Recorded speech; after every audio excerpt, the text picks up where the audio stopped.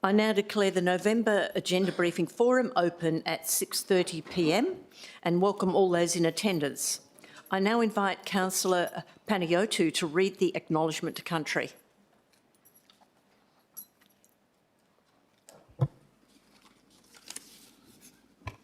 Just put that up. Yep, thank you, Madam Mayor. I'll just, okay, the City of Melville acknowledges the Bibbulin people as the traditional owners of the land on which the city stands today and pays its respect to the Whadjuk people and elders, both past and present. I've got a bit more here. On this Remembrance Day, we also pause to honour those who have served and sacrificed, including First Nation Australians, for the peace and the freedom we cherish today. Thank you very much, Councillor Panayotou. Now, I draw your attention to the disclaimer on the screen.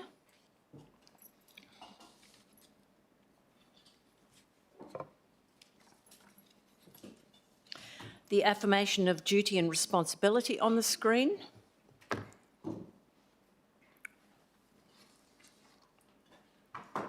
The advice of audio-visual live streaming and recording on the screen.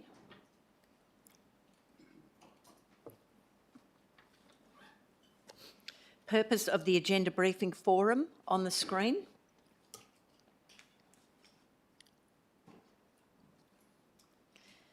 Now, to assist me with the smooth running of our meeting, if you plan on asking a question during public question time and you haven't already submitted the question to us in writing, it would be appreciated if you would complete a question time form found on the table to your left and hand it to an officer prior to the commencement of public question time. Now, attendance and apologies, item 2.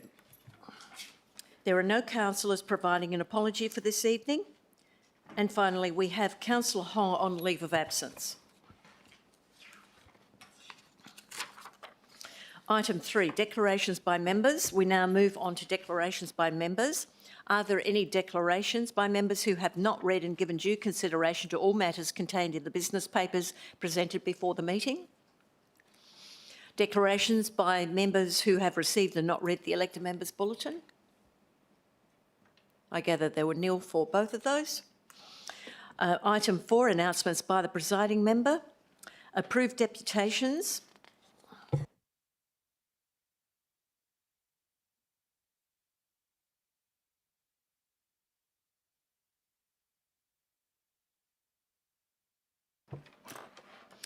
A number of deputations have been approved for tonight's meeting. We have 7 deputations. So, Mr M Herbert, representing Melville Cricket Club in relation to item CD 2551, request from Melville Premier Cricket Club, turf and mowing reimbursement.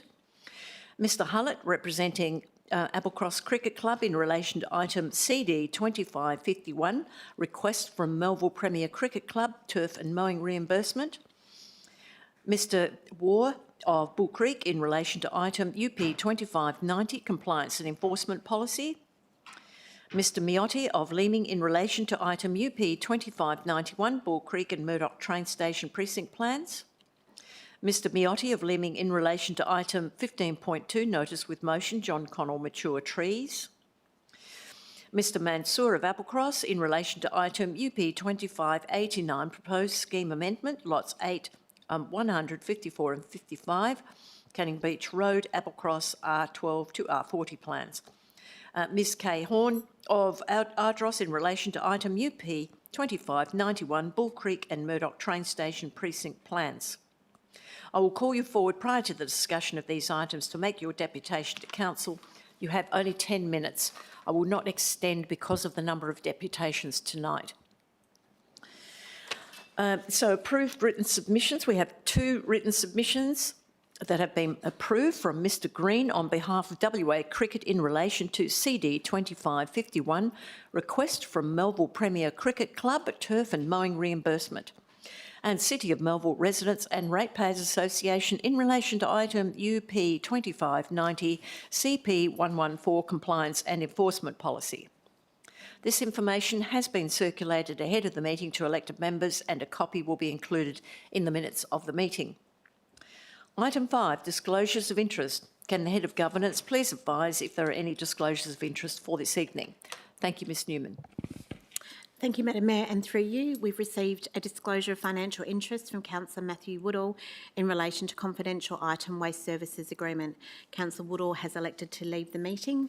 We've also received a disclosure of interest from Councillor Scott Green in relation to item 15.1. I believe is that an impartiality? I don't have the paperwork. No, it's a financial, so I'll choose to leave the meeting. It's a financial interest, and Councillor Green has elected to leave the meeting. Thank you, Madam Mayor. Okay, thank you. Item 6, public question time. I now open public question time at 6:37 p.m. Questions received in writing prior to the meeting. A number of questions have been received with notice this evening. If we have the questioner, asker in attendance, or they have a representative to ask the question, could you please make your way to the microphone to ask your question when you are called? So if there is no one in the audience to ask the question and the question is not taken on notice, the question and response will be provided in the minutes, which will be available to the public on Friday the 14th of November. The questioners are Ms E. Cole of Melville, a representative of the City of Melville Residents and Ratepayers Association, and Mr D. Morley of Willagee. So now, pardon? Madam Mayor, Esther Cole is not a representative of the Melville Residents and Ratepayers Association? No, she's not. Oh. No, she's. We have three people. Sorry. Sorry, I did run them in together, and it did sound like that, but Yeah. no, she's not. Okay, so I ask that Ms E. Cole of Melville please come forward to ask your question. Thanks, Madam Mayor. My question relates to accountability and transparency using the bushland at John Connell Oval as an example. In June 2022, I first raised concerns about the decision to allow community group to seek approval, environmental approval to remove bushland at John Connell Oval. Fast forward to the council elections in October 2025, the public page I administer, Melville Tree Canopy Advocates, provided a platform for both candidates and residents to engage. The future of John Connell bushland generated significant community interest. When I asked one candidate who was sitting councillor why they had voted the way they did in 2022, their response in part was, council was misinformed about the trees. I only became aware of the trees when I became aware of the environmental approval and went to the site myself. Another councillor, in response to a resident's letter, made statements to the effect that no fauna would be harmed. Over the time of the 2 years, depending on who I spoke to, I was told varying figures of numbers of trees to be lost, from as few as 6 through to 100 and eventually over 200. Until October 2025, there appeared to be no single authoritative source of truth. The resulting plan states the master plan has been designed to encourage a net increase in canopy cover. And the next statement is the master plan will aim to provide a restorative landscape that delivers greater environmental value. Language is very important when it comes to government accountability. The master plan uses words such as encourage rather than ensure and aim rather than guarantee. And notably, it provides no specific numbers, percentages or species information. It's also relevant to my question that last year the council adopted a defined canopy cover target. So my question is, to avoid future confusion for everyone and to ensure the public is properly informed and able to provide considered feedback, can the city commit to including in all current and future development proposals the number of trees to be removed, the approximate age and species of those trees, the percentage canopy cover that will be lost on the site under each proposed option, and where trees are to be replaced, a statement showing the immediate percentage of canopy loss, followed by the projected canopy recovery in the medium term, 10 years, and the longer term, 20 years. Thank you. Thank you very much, Ms Cole. Mr Coton, Director, Environment and Infrastructure, to respond. Thank you. Through you, Madam Mayor, in relation to the John Connell Master plan. The final design of the oval extension is still being investigated, and that'll form part of the report which is presented to Council in April 2026. So if the maximum area is cleared that is allowed under the clearing permit, there'd be a loss of 209 trees.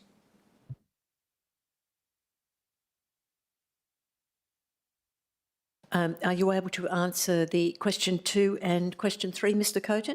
Yes, sorry. And 4. Madam Mayor. So there is a mixed, the approximate age and species of those trees. So there is a mixture of predominantly Banksia and Eucalyptus species, and it's difficult to determine the age of those trees, but staff have used the heights of the trees as a reference.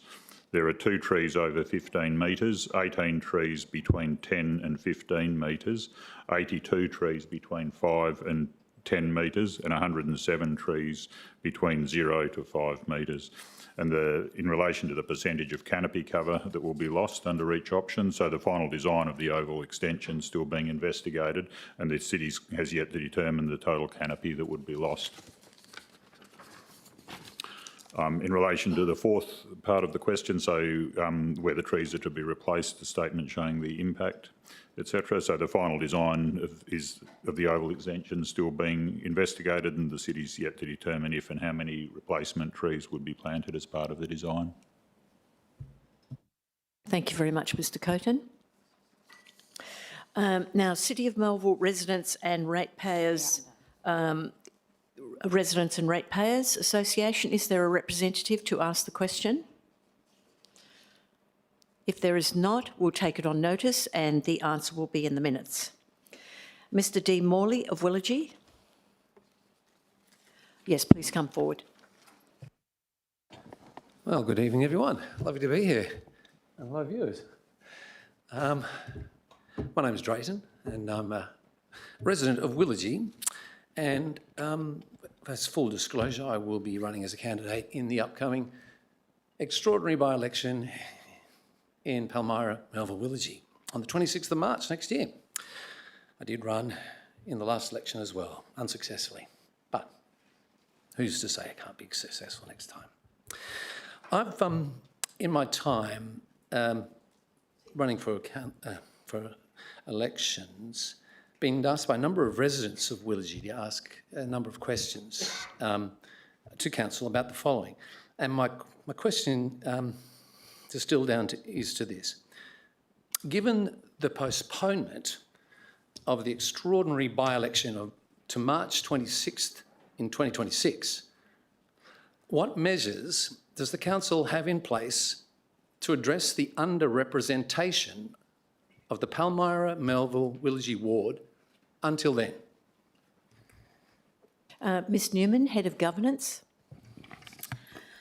Thank you, Madam Mayor, and through you, thank you for the question, Mr Morley. Section 2.10(1)(a) of the Local Government Act establishes that all elected members have a statutory obligation to represent the interest of electors, ratepayers and residents of the district and take into account the interests of other persons who work in or visit the district. This defines the importance of the impartiality and community-wide representation rather than focusing solely on ward-specific concerns. Where matters arise that are specific to a particular ward, the Mayor is available to provide guidance and support and to ensure these issues are addressed appropriately within the broader governance framework. Thank you. Supplementary, Lady Mayor. Another question. Okay, is there only one more question? I have a number of parts to it. It depends, because there may be other people who want to ask questions, so I need to... I'll be as brief as I possibly can. If you can, thank you. Thank you for that, Head of Governance. Second, in relation to that question, is what interim strategies, specific strategies, could the council consider to ensure fair representation for Palmyra, Melville, Willagee residents until the by-election of 26th of March 2026? Ms Newman, Head of Governance. Thank you, Madam Mayor, and I do have some through you. suggestions. Thank you for the follow-up question, Mr Morley. Again, all residents in the City of Melville are represented by all elected members around the table tonight. So where the current elected member for that particular ward feels that they need support, they do have the support of all of their colleagues. Thank you. Okay, and one final. Final question, thank you. Mr Morley. Given that the concern among many of my fellow Willagee residents, who don't fully understand the electoral processes, and they've been expressed to me directly,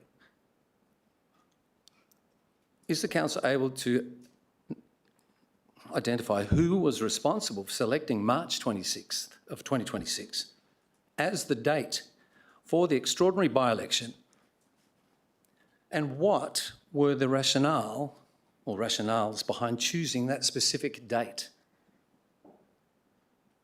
Ms Newman, Head of Governance. Thank you, Madam Mayor, and again through you. Thank you for the question, Mr Morley. That question was addressed in the report that was presented to the September ordinary meeting of Council. Thank you. With respect, Lady Mayor, Is this your final question? I was just on a point of order really and of relevance. That wasn't actually specifically answered in that meeting. The person who was responsible for the date was not identified.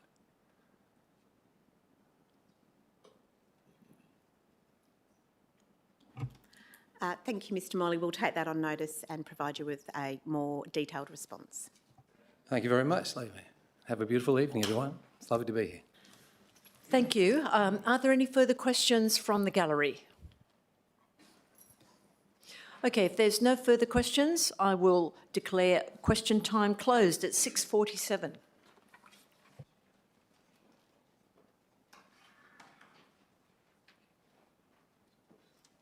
On to item 7, awards and presentations. This item will be dealt with at the ordinary meeting of Council. Item 8, applications for new leave of absence. This will be dealt with at the ordinary meeting of Council. Item 9, confirmation of minutes. This item will be dealt with at the ordinary meeting of Council. Item 10, new business of an urgent nature. There is no business of an urgent nature or new business. Item 11, identification of matters for which meeting may be closed. The following items have been identified as confidential. C25-336, City of Melville Fencing Local Law 2025 undertakings. C25-337, City of Melville Cat Local Law 2025 undertakings. E25-82 Waste Services Agreement. I will hold these items to the end of the meeting so we can move behind closed doors. Additionally, the following items have been identified as having confidential attachments. That's CD 2551, request from Melville Premier Cricket Club, turf and mowing reimbursement, and C25-335 RFQ 24531, supply of resource recovery commercial waste truck 24M2 rear loader. Should elected members wish to discuss the confidential attachments, the item will be held until the end of the meeting, and I will call for a motion to go behind closed doors. Item 12, petitions. A petition signed by 57 residents and 17 non-residents was received by the City on Tuesday, 28 October, in relation to Hume Court and McCoy Street streetscapes. A summary of the petition is included in the agenda for the ordinary meeting of Council. So 12.1, receipt of petition, Hume Court and McCoy Street streetscapes. Mr Coton, Director of Environment and Infrastructure, is available to take questions on this item. Are there any questions from elected members? If there are no questions, we're moving on to item 13, adoption of recommendations en bloc. This item will be dealt with at the ordinary meeting of Council. We're now moving on to item 14, reports. Now, the items for this evening. First item I would like to bring forward this evening for the convenience of those providing a deputation is UP 2591 Bull Creek and Murdoch train station precinct plans. Now, prior to discussion of this item, I would like to invite Mr Miotti of Leeming to make his deputation.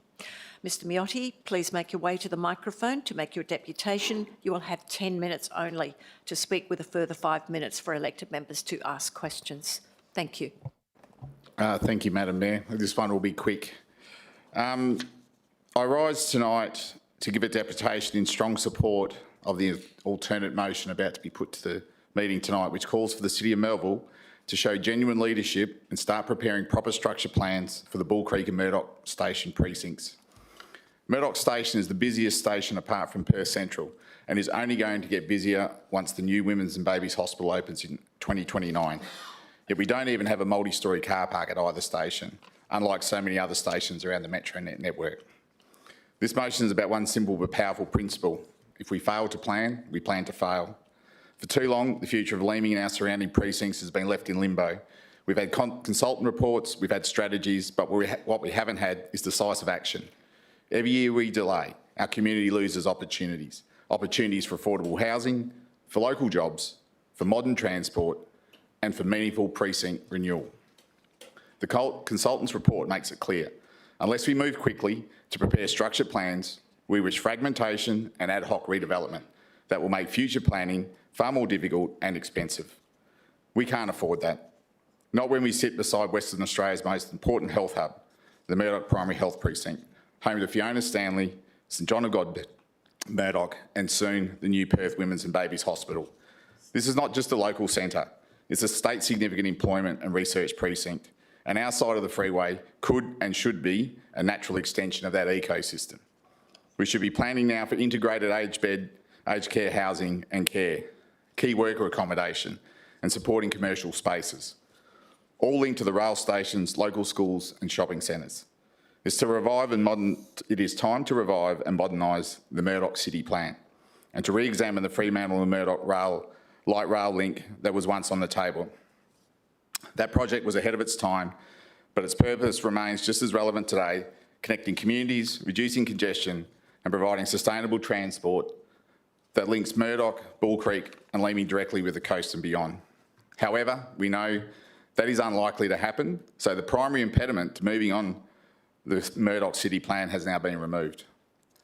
But because let's be honest, the Murdoch precinct is booming, but Leeming has been left behind. Residents are tired of being treated as a peripheral suburb, an afterthought. We're still waiting for clarity around the Leeming Rec Centre rebuild. We're dealing with the revelations of the John Connell Reserve waste issue. I got ahead of myself, that was supposed to be first, but anyway, you'll get it. Which has undermined community trust. And we're still being told to wait, while other areas get strategic planning, investment and attention. At some point, waiting becomes neglect. Leeming, as an indication of its long-term neglect, falls into three local government areas.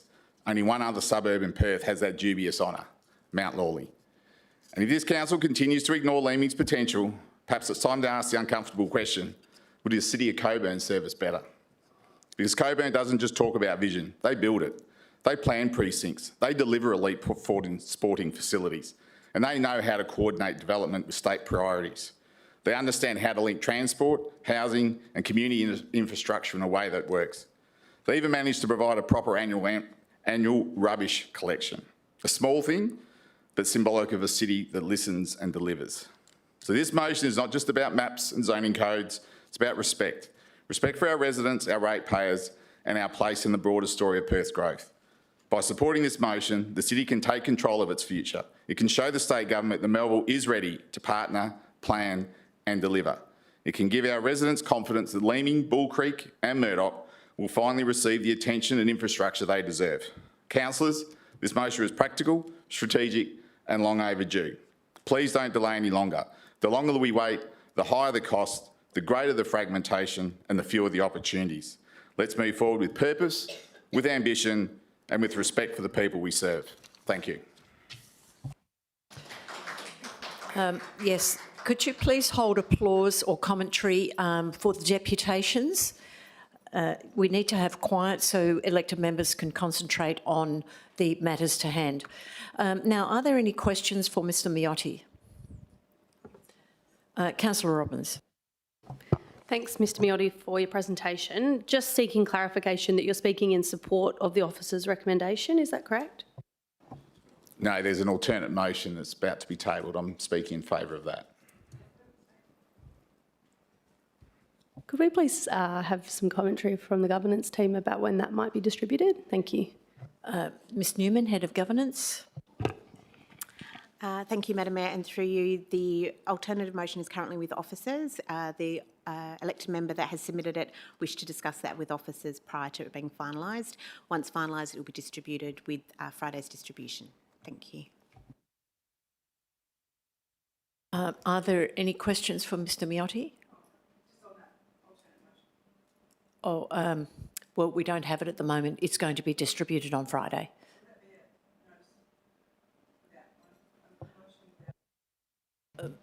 Ms Newman? Thank you, Madam Mayor. Through you, the motion was submitted within the time frame to be a alternative motion with notice, yes. Thank Councillor Robbins. Thanks, Madam Mayor. Just another question for Mr Miotti. Do you mind me asking then how you became aware of the alternative motion? It was provided to me.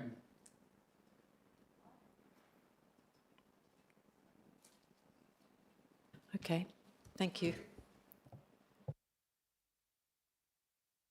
Oh, sorry, just a follow-up question. Could I ask you who it was provided by? Thank you, Mr Miotti. Do I need to answer that? No, well, the person who wrote it.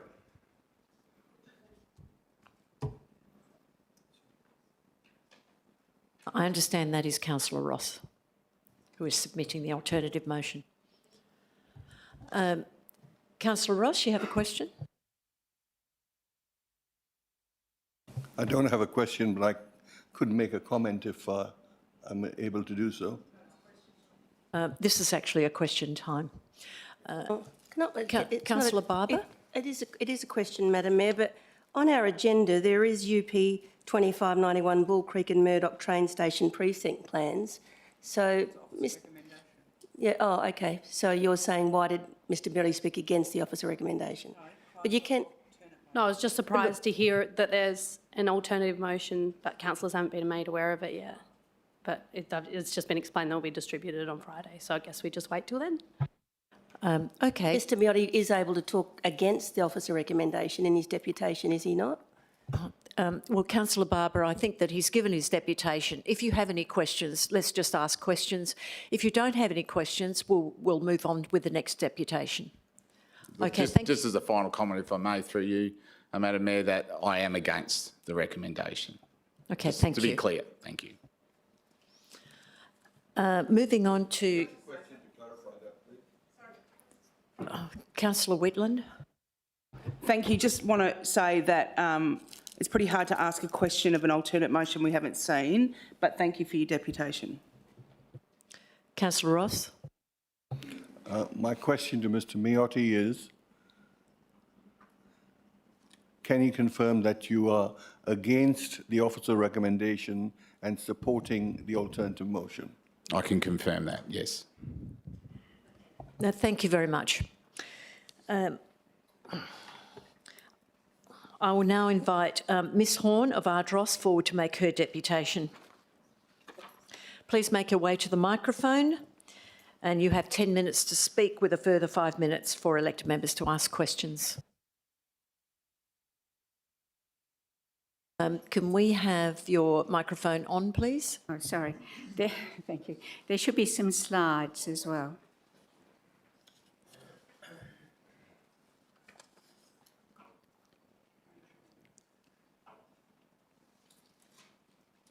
Okay. Madam Mayor, councillors, Madam CEO, officers, staff and members of the gallery. Slide 1. I speak on behalf of residents and in particular the electors who voted for the motion to do with the agenda item UP 25/91 and the Bull Creek and Murdoch train station precincts. The consultant is Urbis, as well as advising on the station precincts for the City of Melville. Urbis also is acting for the Centre Group, Westfield, and they did a report in 2021. Centre Group requires greater density of residents with disposable incomes before it will proceed with updates to a 75% larger garden city. In 2015, an Urbis report found that the development of the Murdoch precinct should proceed gradually, but certainly by 2030, quite different from the current opinion. This is slide 2, so that's okay. Slide 2, this is the current can we just go back, please? One. Thanks, thank you. This is the current infill proposals. The areas in black are the station precincts in question. Slide 3, please. Next slide, thank you.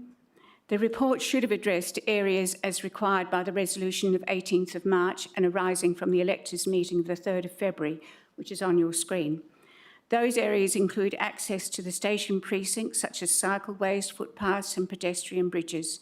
It fails to identify new public open space or any infrastructure that an increase in density would require.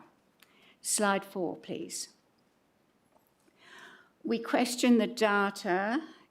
Thank you. We question the data used to arrive at the outcome.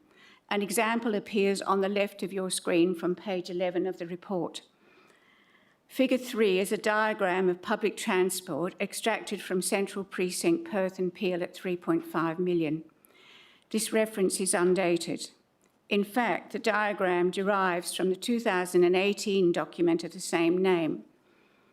Infrastructure Australia 2020, as reported in the Hatch Robert Day Duck and Dive 2023, a report commissioned by the City, states that Canning Highway will be over capacity by 2030 and Leach Highway and South Street should be preferred. The report therefore does not accommodate the later Infrastructure Australia advice about Canning Highway. Slide 5, please. Next slide, thanks. This map appears on the Infrastructure Australia site, leaving out Leach Highway as a transport link. Clearly, this then throws open the use of Leach Highway as a preference to Canning Highway. The report does not reference this data. Slide 6, please. Thank you. This is a forecast of population. Those suburbs that require access along Canning Highway have the greatest number of people by 2030, for example. Would it not be more sensible and sustainable to be locating infill and density where the transport exists, i.e. the train station precincts, where the Metronet project provides for a connected Perth? For your information, a journey by bus from Risley Street to Canning Bridge Station can take at peak hour upward of 30 minutes, sometimes more, to do an 8-minute journey. The Duck and Dive proposal from Main Roads won't solve the problem, as the Hatch Robert Day report 2023 shows, because it's not traffic crossing the highway at the traffic lights, but joining the highway from adjoining suburbs that have no alternative means of travelling to the city or further east. Some would say the highway is over capacity now. There are contradictions in the report. For example, in the conclusion 1.1.6, there is a statement that, from a strategic planning perspective, the precincts align with infill and density objectives based on location and accessibility. Page 30, item 7 says, based on our initial review, the best opportunity short to medium appears to be Bull Creek Northwest and Northeast, based on urban form, amenity and property economics. In 1.17, the report contradicts this, saying that the form and location of Bull Creek Station provide limited opportunity for an integrated station precinct. Previously, the report identified Bull Creek as a transit node, not a station precinct. With shopping and other services available elsewhere, Bull Creek serves very well as a transit node. It is based on Leach Highway with rapid transit buses servicing it. Your role, councillors, is a difficult one. The station precinct density would go a long way towards providing affordable housing, which density in the suburbs along Canning Highway will not do. The land is much more expensive. Garden City will not be disadvantaged, and you will be providing better density for Bull Creek and Murdoch Leeming shopping areas. if Murdoch and Bull Creek density is increased. Deferring the infill at the stations would probably be indefinite and would allow the emphasis to fall on Canning Highway and infill that suits Centre Group for Westfield. Mostly this will be high-end apartments that will benefit developers and not the people who need affordable housing. The argument that the Riverside is what developers want really is a poor argument when affordable housing is required. The argument against the infill in Bull Creek and Murdoch apply equally to Ardross and Burragoon, curvilinear streets with limited access. Deferring will support traffic from high-rise being diverted into the Ramble, Boston Way and around Applecross School and Burragoon schools, etc., and the loss of tree cover in Ardross will go down from 16% to 4.6%. The recommendation suggests leaving zoning as is in the station precinct designated areas. These properties are mostly R20 with some R25 and one or two R12.5. These are homes that are ripe for renewal, 1970s and 80s homes. Failing to plan is grossly unfair to landowners. Their land becomes unsaleable. The council owes them a decision to act on creating a precinct structure plan. Once these residential blocks are broken up into smaller units, including battle axe blocks, in an uncontrolled and unplanned manner with renewal, the potential to increase density is diminished. In fact, 1.2 of the planning summary states that WAPC would seek to limit any further fragmentation given the likely impact on any significant density change. We question how this would occur. We would like to see the development of structure plans that take into account traffic, trees and plant parks and livable neighbourhoods around the station precincts. We would like people such as nurses, teachers and essential workers to be able to live in affordable housing connected to transport networks. The station precincts enable this, but the city has to have the will to make this happen. Thank you for your attention. Thank you, Ms Horn. Are there any questions from elected members? Councillor Wheatland. Thank you, and thanks for your presentation. First question, are we going to get a copy of your presentation? I haven't got one with me, but Could you make it available to us? I can Thank email you. it to you all. And I just want a little bit of clarity around, because I heard it and then I stopped on it and I was listening to what you were saying, but what were you saying around affordable housing when you were talking about Canning Highway and then you're talking about around precincts, and then you made the comment around nurses, teachers and other professionals should be able to live in the precincts? The housing that's being planned along Canning Highway, Ardross, Canning Bridge, is highly expensive homes.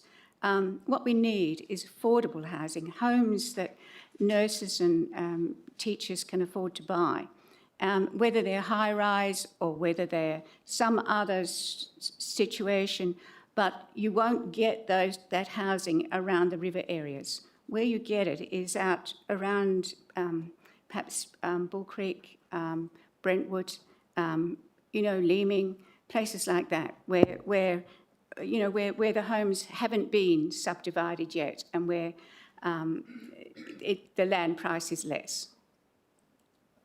Councillor Wheatland. And thank you. And look, I loved your detailed analysis of all the structure plans and everything like that. But did you deep dive into the activity centre plan in Canning Bridge and I think Burragoon and Cardinia about what percentage of affordable housing could be allocated in there? Because I think we've had that discussion before when we've been debating it about enabling accessible properties for people that need affordable housing in areas that aren't just in precincts like Brentwood, Willagee, Burragoon, Bull Creek, Leeming, because maybe that's a question for the officers. But have you seen that when you've deep dived into the I haven't. documents? I haven't. Okay. But looking at the two station precincts, high rise or affordable housing around those areas enables people to come to the hospitals or wherever and the transport's available. Whereas at the moment, the housing's not available, but the transport is there. Are there any further questions? Councillor Barber. Thank you, Madam Mayor, and thank you for your presentation, Ms Horn. I'm interested, you mentioned some contradictions in the officer's recommendation, and one that you mentioned tonight was a 2015 report that you said was done by the same group who did the current report.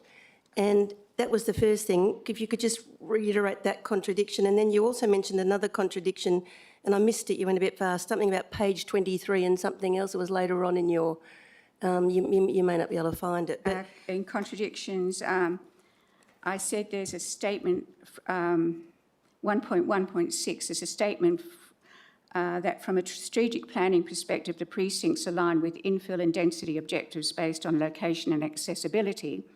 And then page 30 says, based on our initial review, the best opportunity short to medium term appears to be Bull Creek, Northwest and Northeast based on urban form, amenity and property economics. Then in 1.1.7, the report contradicts this, saying that the form and location of Bull Creek Station provide limited opportunity for an integrated station precinct.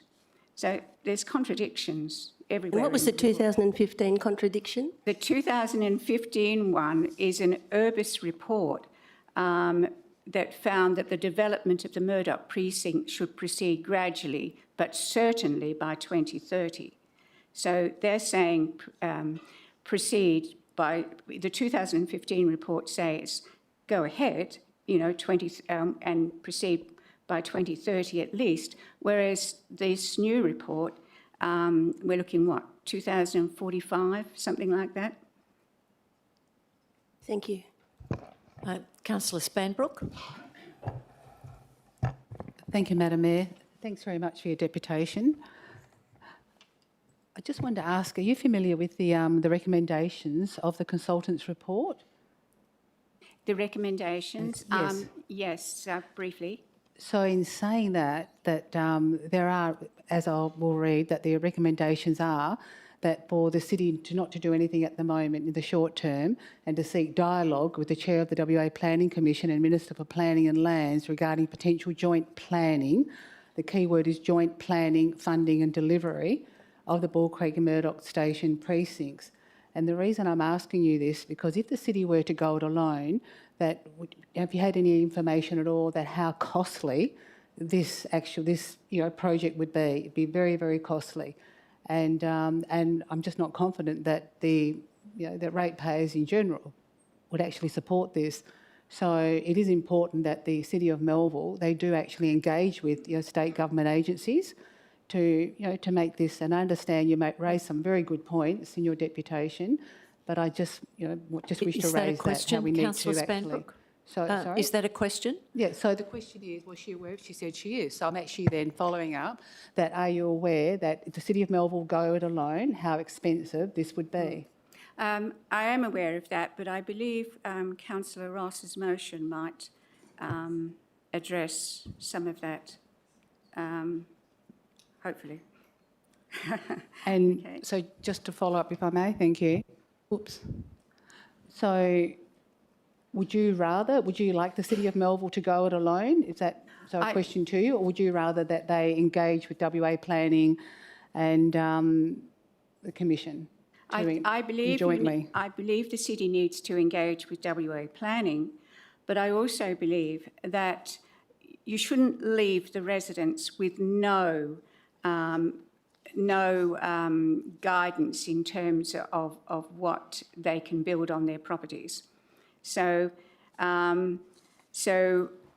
if you leave zoning as R20, whatever, you're going to find that you're going to have lots of little pockets of zoning and you're not going to be able to build the properties that are required to provide the density that's required. A follow-up, Madam Mayor? Yes, one more, and then Councillor Wheatland would like to ask a question. So just with regard to your answer, can you just expand more on what guidance, what guidance are you actually hoping or you would like to get from the officers? That's a difficult one to answer. Leaving the planning and doing nothing, I don't believe is an option. We need to take we need to look at our rail stations. We need to look at how we can increase the density around the rail stations. I don't believe the report that we've got does that. I don't believe that the report is adequate, and I believe that we can do better. Councillor Wheatland. Probably more of a question.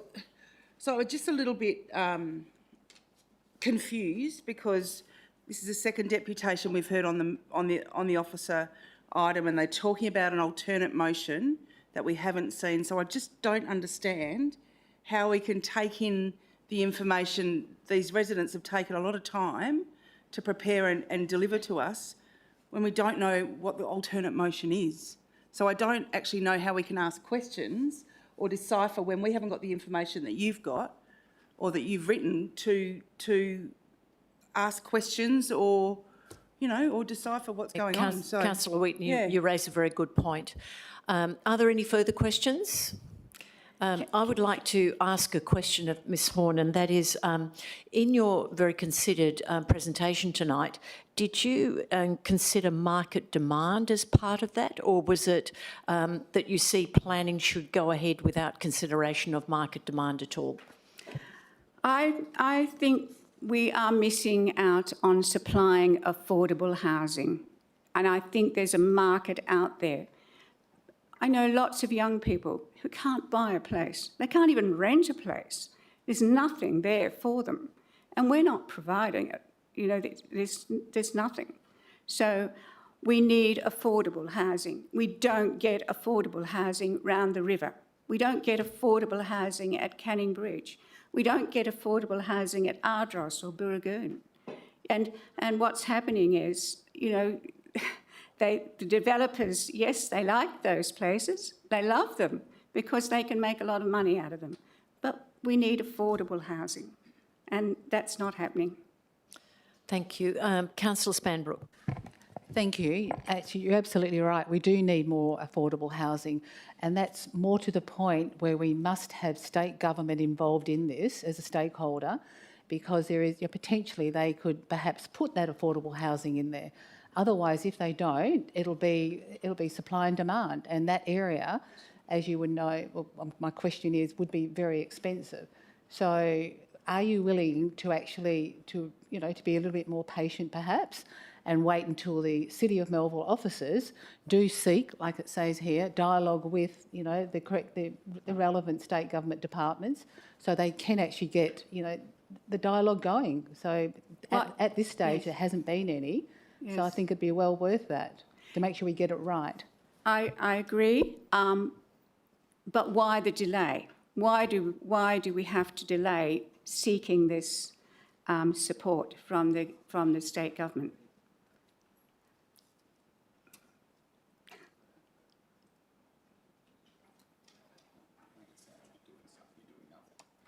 All right, thank you.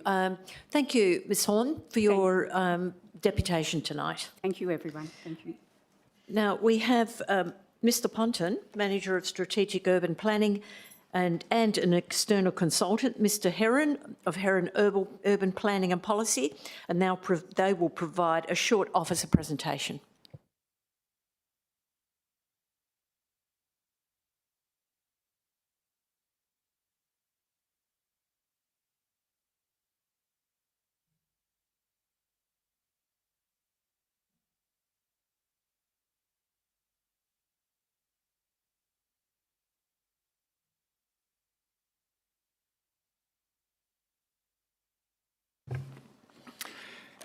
Thank you, Madam Mayor and councillors.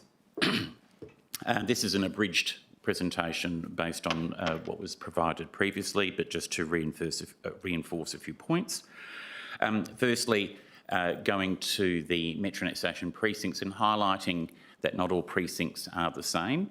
And this is an extract taken from the Metronet report, which talks about the fact that we have different styles of precincts. The two precincts in question here are in fact cited as examples, one as a specialised centre being Murdoch and the other as a transit node. I think it's important to note that obviously when Bull Creek and Murdoch stations were delivered back in 2007, they were delivered within a freeway median at that particular point in time, because that was how able to get access to the city. But the notion of looking at them as a urban precinct is a more nuanced and new concept. Now, am I moving the slides or do I? Oh, there we go, thank you. I thought to summarise, if we talk to the precincts and to perhaps clarify based on questions that have been posed, the notion that density in these precincts from a planning perspective would be good is not disputed. So therefore there is strong foundation to say that having density close to transit precincts is a good idea. The second part, however, is then around the ability for that to be delivered, which is based on market forces. And the third is around the ability for that to be coordinated and delivered. So in relation to the Bull Creek precinct, and this is an extract both from some of the economics information as well as the planning information. I'm obviously on the planning side, so bear with me on the economics.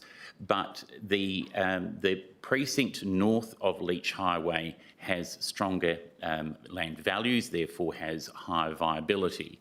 I need to highlight that regardless of who the intended purchaser of an apartment is, at the moment $10,000 a square metre is the construction rate for dwelling. So despite what the land value that would be applied, is that ultimately it's the ability for the built product to be able to be viable in a location. The other considerations here are around the urban form and the ability for an area to adapt. And in this particular instance, as I highlight, when you look at the plan, there is that level of separation caused by the two major highways. There is large existing density development which has occurred through the retirement village, which is why the area to the north is seen to have more prospect. And if there was, and we've talked about the fact that these precincts need to be looked at as quadrants as opposed to singular precincts. So if we can go to the next slide and we then talk to the Murdoch precinct, we need to highlight that the Murdoch Southwest, which is where the health precinct is and also the university, is already identified as a transit area and has had significant investment and planning undertaken by Development WA and others in terms of its transition into what is both there at the moment but is also being expanded upon with the expansion to the health services. It's also important to note that Murdoch University itself is a massive site and is likely to contain significant residential development, or even though it sits outside of the planning regime of the city. Understanding what the intentions are in that regard is also, I think, a key element, and understanding how that is going to work. In this particular precinct, however, both the northwest and the southeast were seen to be very constrained based on existing lot configuration as well as size. The northwest could be sort of seen to have some, the northeast could be seen to have some more opportunity, particularly with the shopping centre. But when we're dealing with curvilinear suburban areas being redeveloped, it's not just as simple as changing the coding, because issues like access, like punching through roads, require significant pre-funding. If we can go to the next slide,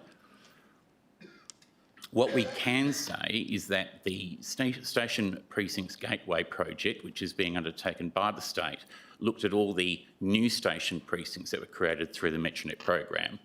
And they looked at a series of criteria around growth, market, ownership, land availability and readiness. Now, the readiness is around the planning component, but as you can see, that is one of a multitude of areas or multitude of criteria which determines whether an area is suitable. And for clarity, just one moment, please. The issue around fragmentation is one around, based on existing values and development form, if you were to go to an R30, R40, and you would end up with villa-style development, that is the type of urban form which would prevent the ultimate higher density built form being delivered.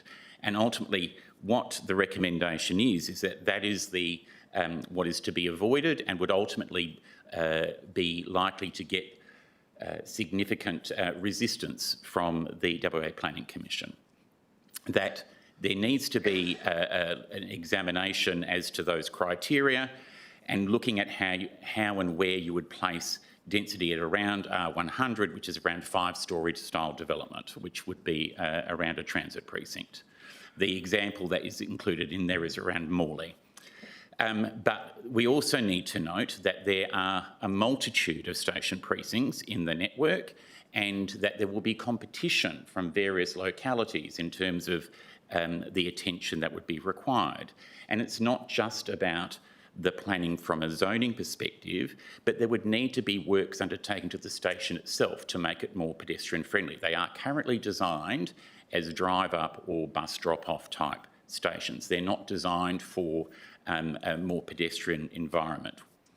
And as I'd indicated, based on what I'm aware of, there are a number of areas which currently are getting significant attention, such as Leederville, Alkimos, which is obviously on the new line to the north, and Ballajura, which has got government-owned land surrounding it. Next slide, please. The precinct delivery options, again, this is not to say that it cannot be done, but as occurred with the city of Joondalup, when they increased zonings without taking on board some of these other components, they had significant unintended consequences. When you end up having a cul-de-sac environment, having higher density development being squeezed in a fairly narrow environment in terms of road widths, and you end up with parking on street, etc., there was a number of issues which occurred from that. And I can say that the Commission recently considered a submission on the City of Joondalup's planning strategy, looking to rework how it is looking at those particular areas. It is a difficult issue which planning is trying to crack the nut of in terms of those 70s and 80s suburbs which weren't designed for change. Precinct structure plans are definitely part of the solution, but they tend to be in areas where it's the land use and density which is key, as opposed to the urban form and structure. In terms of where urban form and structure need to be more significantly adapted, that is, you need to do more of an interventionist type approach, improvement plans and schemes are the tool which was created to enable that, and that has been used most recently. There's one being declared over the Redcliffe Station precinct.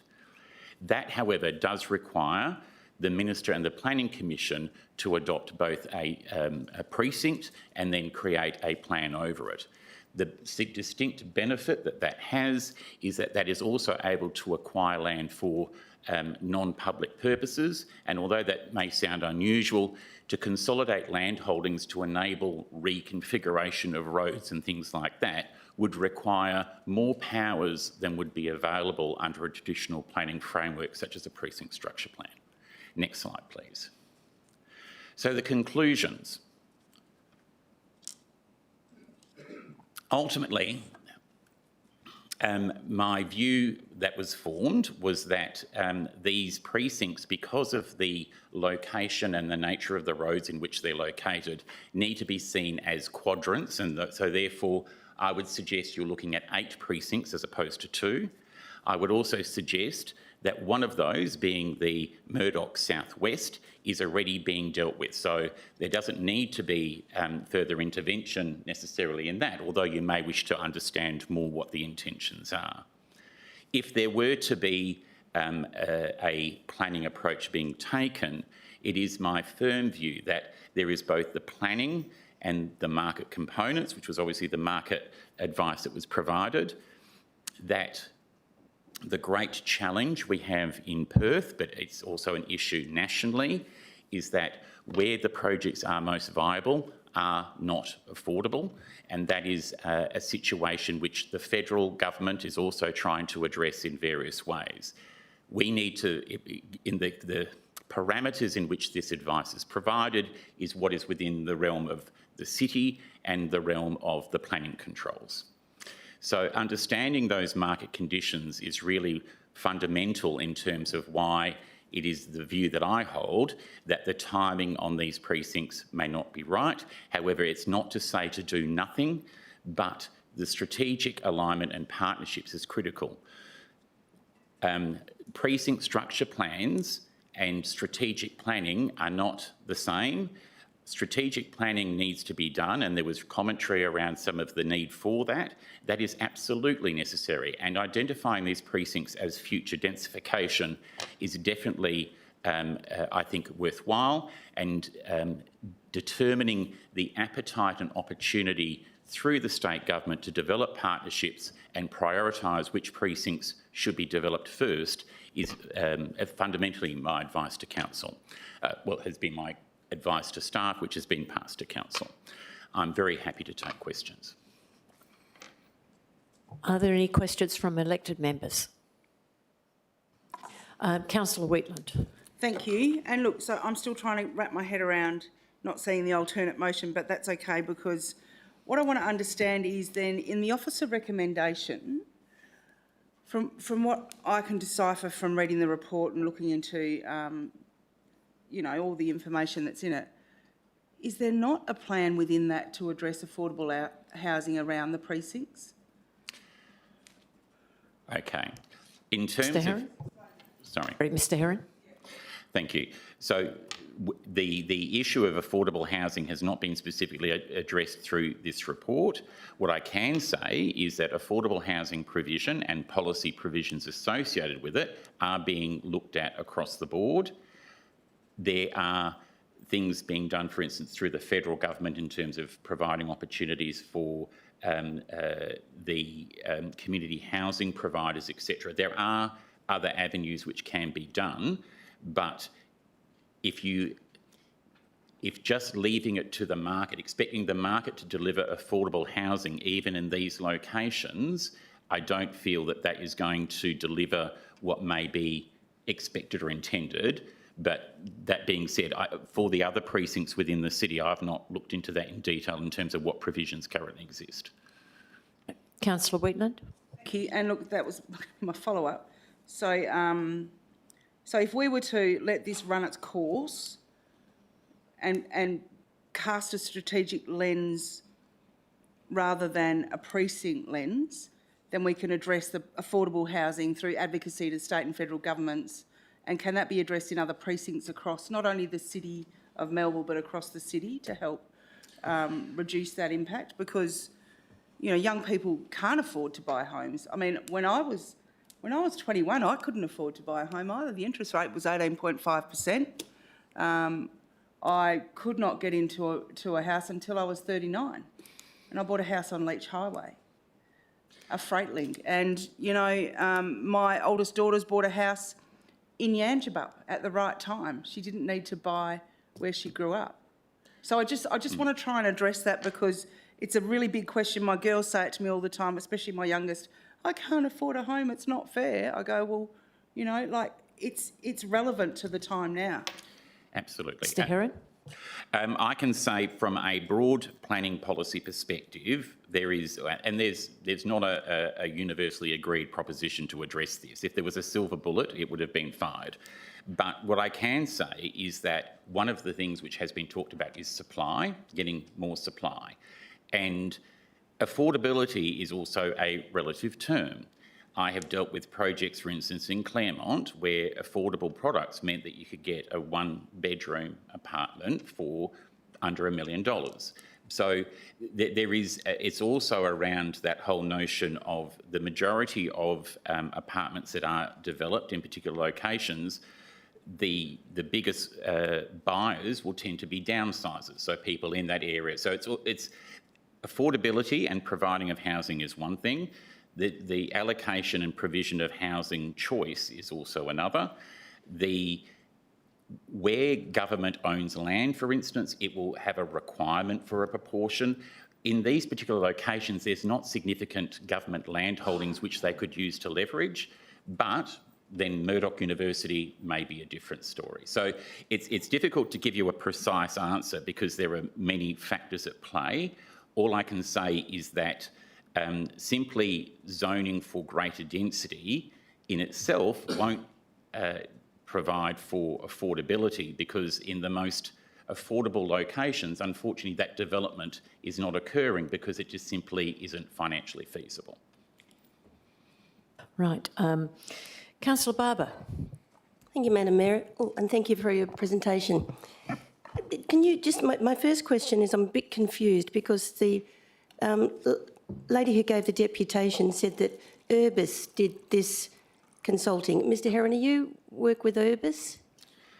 I formerly worked for Urbis. I no longer work for Urbis. I was a partner with Urbis for a number of years.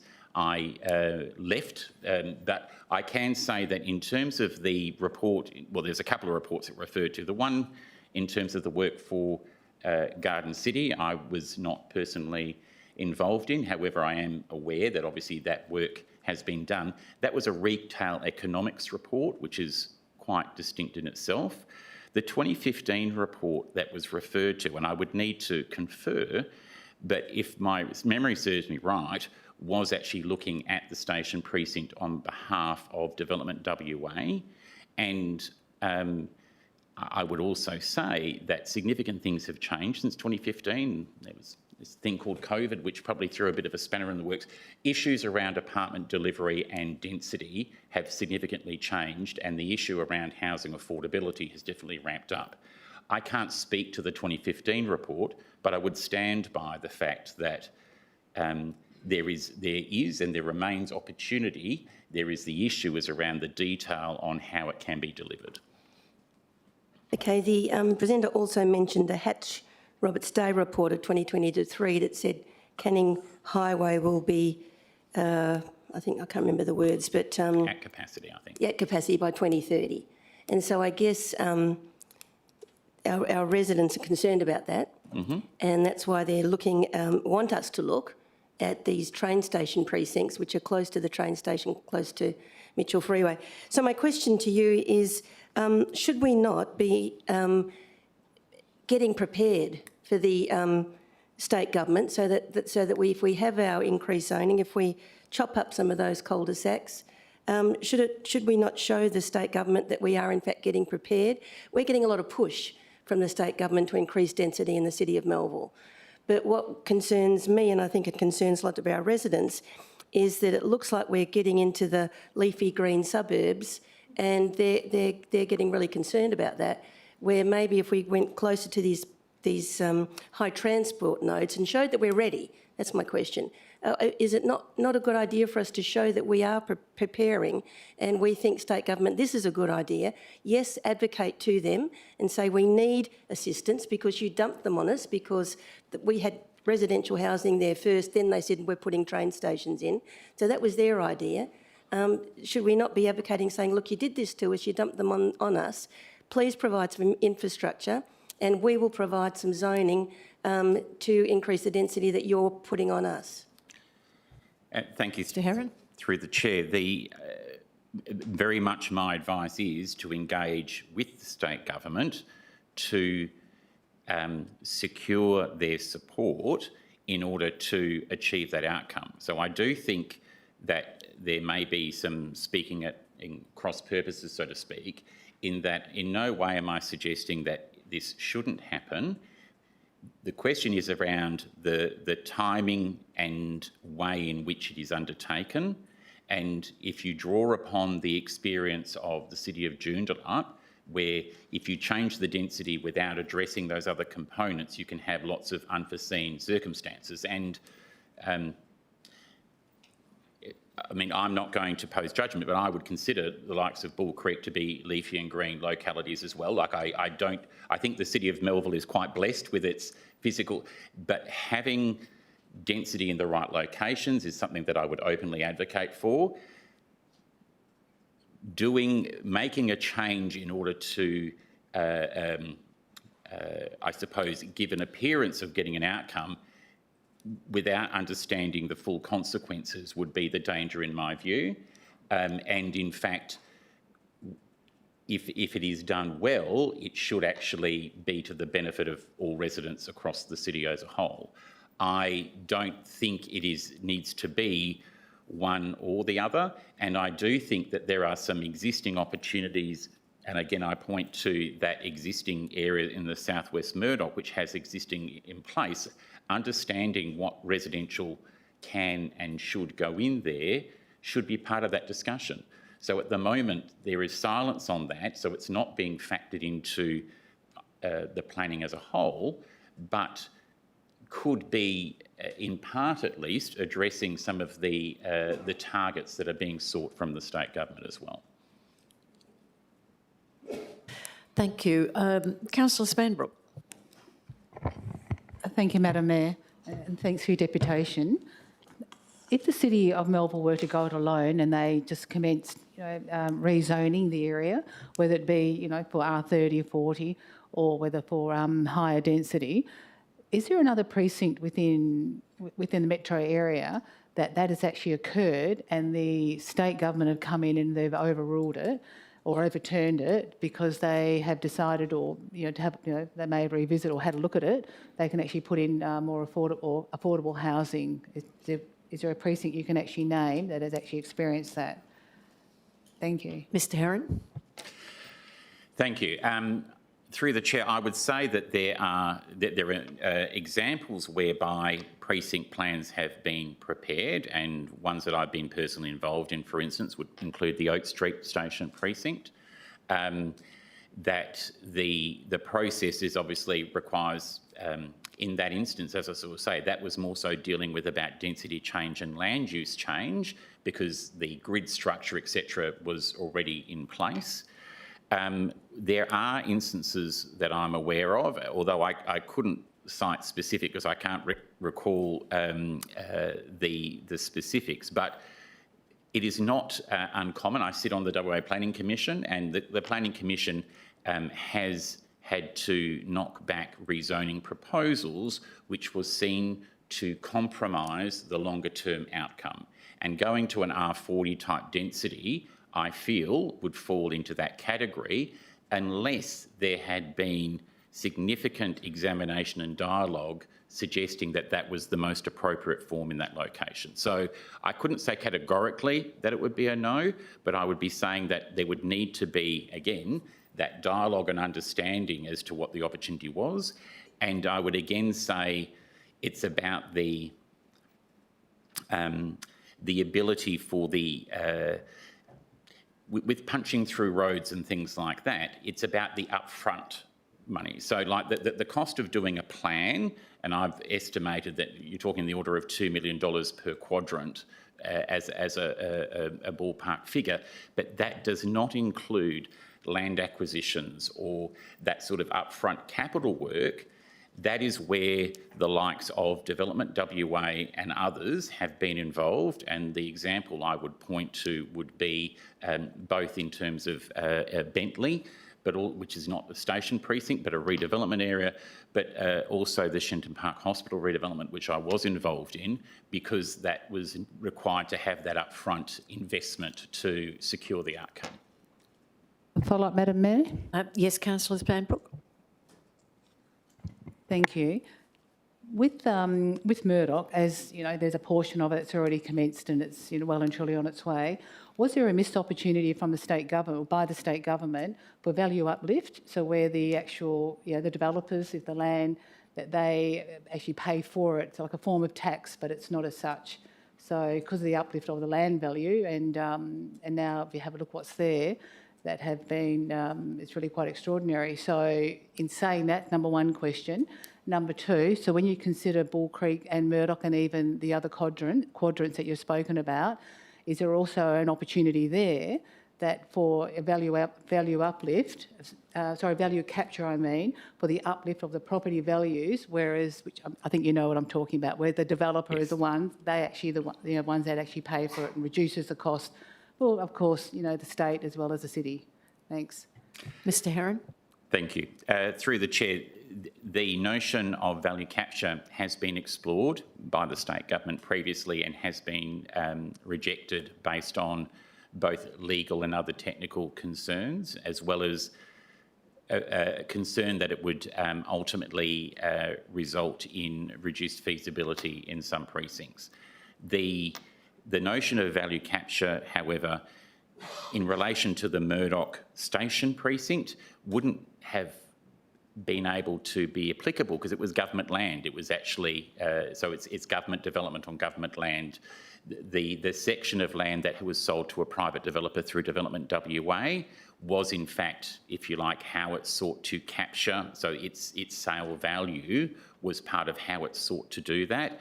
In terms of its merits or not, I don't think it would be for me to say. In relation to more generally, however, the notion of having infrastructure developer contributions for infrastructure is definitely well established, and I'm suggesting that that would definitely need to be required in this instance. The issue with developer contributions, however, is that you need to have development to happen to gain the income to then expend, and I would point to the Gosnells Railway Precinct, which had significant issues around that, which it ended up they had to seek additional funding in order to pay for drainage in order to enable the development to happen to then recapture it. And they, I believe, had to borrow against that future income. There are various ways, and it'll be for others much smarter than I in terms of accounting to figure out how that could be done, but there would definitely and should definitely be a contribution by those who are developing to that infrastructure cost. It's just a case of that sequencing, which in areas like this would present significant challenges. Well, we've got Councillor Ross first and then Councillor Wetland. Thank you, Councillor Ross. Thank you, Madam Mayor. My question is about timing. And in your recommendation, you pretty much want to delay anything happening for the next 20 years. You seem also to be assuming that any plan that the city can put together now will not be adequate, will not address all the difficulties that you've encountered elsewhere. I'm very confident that the city has the ability to draw up a plan that addresses all of those risks and dangers. So why would the city take the risk? Why would you recommend the city take the risk that between now and the next 10 years even, land will be renewed, other land will be fragmented, and the ability to actually come up with a plan that delivers high-rise developments close to the station precinct will be lost? Mr Heron. Thank you. Through the chair, I would like to make very clear that in terms of the notion of 20, 30 years, there are many factors at play which will determine feasibility. My key advice is that the first port of call needs to be securing engagement with the state government and for it to be done as a partnership. That is on the basis that, as I talked about, some of the infrastructure challenges associated with this particular area, as well as the fact that there would need to be works done to both the main roads and the station in order to actually make them station precincts.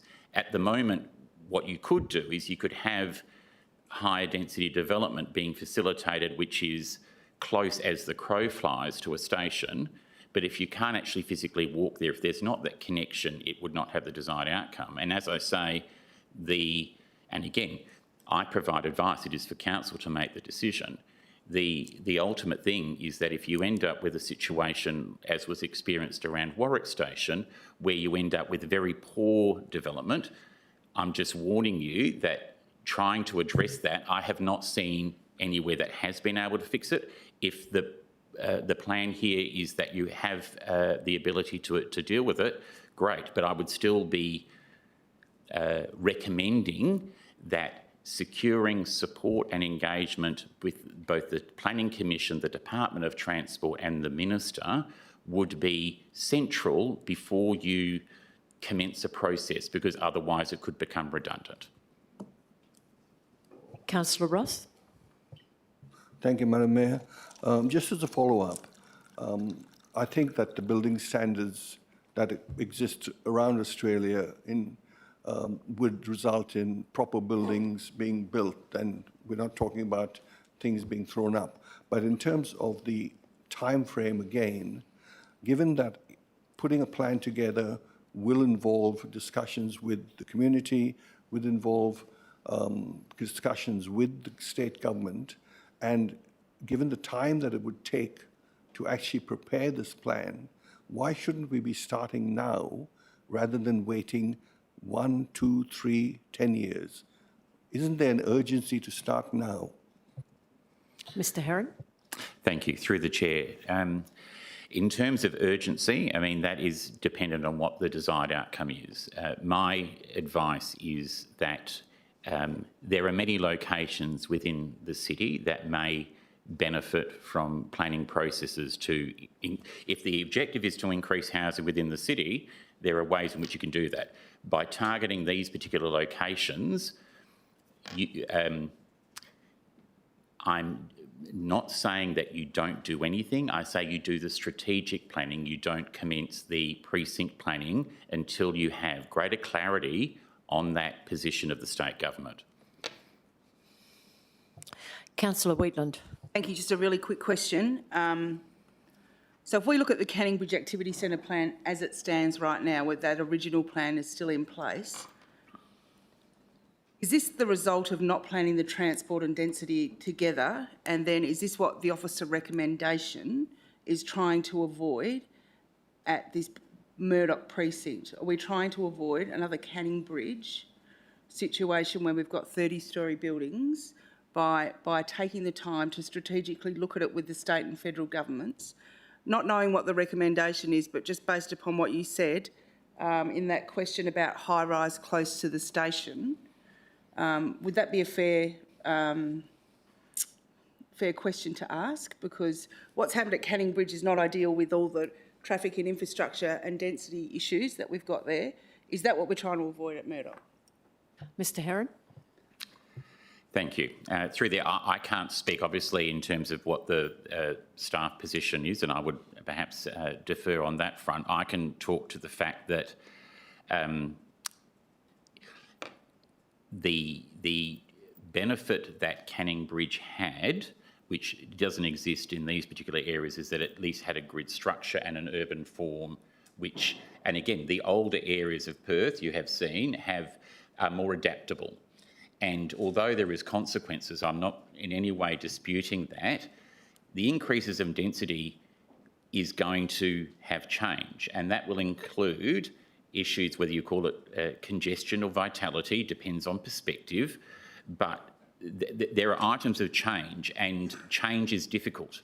And this discussion that you're having in relation to the Canning Bridge precinct is no different to discussions that I have heard around Rivervale and the apartment development that's happening there. So change has challenges, and planning is supposed to be about trying to manage and ameliorate that as much as possible.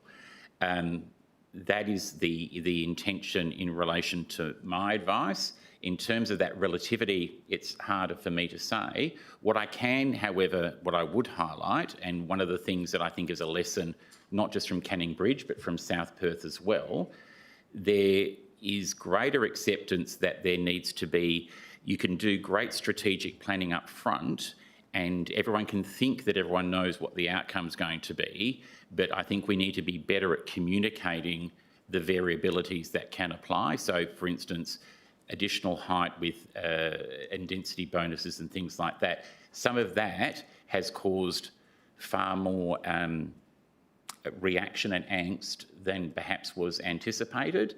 And as I sort of say, that's not unique to Canning Bridge. That's, I think, across the board. And I think the planning system, and I know that in the plans that I have been reviewing of late, there is far less, there is an amount of discretion, but that level of variability is being reduced to provide greater certainty to the community, but also to potential proponents, so that the developers and the community have a better line of sight about what the outcome will be. Councillor Woodall. Thank you, Madam Mayor. And this question might be better addressed to the Planning Department, but I understand the genesis or the basis on which the proposal to look at the train stations came from was a concern around proposed density increases, particularly along suburbs, along Canning Highway and suburbs adjacent to Canning Highway.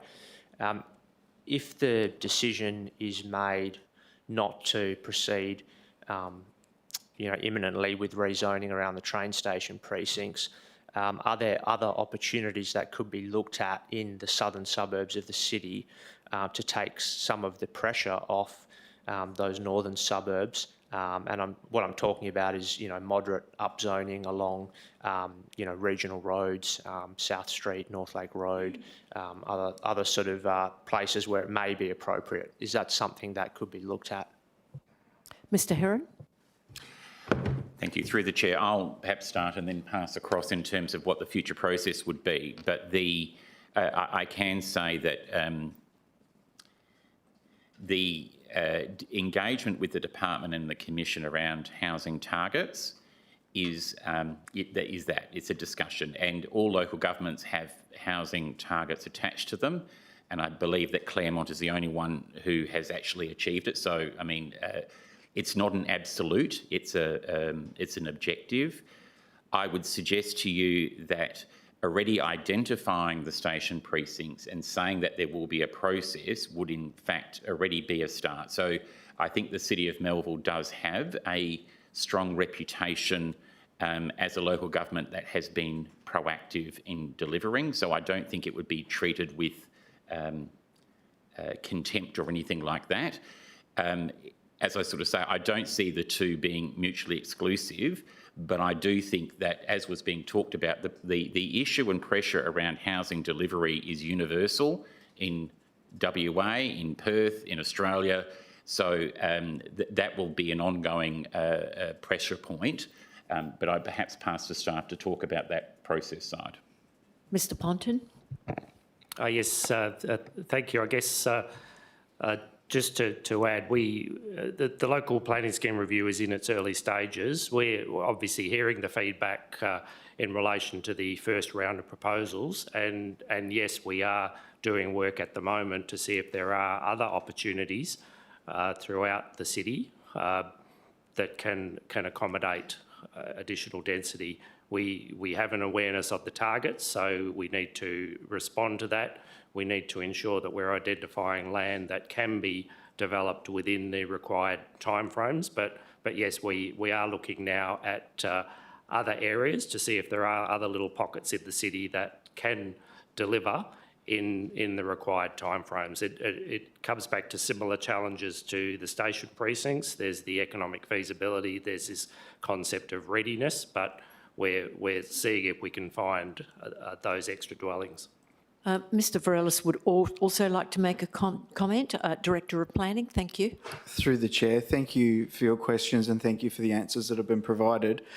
With regards to the southern portions of the city, it's important to note that under our current statutory planning framework, there are extensive areas that are currently approved for medium and high density, particularly around Cardinia. And the Cardinia shops have just had a significant investment in terms of the upgrades there. There is existing frameworks in place that permit medium to high density around Cardinia. We also have large areas of land zoned for medium density throughout Willagee, and we're seeing a slow yet progressive transition towards new housing stock within Willagee, and is currently making headlines within the real estate articles and the like that are coming out. So our markets are moving, existing planning frameworks are playing their role, but the city is continuing to review its planning framework through LPS 6 and activity centre plans to ensure that we're in the best place to provide housing and affordability for the broader region. Thank you, Mr Varelis. Are there any further questions? Yes, there's quite a few. Okay, so Councillor Green. Thank you, Madam Mayor. For Mr Heron, you've just a couple of minutes ago said that Melville has a strong reputation for being proactive around housing and housing density targets, that sort of thing. I was just interested to know over what sort of time frame would you base saying that? Would it be over a 5 to 10 year period? The reason I ask is because as Director Varelis hinted at, there are pockets that have been addressed over some years now. So yeah, I was just interested to know. Certainly. Mr Heron. Thank you. Through the chair, I would say that, and again, at risk of showing my age, the city has been seen as being progressive in planning and dealing with the delivery of housing and density for at least 30 years, in my mind.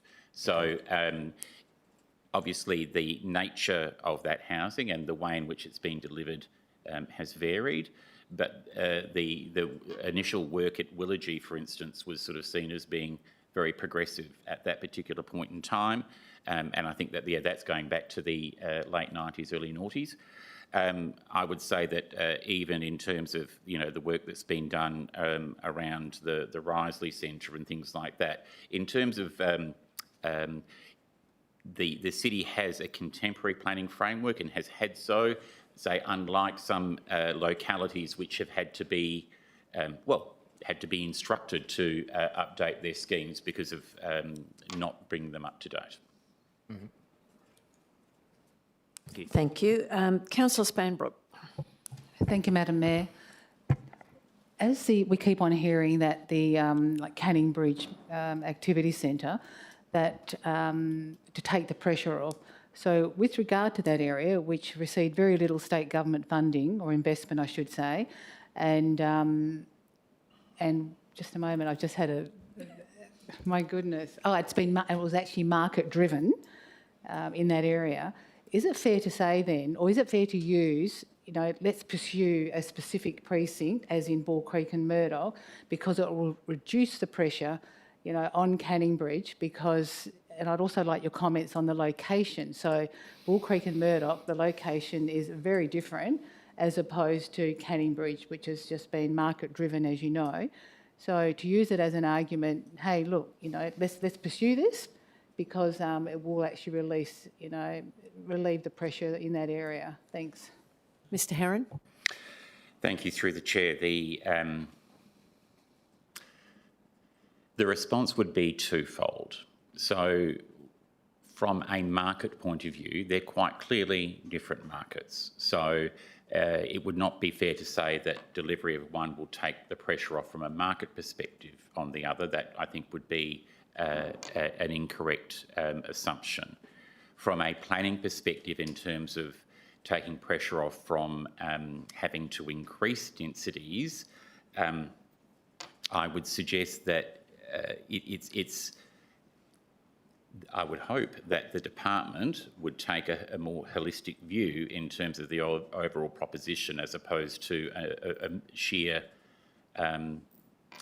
mathematical equation. But that's why I say to you that acknowledging those precincts and saying that it needs to be done, but acknowledging the fact that it needs to be done right, would, in my view, demonstrate the intentions of the city.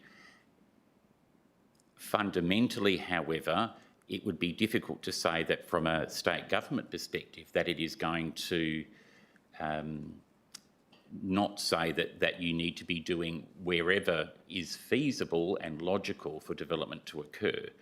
The issue around Canning Bridge is that the zoning is already in place. So unless you're talking about modifying or removing that zoning, which I'm not aware of, that momentum will be dependent on market conditions and the number of people who are wanting to locate there. So I hope that that answers the question. Thank you, Mr Heron. Councillor Barber. No, I'm okay. Thanks, Madam Mayor. Are there any further questions from elected members? Thank you very much, Mr Heron, for your presentation. Thank you.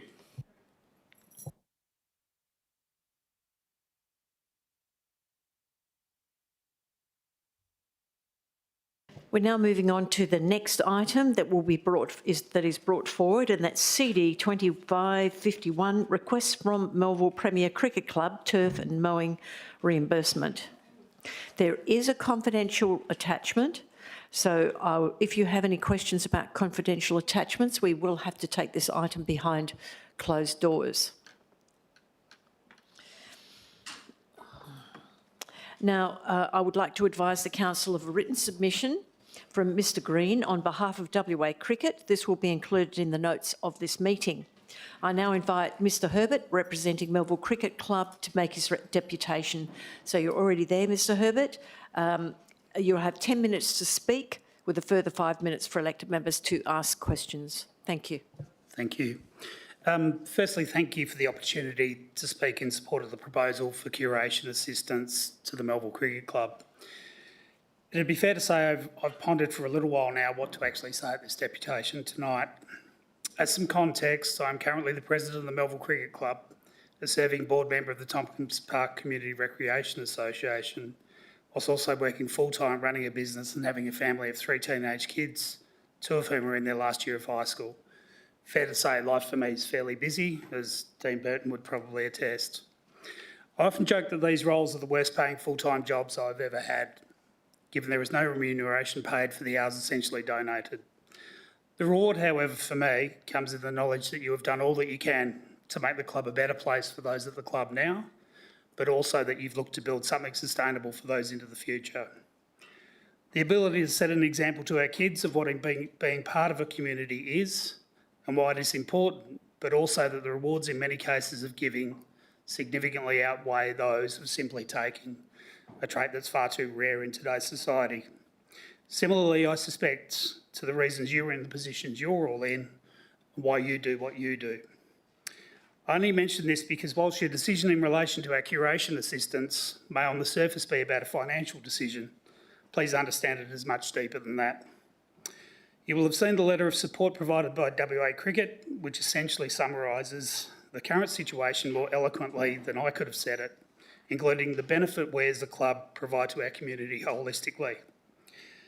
In relation to the current lack of curation assistance, the Melville Cricket Club is currently an anomaly when compared with every other Premier Cricket Club in the competition, something that has been the case for many years.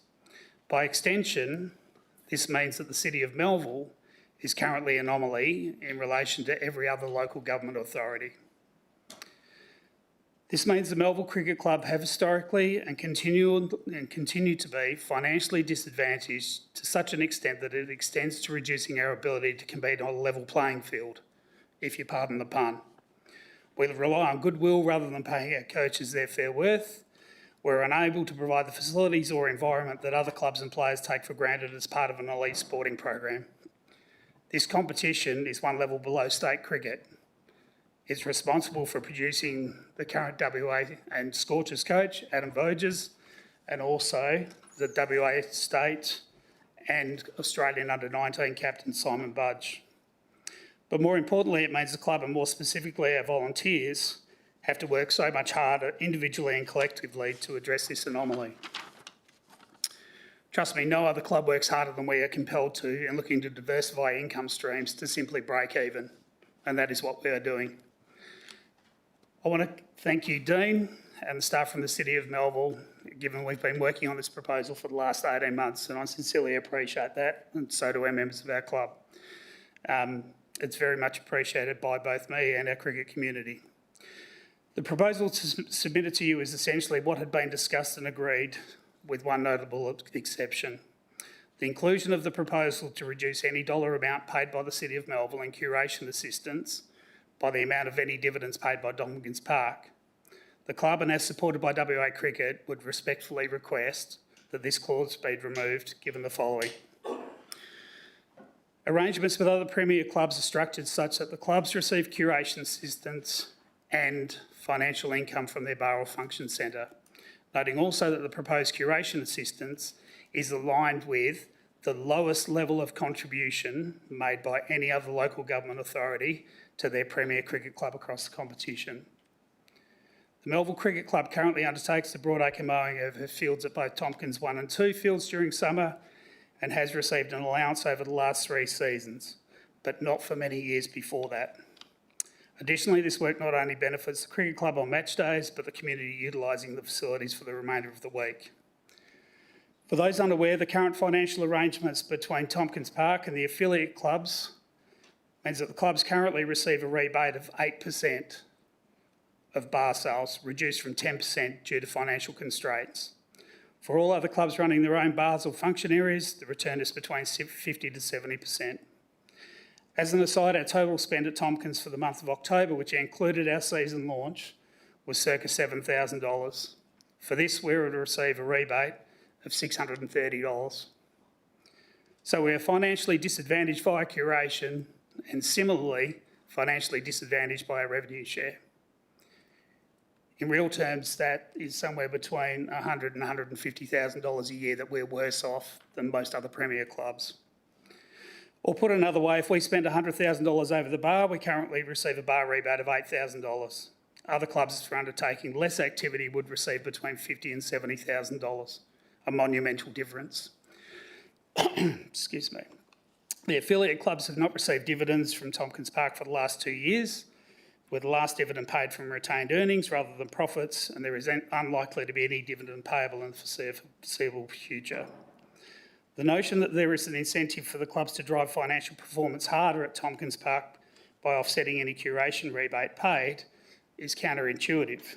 What is proposed means the reward for hard work is capped rather than additional effort being rewarded. What the curation assistance proposal looks to do is align both the Melville Cricket Club and the City of Melville with every other Premier club and local government authority. The proposal in its original form does this. The revised proposal to include a clawback of curation based on the financial performance of the function centre simply creates a new and different anomalous situation for both the city and the club. I'm clearly going to be biased in relation to this matter, given the sweat equity and investment I have in the decision I'm asking you to make. In Australia, we often talk about a fair go and whether something would pass the pub test. We're simply asking for a fair go when compared with our peers. Thank you. Thank you very much, Mr Herbert. Are there any questions from elected members? Councillor Barber. Thank you, Mr Herbert, and thanks for all you do for the Melville Cricket Club. I'm a bit of a sporty type person, so I love the fact we've got a Melville Cricket Club, and it pains me to hear that things aren't, you're struggling a little bit.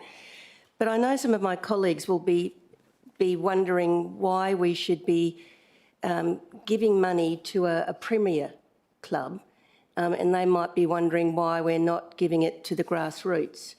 Could you answer that, please? Yep, and thank you for the question through the chair. My background is through community cricket. So I was secretary at the South Beth Junior Cricket Club for 7 years. The cost structure at community level and grassroots level is fundamentally different to what is incurred at a Premier Cricket Club level. If you consider the costs that are incurred by community clubs, there is no cost of curation. Essentially, they're paying for balls, ground hire, and that is about it. So from experience, having lived it, there isn't a great desire or need for investment at the local level, at the lower levels. Noting also that we also work very closely with our community clubs who are feeders from community programs into Premier grade. So We work closely from coaches, a lot of our players, the under-13s, under-14s and under-14 girls. A lot of those players play both at our club but also at community level as well. So we have coaches that coach at both. So we're investing in that through also community programs that we actually run. So my counter to that would be, when I have a look at the costs that we actually incur, they are fundamentally, completely and utterly different to what community grassroots programs actually do. And in a lot of ways, at that level, there is fairly heavily subsidised fee structures, but also investment from Cricket Australia to get people in at the grassroots level. Yes, Councillor Barber. Which you did beautifully segued into my next question. So I'm sure, and thank you for your answer. That was, so you're like a combined side, essentially. Yeah, we're sort of... It wasn't my question. I better ask my question. My question is that we've got the test matches coming. We've got Cricket Australia supposedly, very well off. Why aren't we lobbying Cricket Australia more heavily to subsidise these premier clubs? I think because, so the WACA does currently subsidise premier clubs to a certain extent, so that enables you to invest in coaches and those sorts of things, but it's not heavily subsidised to the full extent. So there's a requirement to actually stand on your own 2 feet. Now, for the vast majority, well, every other premier club has the ability through their local government assistance and also through their borrowing revenue to balance that income and expenditure piece. We're not able to actually do that. So from a WACA point of view, they're fully supportive of what we're actually proposing, but they don't see there's actually a need because we are unique in the situation we're currently in. No other club is having to struggle with what we're struggling with and are basically financially sound. Okay, Councillor Green. Thank you, Madam Mayor. Yes, Mr Herbert, I was just interested, you said that the City of Melville's contribution is the lowest going around for premier clubs. From your perspective, is there historically a reason for that? Was there revenues coming to Melville that perhaps weren't coming to other clubs, and sort of part B of the question, has something changed there that has affected that? So the paperwork we actually have, this decision dates back to 1995, where the city looked to enter into an arrangement with the cricket club at that time to split curation costs. Arrangements weren't actually upheld at that time, so that's a matter of public record. And curation assistance was gradually withdrawn. I think if you have a look at 30 years ago, what curation assistance looks like, Perth is a very, very different place to today as it was 30 years ago. The decision was that would be revisited in 5 years, so in 2000. That hasn't been revisited since. 3 years ago, we came to the city and said, well, part of that agreement was that we were to do broadacre mowing. We've actually been doing broadacre mowing, and we receive a small... We've received funding of up to $15,000 a year based on commercial rates for the work that we actually do. But that is anywhere between $40,000 and $50,000 a year less than any other club. And at the top end, you're looking at $100,000 a year less. Okay. So I think the Tompkins discussion wasn't, that's because of that. It was... That decision was made, and from a club perspective, we're not sure that any decision was made at a city level based on revenue out of Tompkins or anything else. So is it fair to say that something along the lines of a lot of water has flown on the bridge since there was a bit of a checkered history, and enough's enough, and it's time to be supported a little more now? Yeah, we've been battling this for 30 years. If I have a look at how it's changed in the space of 3 years, so we currently have one of the best curators in Perth. For anyone who knows curation, it is a really rare skill. The WACA aren't investing as they used to in the development of curators. And if you've got a rare commodity, the price actually goes up. So our previous contractor at the end of a 5-year term, Turf Care, we were paying $75,000 a year 3 years ago. They went bankrupt last year. We were looking at getting a dividend out of Tompkins at around $50,000. So our curation's gone up 50. The revenue at Tompkins has gone down 50. So we're at, 3 years is a long time in cricket. We're $100,000 a year worse off, and having to diversify income and work so much harder just to actually fill that pipeline. Thank you. Councillor Woodall. Thank you, Madam Mayor. I think you mentioned before in response to a question from Councillor Barber about other local governments and the level of support they provide, and I take that on board. But I guess my question is fundamentally, effectively, if income is provided by the City of Melville to the club, effectively ratepayers are subsidising the club's activities. Fundamentally, why should ratepayers be subsidising a premier level of sport as opposed to community sport, which we understand is something that it is, within the realm of the city to support and to encourage, given the benefits for healthy lifestyles and so on. But in terms of premier level of sport, why should that be something that ratepayers need to fund? Mr. Herbert. Thank you for your question. It's not mutually exclusive.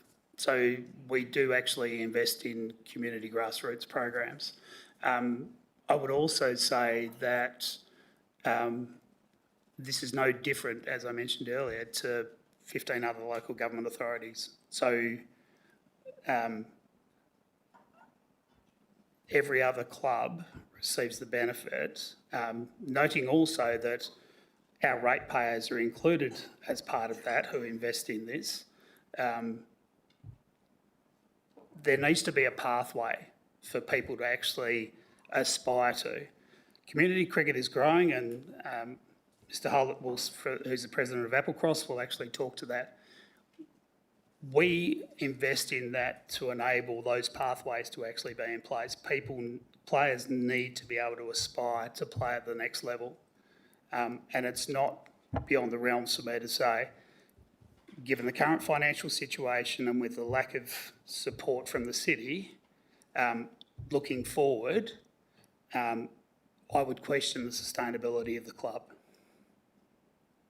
And that's not a dramatic statement, that's a statement of fact. We are barely breaking even given what we're actually doing at the moment. So if the city wants that to remain an outlier, that'll be the next decision that they need to actually make. Councillor Ross. Thank you, Madam Mayor. My question is that I imagine that as a club, the club relies on membership to fund its primary source of income, and therefore clearly there's insufficient income coming in. So have you considered amalgamating with other clubs? There's some clubs that claim that they're turning away players because they haven't got sufficient space to. So, what's being done to increase your membership, improve your management controls? And one other question I'd like to add to that is, what percentage of your membership are ratepayers or residents in the City of Melville? Mr. Herbert. Thank you for the question. As far as our management practices go, I've been in management for 40 years. I have a degree in accounting. I'm pretty comfortable with what our management practices actually are, but there's only so much you can actually squeeze out of a lemon. And we have squeezed the lemon as hard as we possibly can. We can't grow as a club, and I'm not sure if the elected members are aware of that. We are restricted by the structure of the competition in how many players we can actually attract to our club. We play 4 senior male teams, we have 4 junior male teams, we have 2 senior female teams and 2 junior female, senior female teams, 2 junior female teams, and a masters team. So we are restricted in regards to how many players we can actually have play at our club. We also need to remain competitive in regards to other clubs. So the concept of, well, just pass the curation cost on to your players, that would mean our players, on top of what they currently pay, would pay $835 a player, plus all the other costs that go to running a club. Balls cost us $25,000 this year. So it would get to a point where we would be financially unviable as an attractive proposition. We currently pay our coaches less than any other club because we can't actually spend more than we've actually got. So the notion of us actually merging would only happen within the Premier Club competition, and I don't know that that's actually something that the WACA would want to explore any other opportunity prior to even considering that, which is why they've actually put their support behind what we're actually trying to achieve. I don't have off the top of my head the number of players that we've got within our local who are ratepayers within the city, but I can certainly get that information. Councillor Lim. Thank you, Madam Mayor. First off, thank you for all the work you've done for MCC. I just got a question. So just reading the document, it says it costs you $125,000 to operate at this model, and you're only seeking, $50,000 from us. Is it fair to say that you're contributing, the remaining $75K to operate at this level? Thank you. Mr. Herbert. Thank you for your question. If there's more on offer, we'll take it. I've mentioned in Dean in discussions, and we have had numerous discussions, is we're not seeking, all we're seeking is a fair go. So if you consider the ladder of what clubs are currently receiving from their local government authority, we're not looking to get to the top of that ladder. What we're looking to do is simply get a foothold on the ladder as a starting point. So yes, we're picking up the rest of that. And if, and it's a big if, and I won't preempt it, if we're able to actually solve this, the next focus moves on to, I'll put my different hat on and we start talking around Tompkins and what we can actually do there so we can actually start generating some revenue. So we can actually start to relieve some pressure on things that we need to do that no other club does. So yeah, it's at the lowest level, but it was, I need to be fair and get a foothold on the ladder and go, well, at least we're comparable now. Thank you. Councillor Robbins. Thanks, Mr. Herbert, for your presentation. Two quick ones from me. So firstly, does the club receive any financial support from WA Cricket? And secondly, are you supportive of the Applecross Cricket Club receiving support from the city? Mr. Herbert. Thanks for the question. Yep, we do. All Premier Cricket clubs receive a financial grant from WA Cricket. There's a whole heap of criteria that we have to actually meet to achieve that, which is, given the fact that we've got a male and a female program, is loaded as a result of that. But that goes to, intent is to go towards paying coaches and those sorts of things. We receive around $70,000 from WA Cricket, and realistically, the vast majority of that goes straight out to our coaches, who, when you consider you're an elite program that is a level below state level, and as I said, we're relying on goodwill in regards to our coaching structure and what we actually pay our coaches. As an example, our director of cricket, if he was working elsewhere, would be on $25,000 to $30,000 a year. We're paying him $5,000 this year. So there's a fair bit of goodwill equity in that. Councillor Robbins. Thank you. And just the second question about the Applecross Cricket Club. Sorry, yeah. We're standing here behind me.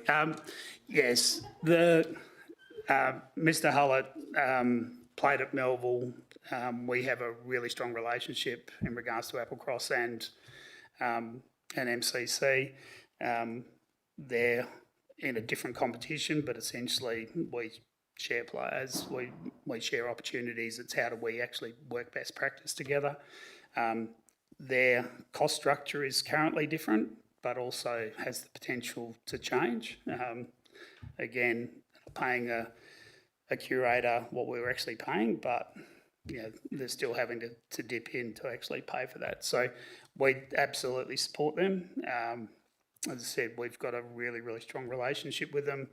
Wherever possible, in the last couple of years, we've tried to provide turf training facilities as a measure of assistance, given they're a turf cricket club competition, playing a turf cricket club competition, but don't have turf training facilities. So yeah, we fully support that they're actually assisted as well. Thank you. Councillor York. Thanks, Madam Mayor. I'm just wondering what actually are your membership fees for the year for players? Thanks for the question, and noting that we, every 2 years, compare our membership fees to every other club. At a senior player level, it's $450 a year plus $12 per week. So you're probably looking at close to $800. And how does that compare to other clubs? Do you have any? Well, it's fairly similar, albeit our players have to purchase merchandise. That falls into the package of what other clubs actually provide. Other clubs have a registration fee but have no ball fees. So we try to diversify the costs and move it to a user-paid system. So it's not out of the realms at the moment from a competitive point of view. But it will need, unless we get assistance, it would need to actually change, which has that potential for players at Fremantle, Willetton or whatever else, for it to be fundamentally cheaper for them to play at other clubs because of their financial model. And would you be open to like greater sponsorships? So if the city was to provide this money, having our seal on a lot more things and absolutely promotion of the city? Yep, absolutely. Our sponsorship budget, which keeps me awake every night, is circa $50,000 a year. Again, one of those things that, and I often repeat to the committee, that income's a promise, expenses are a guarantee. So we are having to do a whole heap of stuff just to break even. So if the opportunity was there for sponsorship, absolutely, we'd be open to that. Thank you. Sorry, was that in addition to, or? Well, it's a substantial amount of money. I would have thought promotion of the city might be part of that if it was to happen. Yeah. Always happy to have a conversation. Thanks. Councillor Whitland. Thank you, and through you. Look, thanks for your passion and your advocacy and all your hard work over the years. I'm just wondering about, so in 2020 we changed the structure of the Tompkins Park Association and we formed the Community and Rec Club. Prior to 2020, did you have issues, did you still struggle to come up with the money to do the curation? Mr Herbert. Thanks for the question. I came to the club circa 2021. Okay. But if I have a look at what we were paying at the time, there was, and look, I think the Tompkins Park discussion is another discussion for another day in regards to that financial performance. I think previously, before the model, and I can only go on hearsay, so the previous model that it operated under, the club was receiving and doing okay under that. As I said, if you have a look at the last 2 years and if you average that out over the period, it's significantly underweight.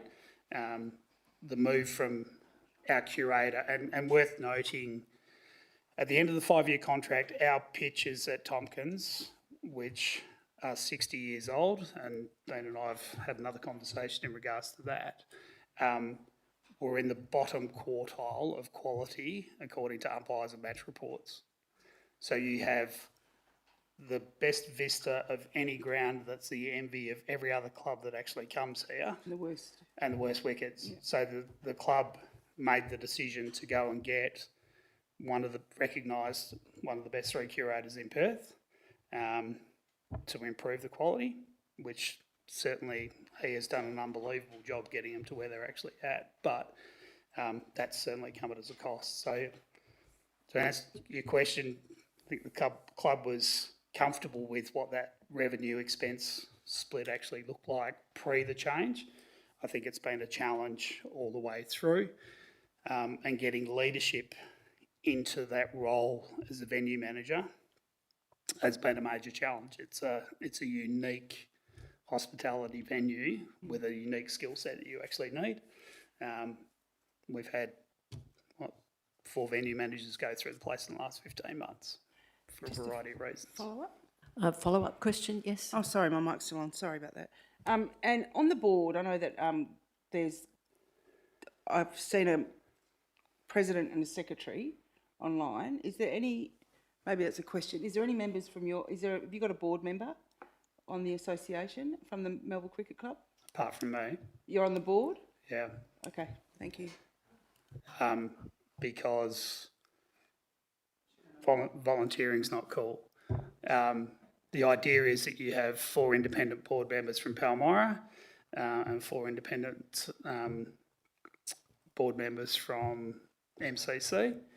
I currently have 3 committee members of my management committee at the Melville Cricket Club that are also board members at Tompkins.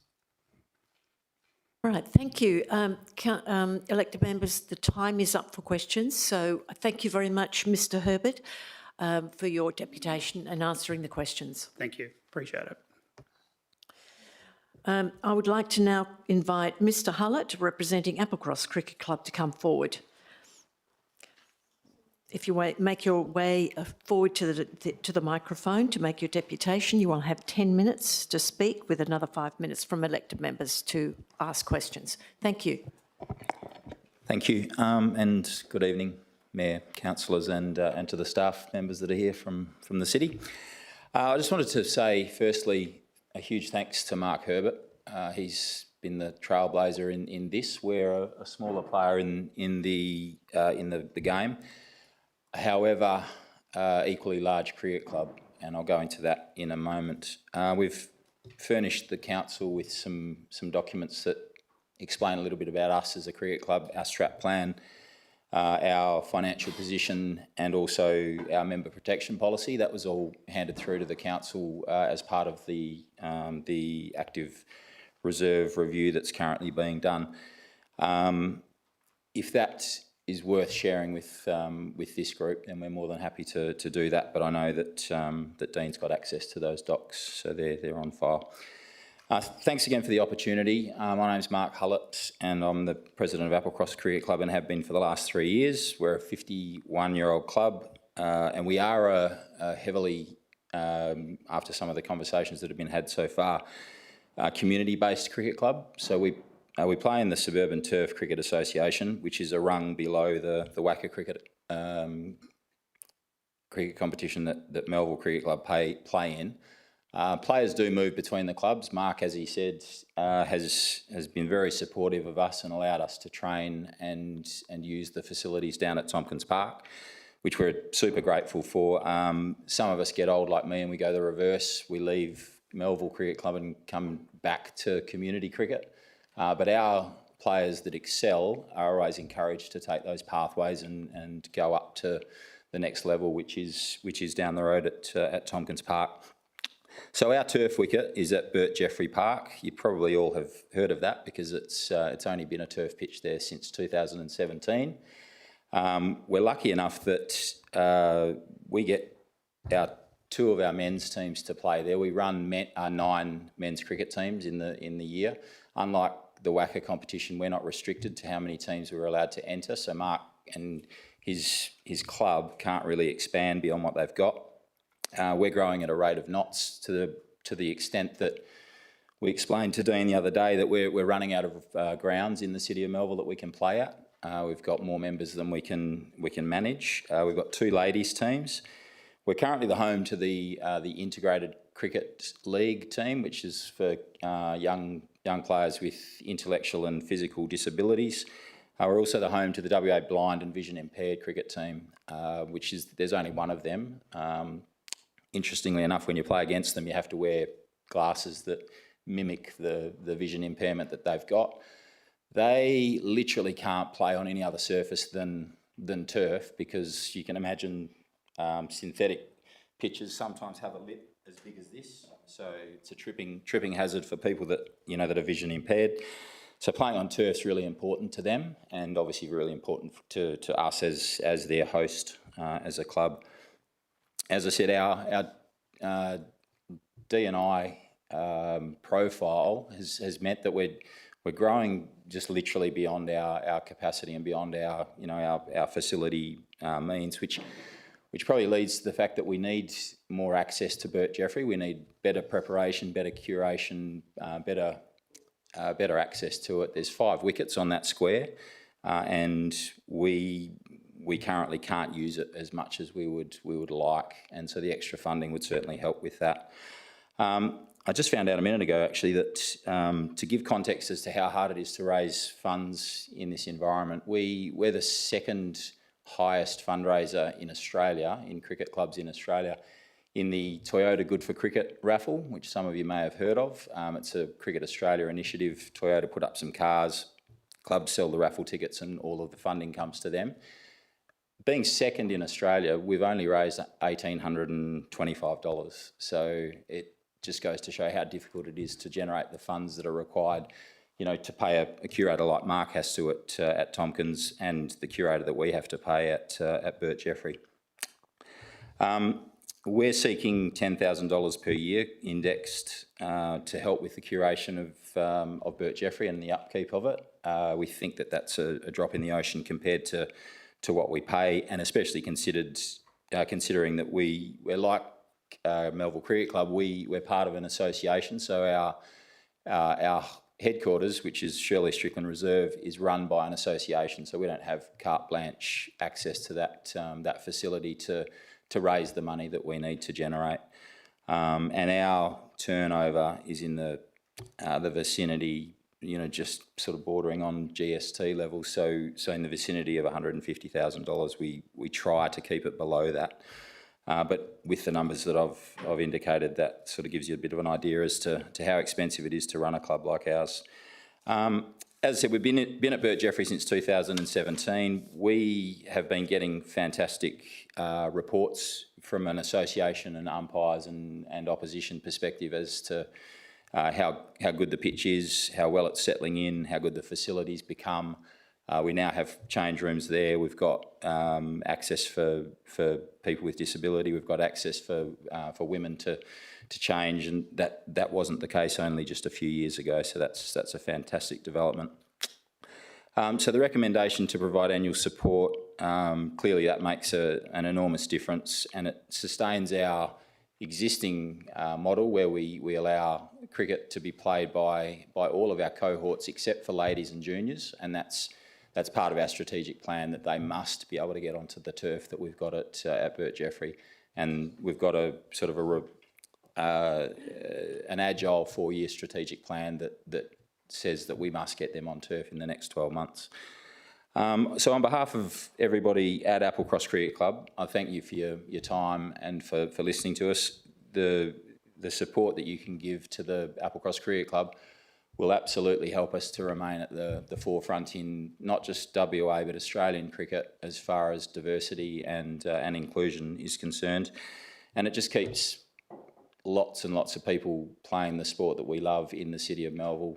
We are the home to about 450 local cricketers, plus parents, plus families and things that come and support our games.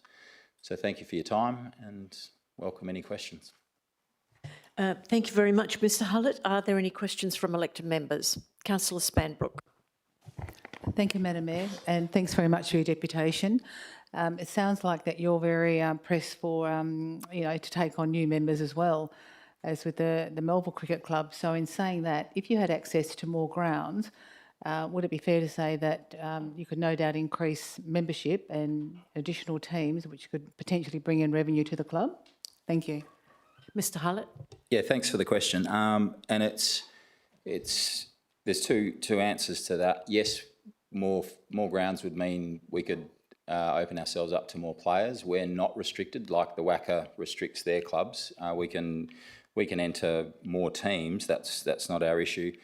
The issue is that we've benchmarked what it costs to put a player on the ground, and we're not charging that much. And no club does, because if you do, they go elsewhere. So adding players doesn't necessarily add to our bottom line. So it's not necessarily going to help us reduce our financial burden, even if we did increase, because your costs grow as that player base grows and your demand for facilities grows. Where the secret to finding that gap in funding is in sponsorship, as mentioned by one of the councillors before. Thank you. Follow up, please, Madam Mayor. Follow up, yes, thank you, Councillor thank you. Spanbrook. Thank you. So in saying that, I understand that the city, they do charge certain amount of dollars, per player to actually utilise, or ground fees, I think they're probably referred to. So does the club actually then, like, you're not actually running at a loss, you are actually charging the players as per, their usage of the ground, or are some of the costs being absorbed by the club?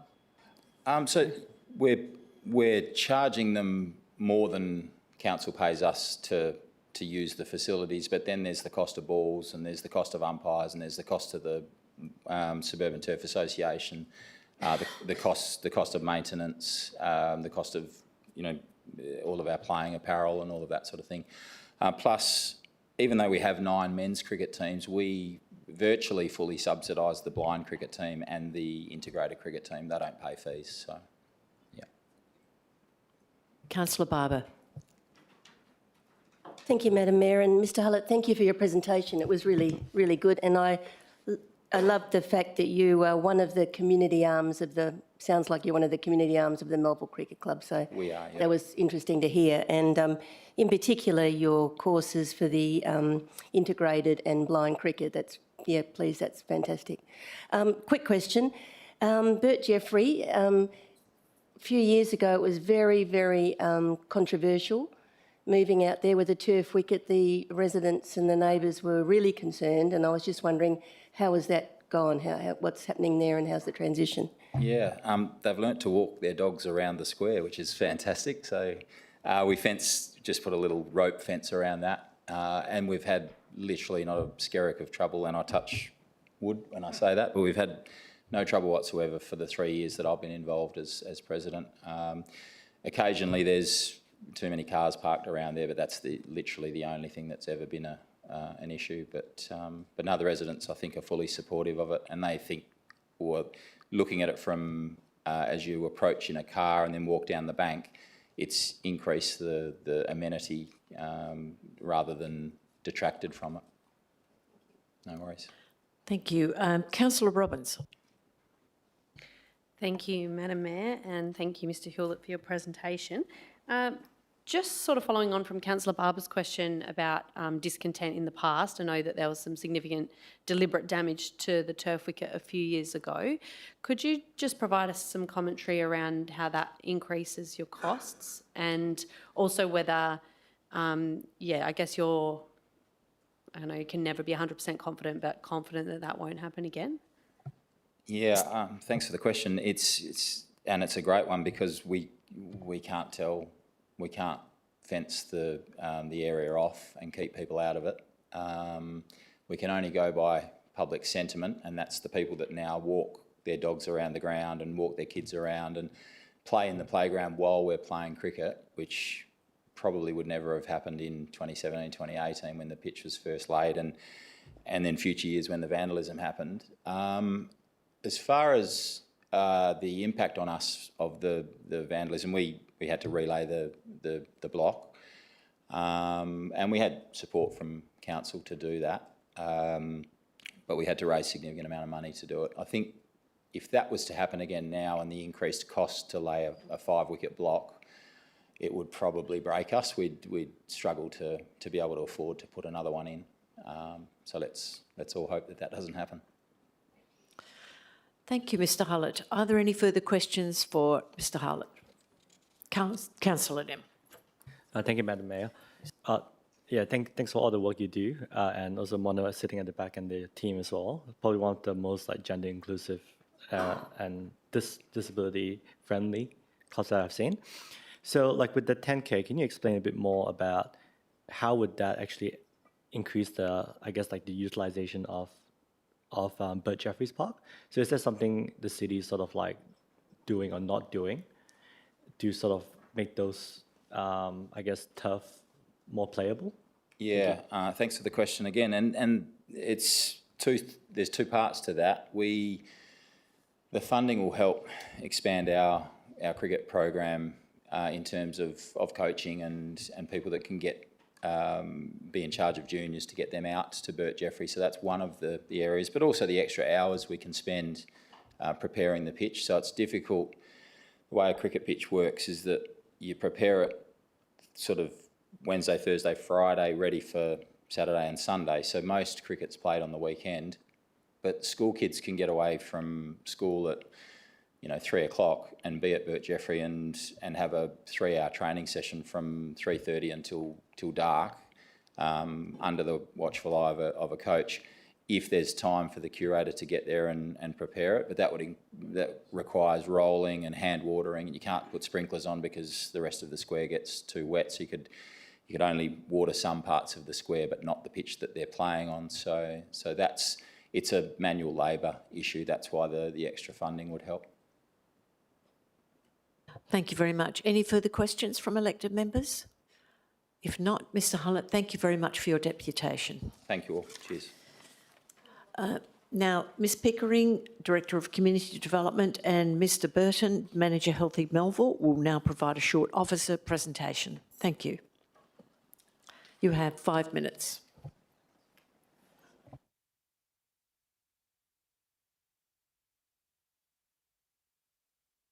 Now, there is a confidential attachment to the item, and if you wish to discuss the content of the attachment, the item will be held until the end of the meeting so it can be discussed behind closed doors. So you can ask any question that is not in the attachment. Thank you very much. Mr Burton. Thank you, Madam Mayor. First slide, thank you.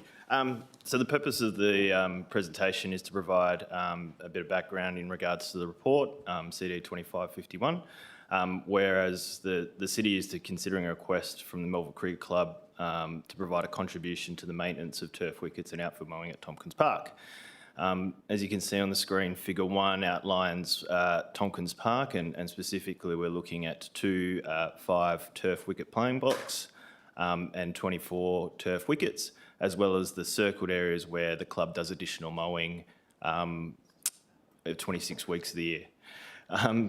By way of background, the Melville Cricket Club was established in 1957 and has been operating out of Tompkins Park since 1967. As Mr Herbert mentioned, the club is around 190, 200 players.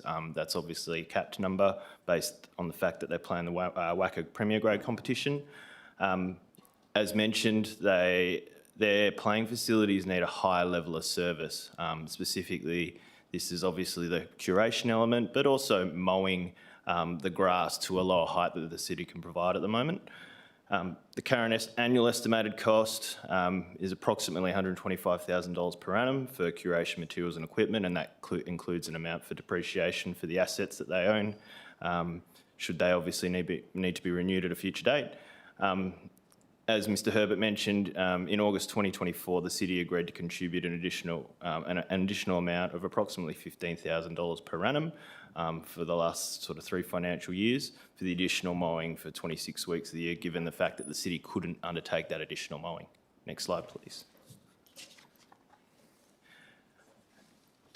As Mr Herbert mentioned, the Melville Cricket Club has cited sort of 3 key reasons for their request for funding. One is obviously previous support. It's understood back in 1988 the city managed the turf wickets and mowing, however transferred the responsibility to the club, and the city did provide a financial contribution up until 2004, 2005. Reason number 2 is that other local government authorities level support. We've done some benchmarking with other local governments that have premier grade cricket clubs, of which 10 of 16 premier grade cricket clubs are responsible for the turf wicket maintenance, and then 4 of those as well are responsible for additional mowing. Financial support ranges anywhere between $60,000 per annum to $112,000 per annum, with the average being approximately $80,000 per annum. Of the other premier grade cricket clubs, the local authority is actually responsible for maintaining those wickets and mowing, and the figures supplied by the LGAs is anywhere between $150,000 to $280,000 per annum. The third reason cited by the club, which Mr Herbert talked to as well earlier before, was obviously the business model that the Melville Cricket Club have is restrictive, which obviously includes a variable dividend of payments from the Tompkins Park Recreation Community Association, which the figures for the last 9 years have been detailed in the report. And obviously their percentage of bar profit has been reduced just recently from 10% to 8%. And they also have obviously limited revenue streams and opportunities to diversify their income, which Mr Herbert talked to previously before. Next slide, please. When considering this request, city officers, there was a number of key considerations that we had to look through. The first sort of main key consideration is other sports that require specialist services. So the Applecross Cricket Club, as mentioned by Mr Hullett, is in the WA Suburban Turf Cricket Competition, and they require a natural turf wicket to play matches at obviously Bert Jeffrey Park. The Applecross Cricket Club manages their own curation through a volunteer under an honorarium arrangement. When we did the benchmarking exercise, other local government authorities with premier grade cricket clubs provide anywhere between $15,000 to $45,000 per annum. There obviously are other clubs that require, or other sports that require specialist services, which include BMX, tennis, lawn bowls and golf, to basically participate in their sports. In terms of BMX, the club that we have, obviously out in Bull Creek, the city provides support to that club through weekly track maintenance, and it is a publicly accessible track, so there's a give and take model there. The club does do their own maintenance to the track, but the club comes in weekly to help them maintain a surface that's suitable for riding for both their club members but also members of the public. Tennis, lawn bowls and golf don't receive any financial support from the city, but what the differing aspect between BMX and cricket is that those sports can generate a revenue from those surfaces that they manage. The other key consideration is the current levels of service of sporting fields. So the city has a general level of service, which includes mowing, irrigation, fertilising, weeds and insect spraying and ground renovations. In terms of a cricket sense, we provide synthetic cricket pitches and nets at obviously no cost other than the fees that we charge through the city's annual fees and charges. And it's important to note that they don't need any other further support to participate in their activities. Whereas obviously the difference here is that these sports do require a high level of service to participate in their activities. Next slide, please.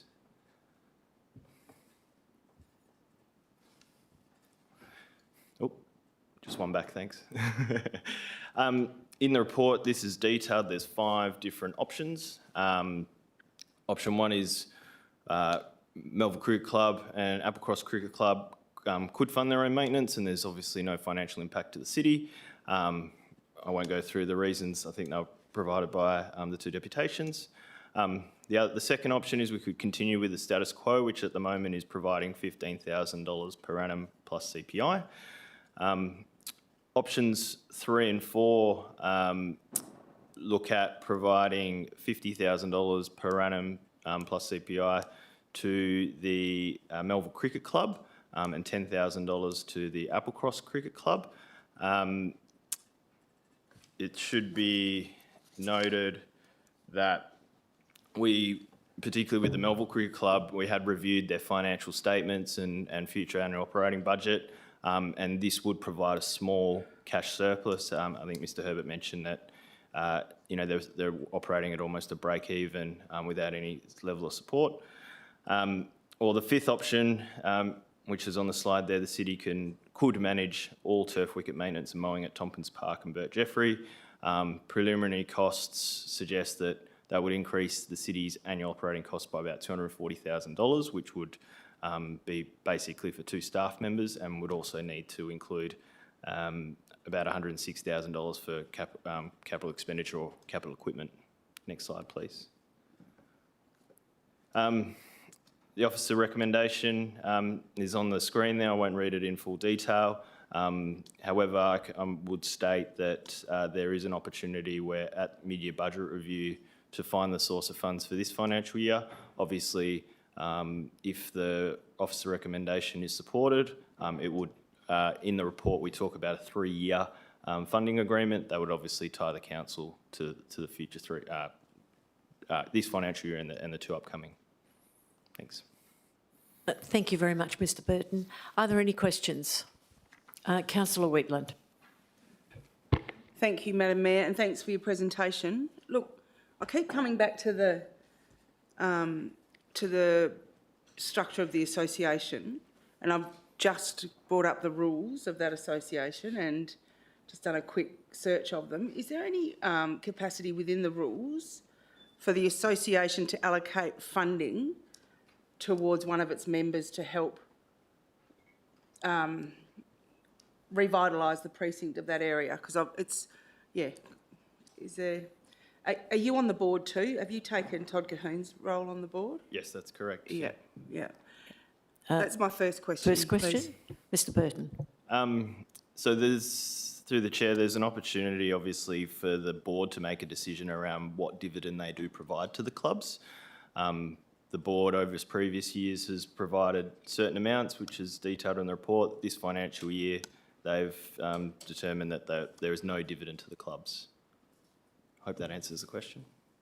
Councillor Wheatland. Thank you. And is that due to the operating costs of the association and the surplus they make? Mr Burton. Through the chair, that is correct. Are there any further questions? Councillor Ross. Oops.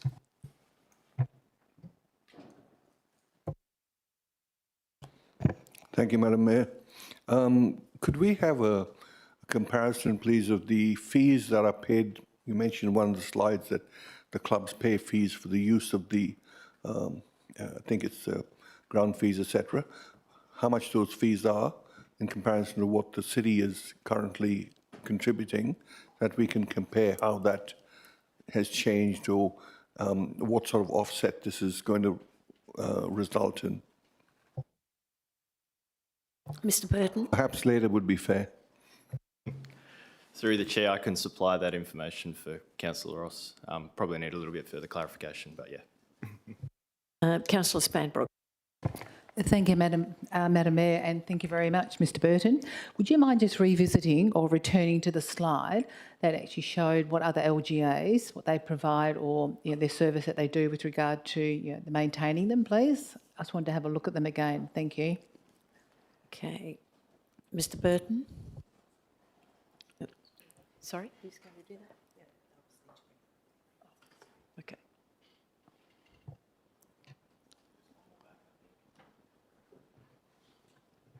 Oh. Are we going back to another one, another slide? Oh, here it is. Okay, yes, I see it. So with the other local governments, they provide, well, it's quite a large amount compared to the City of Melville, but it's very generous of them. They obviously look after their clubs very well. So in saying that, have you actually also done a comparison with the fees, the membership fees? I thought that might be helpful as well. Perhaps you can actually let us all know prior to the OMC, if possible. Mr Burton. Through the chair, we haven't done a comparison of the fees and charges. I'm sure we could get the fees and charges that the local governments provide to those clubs, if that's what you're referring to, Councillor Spanbrook. I am, thank you. I'm just want to do comparable figures that because other LGAs are very generous, as we can see, so therefore it'd be good to understand what the fees are, what with the clubs, what they charge their fees, what fees actually, sorry, that the city charges or that the specific LGA charge as a club, and even if you can get maybe even just one or two of what fees the actual club, the members have to pay of the clubs as well. I thought might be very helpful. Thank you. Mr. Burton. Through the chair, I'm sure it'll be no problem to provide the fees that other LGAs charge their clubs, respective clubs, and we'll probably have to work with Mr. Herbert or the WA Cricket to ascertain some of those other club membership fees. Yeah. Okay, Councillor Barber. Thank you, Madam Mayor. Yes, it looks like the other LGAs support their cricket clubs. And so if we do go ahead with this, I just wondered, will there be a review? Is it a fait accompli that this happens every year with CPI, or will we be reviewing it? What if they have enormous dividends in 2 years' time and they're reaping in the money, which we hope? Is there some mechanism for us to monitor this? Mr. Burton. Through the chair, certainly. The officer recommendation obviously recommends a sliding scale approach to counteract that, but also a review after the 3-year period to see where we go with it, for sure. Thank you. Are there any more? Councillor Robbins. Thank you, Madam Mayor.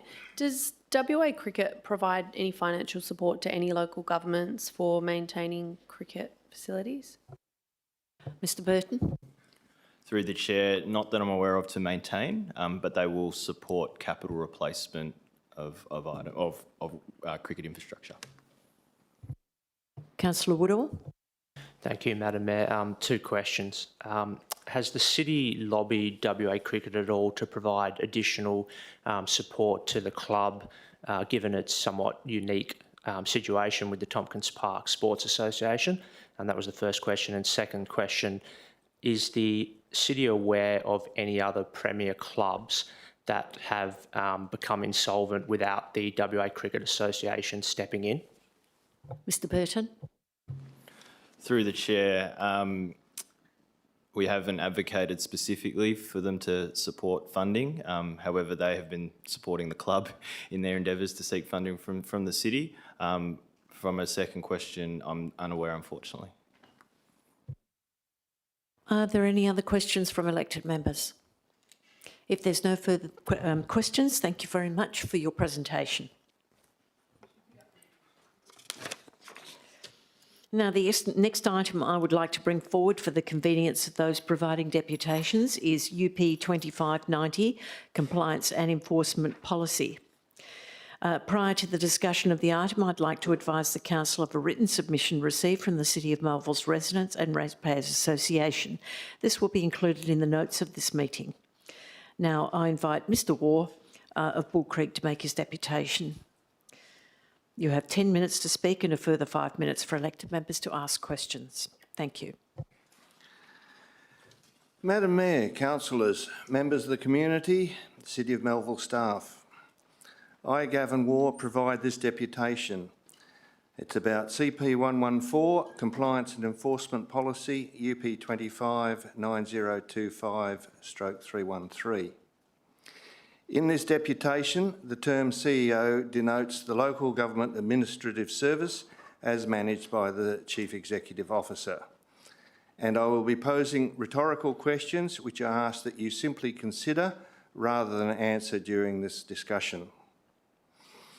If the statement leading the Council's meeting agenda, that Council's mission is to provide good governance and quality services for the City of Melville community, is to be accepted as true, why is Council even considering only half governance by adoption of a policy CP 114 with no paired implementation procedure?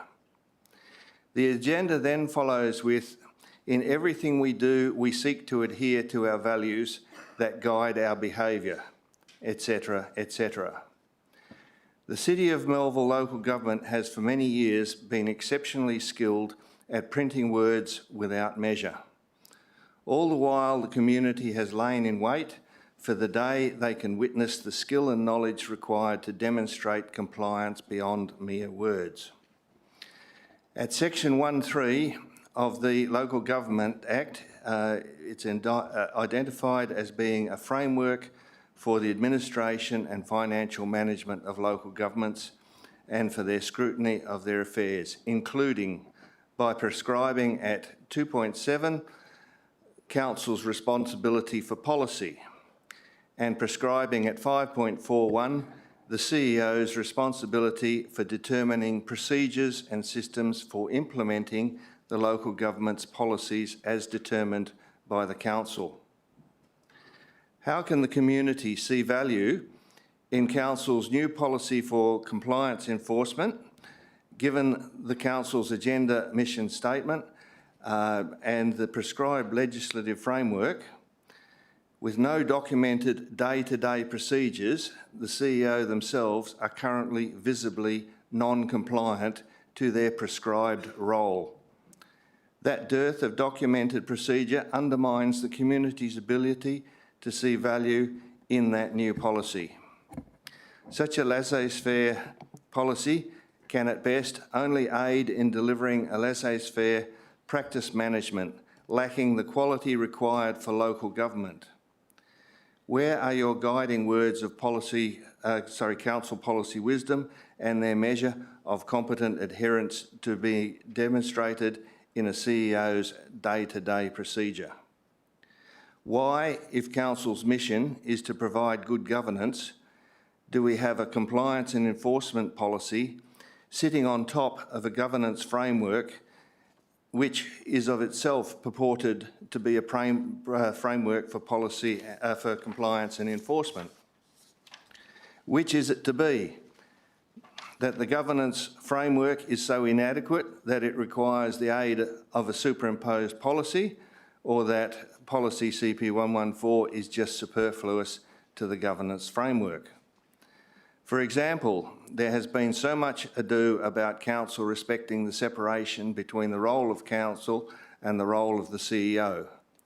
Yet at each opportunity for the CEO to respect Council's role in developing the likes of CP 114, we have thrust in our faces a policy written by the CEO, reviewed by the CEO, and advertised so banefully by the CEO in abject disrespect for Council's legislated role.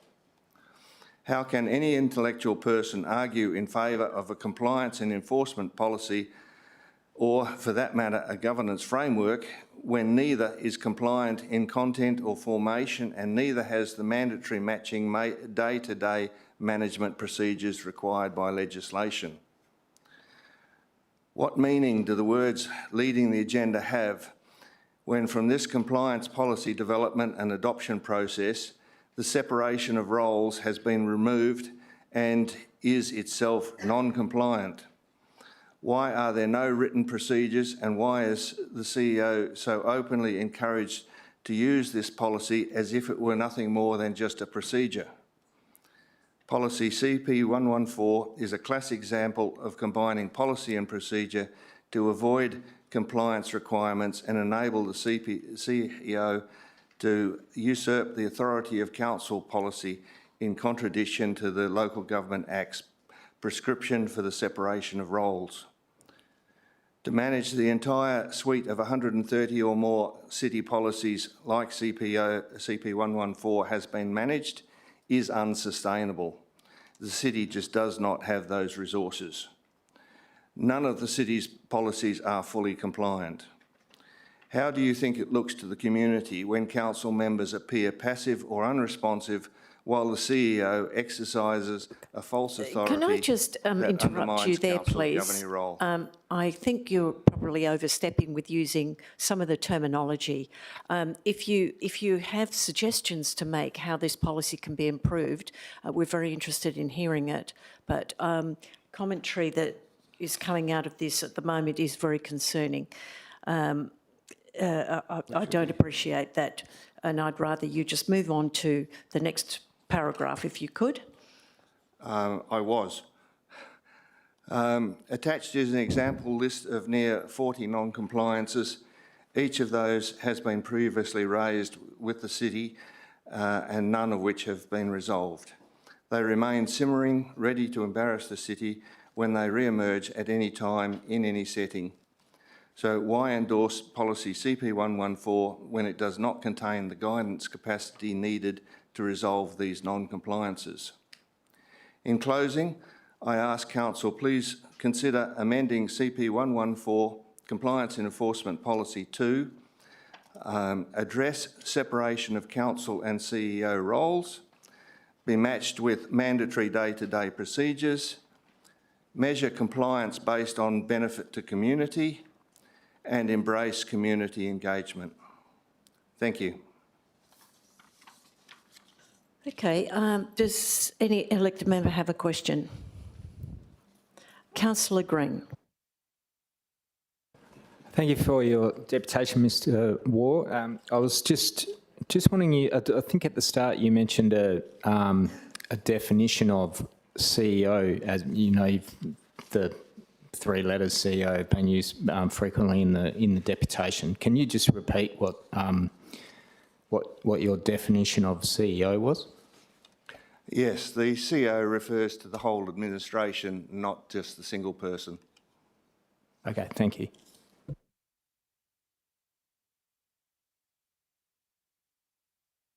Councillor Barber. Thank you, Madam Mayor. Thank you for your presentation, Mr. Waugh.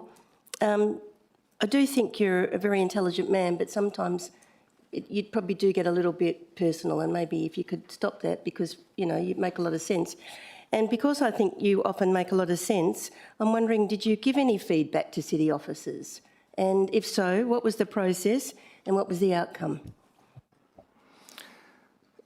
Thank you. Yes, and I do get a little bit upset when I find that a matter of non-compliance can go on for 10 years and all I get is a refusal to meet, mediate, and a refusal to take any consideration of what's been said. Okay, so just, and I'm sorry about that, but would you mind answering my question, which was, we had an engagement, I think we had an engagement period for this, a public engagement period for this policy. Were you able to give any feedback to city officers, and if so, how did that go? What was the process and what was the outcome?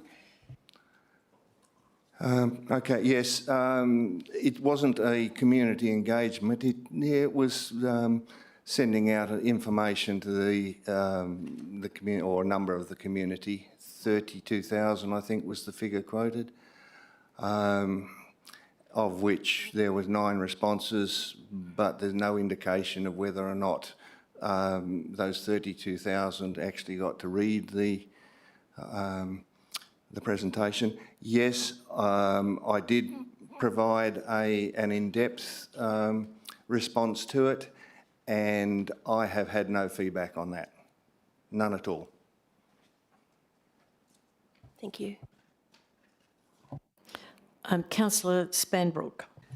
Thank you, Madam Mayor. Thank you for your deputation, Mr. Waugh. Just one question that actually there's a part of your deputation that does concern me, and it's with regard to the CEO and the actual policy itself. So I'm just wanting to know that, have you sought any information from a councillor or any councillors to confirm whether councillors were actually involved in the drafting of CP114? Thank you. Mr. Waugh. From my recollection, that was covered previously at one of the council meetings.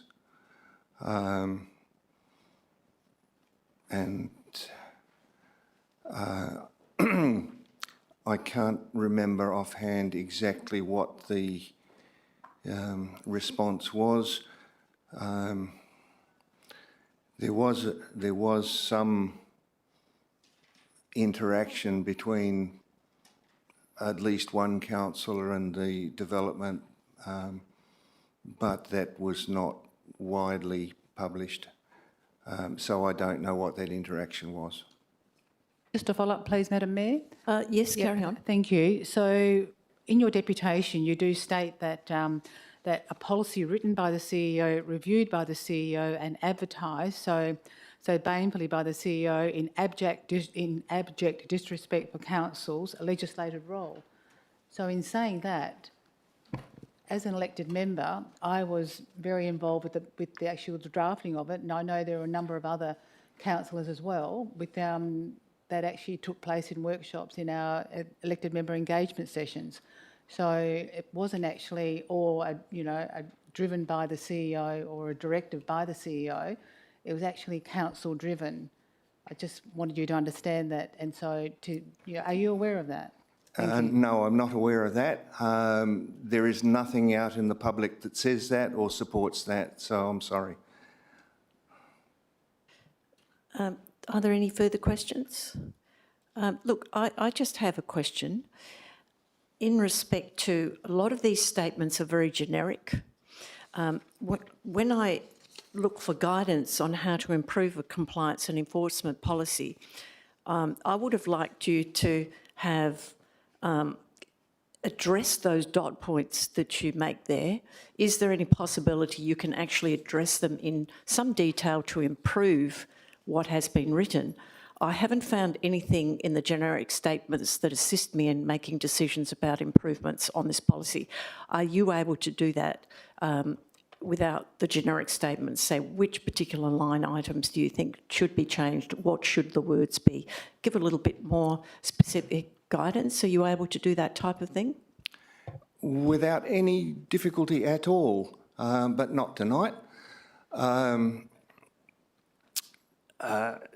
My understanding was that tonight was too late for that a matter because it's due for a decision by council. It has been previously at least twice, I believe, before the council, and we did have questions previously at the previous council meeting in regard to this, where my understanding was that the council did not wish to look further at the policy. So if I'm reading the council wrong, I'm apologise for that. If we were in the situation where council was, as I've been advocating for some time, more engaged with the community, that would have come up and been dealt with long ago, very long ago. Now, are you aware that councillors have the ability to defer items? They have the ability to modify items at a council meeting? I am aware of that, though from my viewing of the council, that's a fairly rare occurrence and they don't seem very keen on doing that. And the last question is, you mentioned that the council didn't seem to engage with the public. Is the public, and you were asked yourself last council meeting, I believe, that you had not engaged with your ward councillor on a lot of these matters, and it is incumbent upon our residents to communicate with their representatives as much as it is for us to reach out to them. Are you aware of that? I actually made a mistake at the last presentation I gave. Being on the spot, I had forgotten that there were a number of email correspondences I had made to various councillors, and there had been some phone calls I'd made to councillors. As far as the emails are concerned, I have not had responses from any of the councillors in regard to any of the emails, which I find a little bit curious, and it makes me wonder whether or not that they are actually receiving emails. I have had, in one particular case, where the city has intercepted one of my correspondences that was addressed to somebody else and redirected it. I have that documented, so if you want to see that, I can let you see that. No, that's okay, Mr. Waugh. Has it occurred to you that if elected members evaluate what is contributed by the community and decide whether they want to make the changes to, in this instance, this particular policy, they evaluate and weigh it up and make a decision as to whether they wish to change it according to somebody's suggestions. They may or may not take that up. Are you aware that they have that choice? I think that's opening up a can of worms that could go into a very long discussion, and it's probably something that we shouldn't go into tonight. Thank you. Okay, Mr. Waugh, are there any further questions from elected members? If there's not, thank you very much. And Mr. Melville, Manager of Health Compliance, is available to take questions. Are there any questions from elected members? Councillor Spanbrook. Thank you. Thanks very much, Madam Mayor. Mr. Melville, yes, he'll be answering. Great. I was going to ask Mr. Waugh, but I just realised I was a little bit too late, but Mr. Melville may be able to answer it.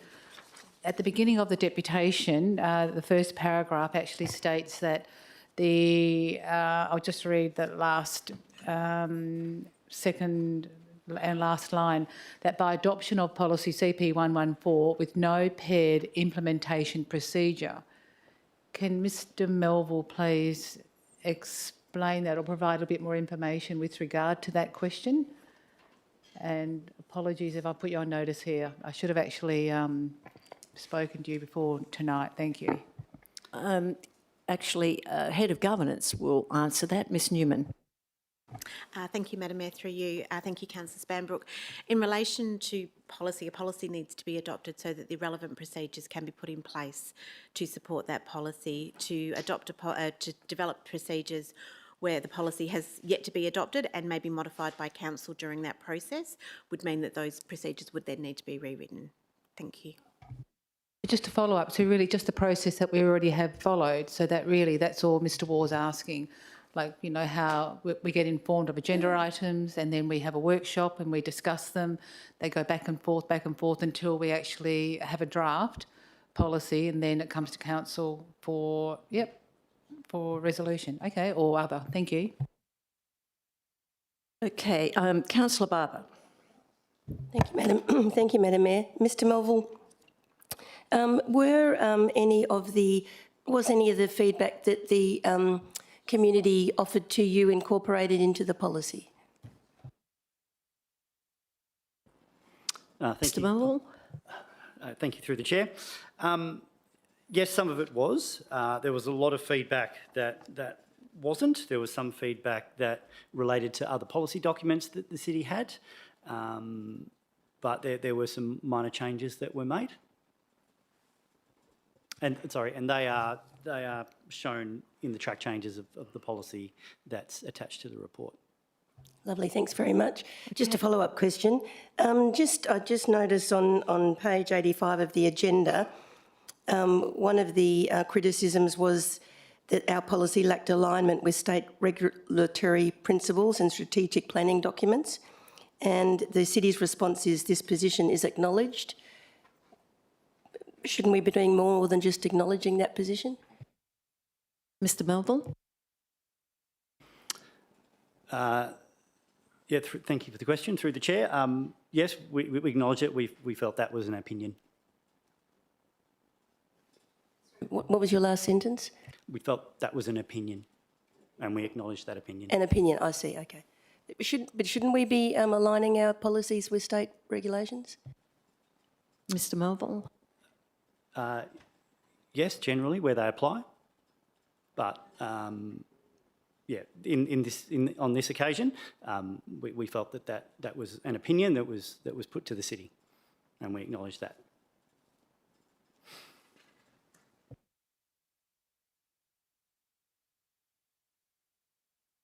Ms. Bowman, CEO. Thank you, Madam Mayor.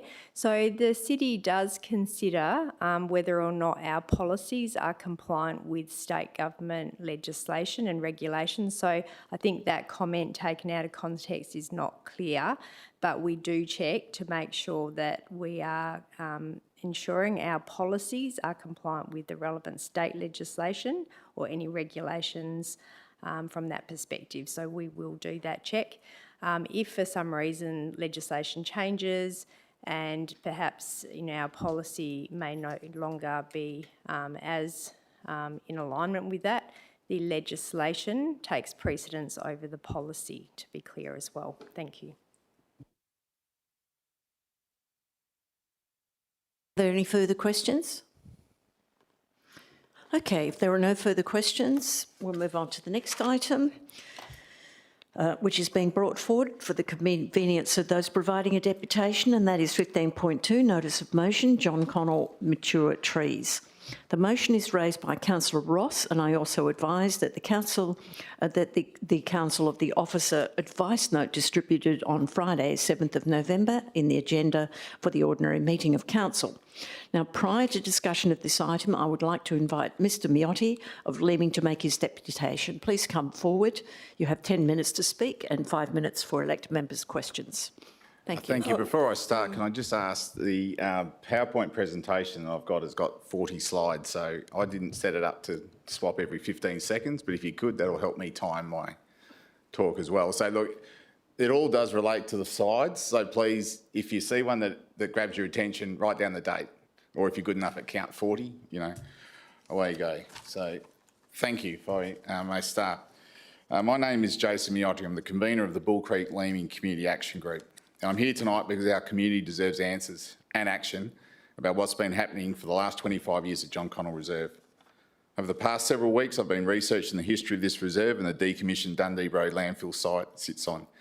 In doing so, I discovered something deeply troubling. The City of Melville has apparently been operating an undeclared waste site just metres from where our children play cricket and soccer and where generations of families have enjoyed community sport. I was looking into how the former landfill site was decommissioned back in the early 2000s as a model for today. According to the records I reviewed, the site was properly capped and decommissioned at that time. But when I cross-checked aerial photographs on the city's Intramaps website, I could not believe my eyes. Clear images showing trucks and front-end loaders depositing and levelling construction waste and mining sand just metres from cricket nets and playing fields. Between 2017 and 2018 alone, those images show nearly 50 truckloads of waste being brought in. At roughly 40 tonnes a load, that's around 2,000 tonnes of unrecorded material dumped within a recreation zoned area. I look back further, and between 2002 and 2004, just 2 to 4 years after the landfill was officially decommissioned, the same area began to be used to store and spread building rubble. So this isn't a recent practice. It's more than 20-year pattern of behaviour, apparently without any formal declaration or community consultation. Excuse me, the slides are not changing.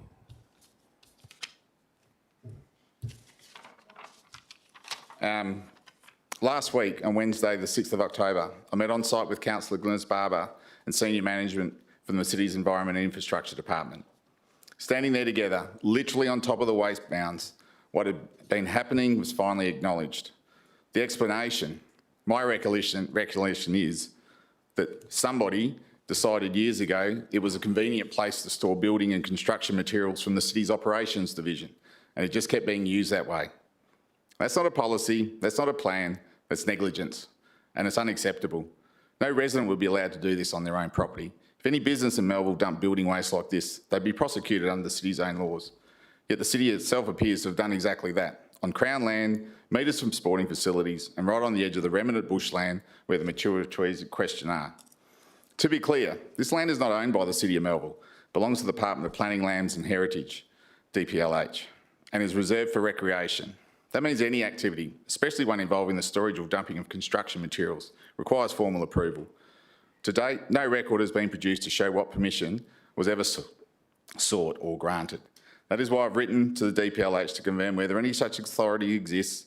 I'm waiting to hear from them and if this has indeed been authorised as a waste operation or not.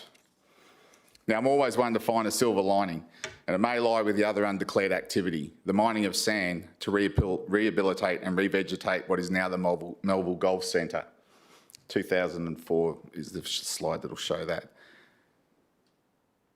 using materials from this site, then why not keep using, sorry, I jumped a bit, mining of sand to rehabilitate and revegetate? The city clearly recognised the value of that sand resource for remediation.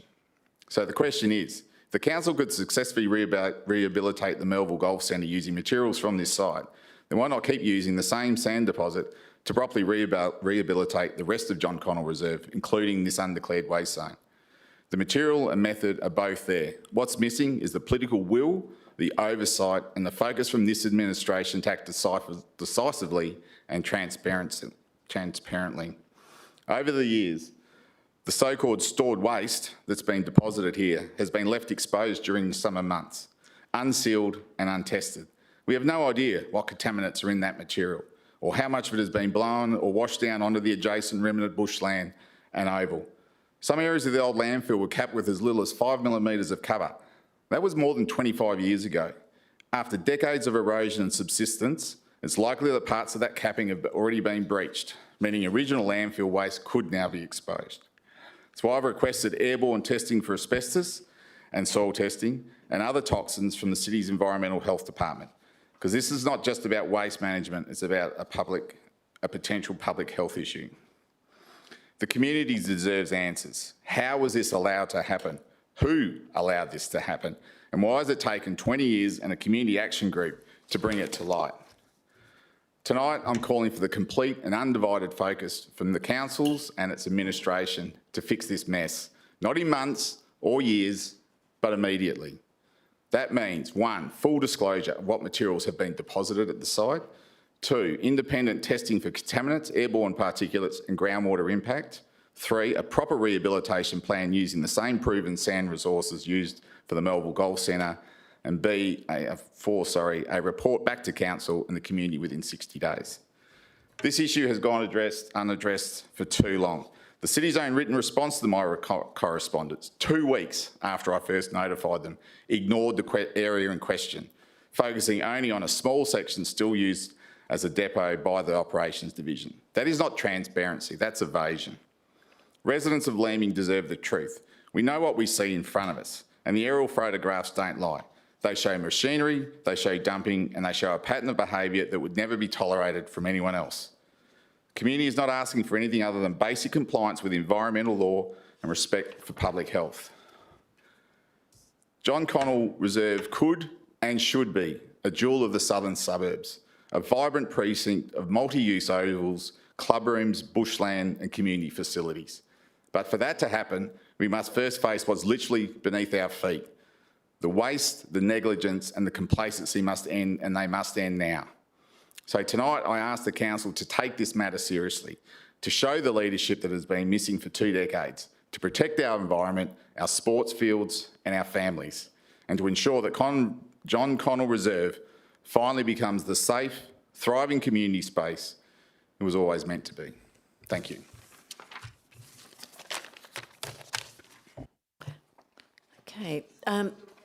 Thank you. Are there any questions from elected members? If there are no questions, thank you very much. Oh no, there is a question. Councillor Green.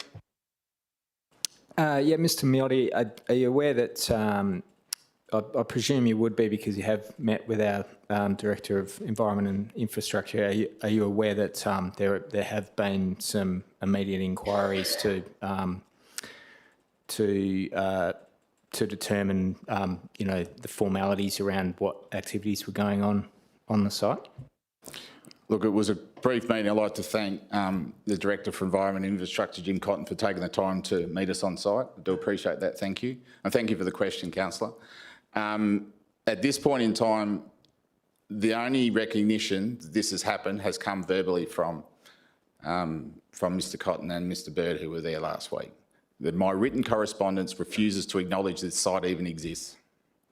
So at this point in time, I've got everything I've done off my own back, and I've got to be honest with you, I haven't had a lot of engagement from the council to this point in time. Just to follow up, but you would acknowledge that some action has been taken already by the Director of, by the city really, through the Director of Environment and Infrastructure. No, I'm not aware of any action that they've taken. There was some mention that they were looking to get somebody in to potentially start to test some of the materials. Well, but depends what you mean by action, I guess. But we've certainly begun to look into it. Would you agree with that? Yeah, yes. Yeah. Now it's been brought to your attention. Yes. Okay. Thank you. Councillor Wheatland. Thank you, Madam Mayor, through you, and thank you, Mr Miotti, for your attention on this. And it was really quite surprising when you first raised this during the election campaign. But what made you go up there in the first place, A, is my first question. And secondly, after hearing your deputation, what action, aside from immediate, the 60-day period, would you be satisfied with, not satisfied, would you be happy with initially to start this investigation or consideration of what you've discovered? Thank you for your question, councillor. Look, I think at this point in time, the fact that it's just been acknowledged, I think really needs to sink in. This has been going on for 20 years. Now, that land, as you can see from one of those earlier slides, it was all on the same slope, right? It was all effectively, now it's a satellite picture, but when the site was decommissioned, it was all one level. If you go down to the base of where that pile is now, there's around a 5 metre height difference between the lay of the land and where that pile is now. And it is so close that it literally spills into that remnant bushland area, just the waste itself, let alone what's washed down and blown down.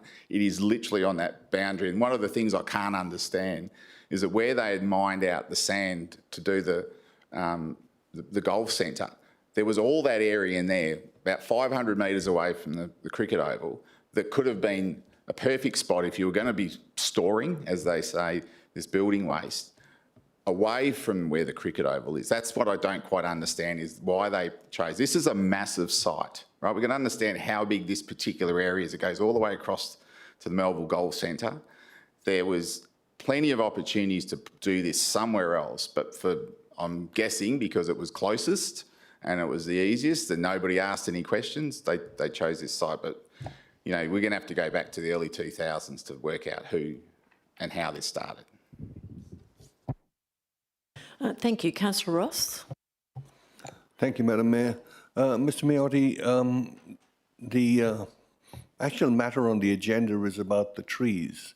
So what is your position about the possibility of those 209 trees being removed? Where do you stand on that? Thank you for the question, councillor. My position on this has been pretty clear ever since I took this issue on. I do not think the proposal in front of council is good value for ratepayers and is good value for the environment. We've just had a deputation from the Melville Cricket Club seeking $60,000 a year for their turf. This particular exercise is probably going to add 1 or 2, if not 3 zeros to that to build half a cricket oval and to destroy remnant bushland in the process. There is enough room on that site for at least 2 full-size ovals, and if they can use the sand that's already there and basically just take the rest of the top off the hill that they've already started to dig into, that area could be well and truly levelled out, and it would be a fantastic site, particularly if that sand where they've mined the sand from is not a contaminated site and does not have waste underneath, which we can only hope, because as a rule you don't tend to take stuff out of or move stuff around contaminated sites. But that might be the silver lining, that the cost to actually remediate this now could be considerably less than what has been put forward in the past. I believe their original quote a few years ago was $10 million to remediate the site. So on your question, absolutely I support your motion to investigate that. I don't think that this is the best outcome in the long term. The best outcome for the community is 2 full ovals, not half an oval that will effectively kill off the idea of the other one. So I do believe that the council needs to seriously rethink that whole exercise. Thank you. Any further questions? Councillor Robbins. Thank you, Mr Miotti. Did you invite your ward councillors to the on-site meeting that you had? I did invite Councillor Woodall. It was a matter of oversight. I forgot to invite Councillor Spanbrook. Councillor Woodall was busy on that particular day. It all happened quite quickly. It all happened across an afternoon, so there wasn't a lot of time to Thank you. Councillor Barber. And just to follow up your question, Councillor Robbins, I did say to Mr Miotti I think he should invite his ward councillors. So that was my first statement to him. However, he didn't, and I was interested to see the site from a number of reasons, and so I did. But Mr Yotti, you've just said that you're pro the keeping the remnant trees and creating an oval on the site that you've shown us tonight. But I'm wondering if you may have shot yourself in the foot, because if what you've uncovered, and good on you for uncovering it, does turn out to be toxic, does that mean that we can't put an oval there and therefore we have to go back to the plan before council? Thank you for your question, councillor. No, I don't think it is. We've got to understand that this was a site that contained toxic materials originally, right? And that's my understanding is from the deputations from last month's meeting that when they talked about asbestos, toxic chemicals, car bodies, well, there's a car body on the site. I can advise of that. I assume that was talking about stuff that had already been put in the decommissioned site. Now I'm not so sure because of this pile of rubbish which has been growing year on year for the last 20 years, right up until February of last year. February 2024 is the last time there was fresh deposits at this site. So this is not something that is just, it stopped 5-10 years ago. This is still up until quite recently ongoing. So I don't think, particularly if we can access that sand that's already there, and if that's deemed to be clean and suitable, there's no reason why this particular site can't effectively be decommissioned again, because that's, I think, largely what it's going to require. But I think this is, like I said, even this section here is a tiny, tiny parcel of the broader site. So even if we've got to isolate this particular site and bury it under a mountain of other capping, which I'm not sure how you move 5,000 or so tonnes of waste that you don't know what's there. If that can be capped, that might end up making a nice slope to look at the cricket oval afterwards, from an elevated height. Look, we've got to try and make the best of a bad situation, and I'm just trying to come up with some ideas that I think might help move things along, because leaving it as it is, some of those photos there show stuff that was dumped there in 2006 is still sitting there today exactly as it was left back then.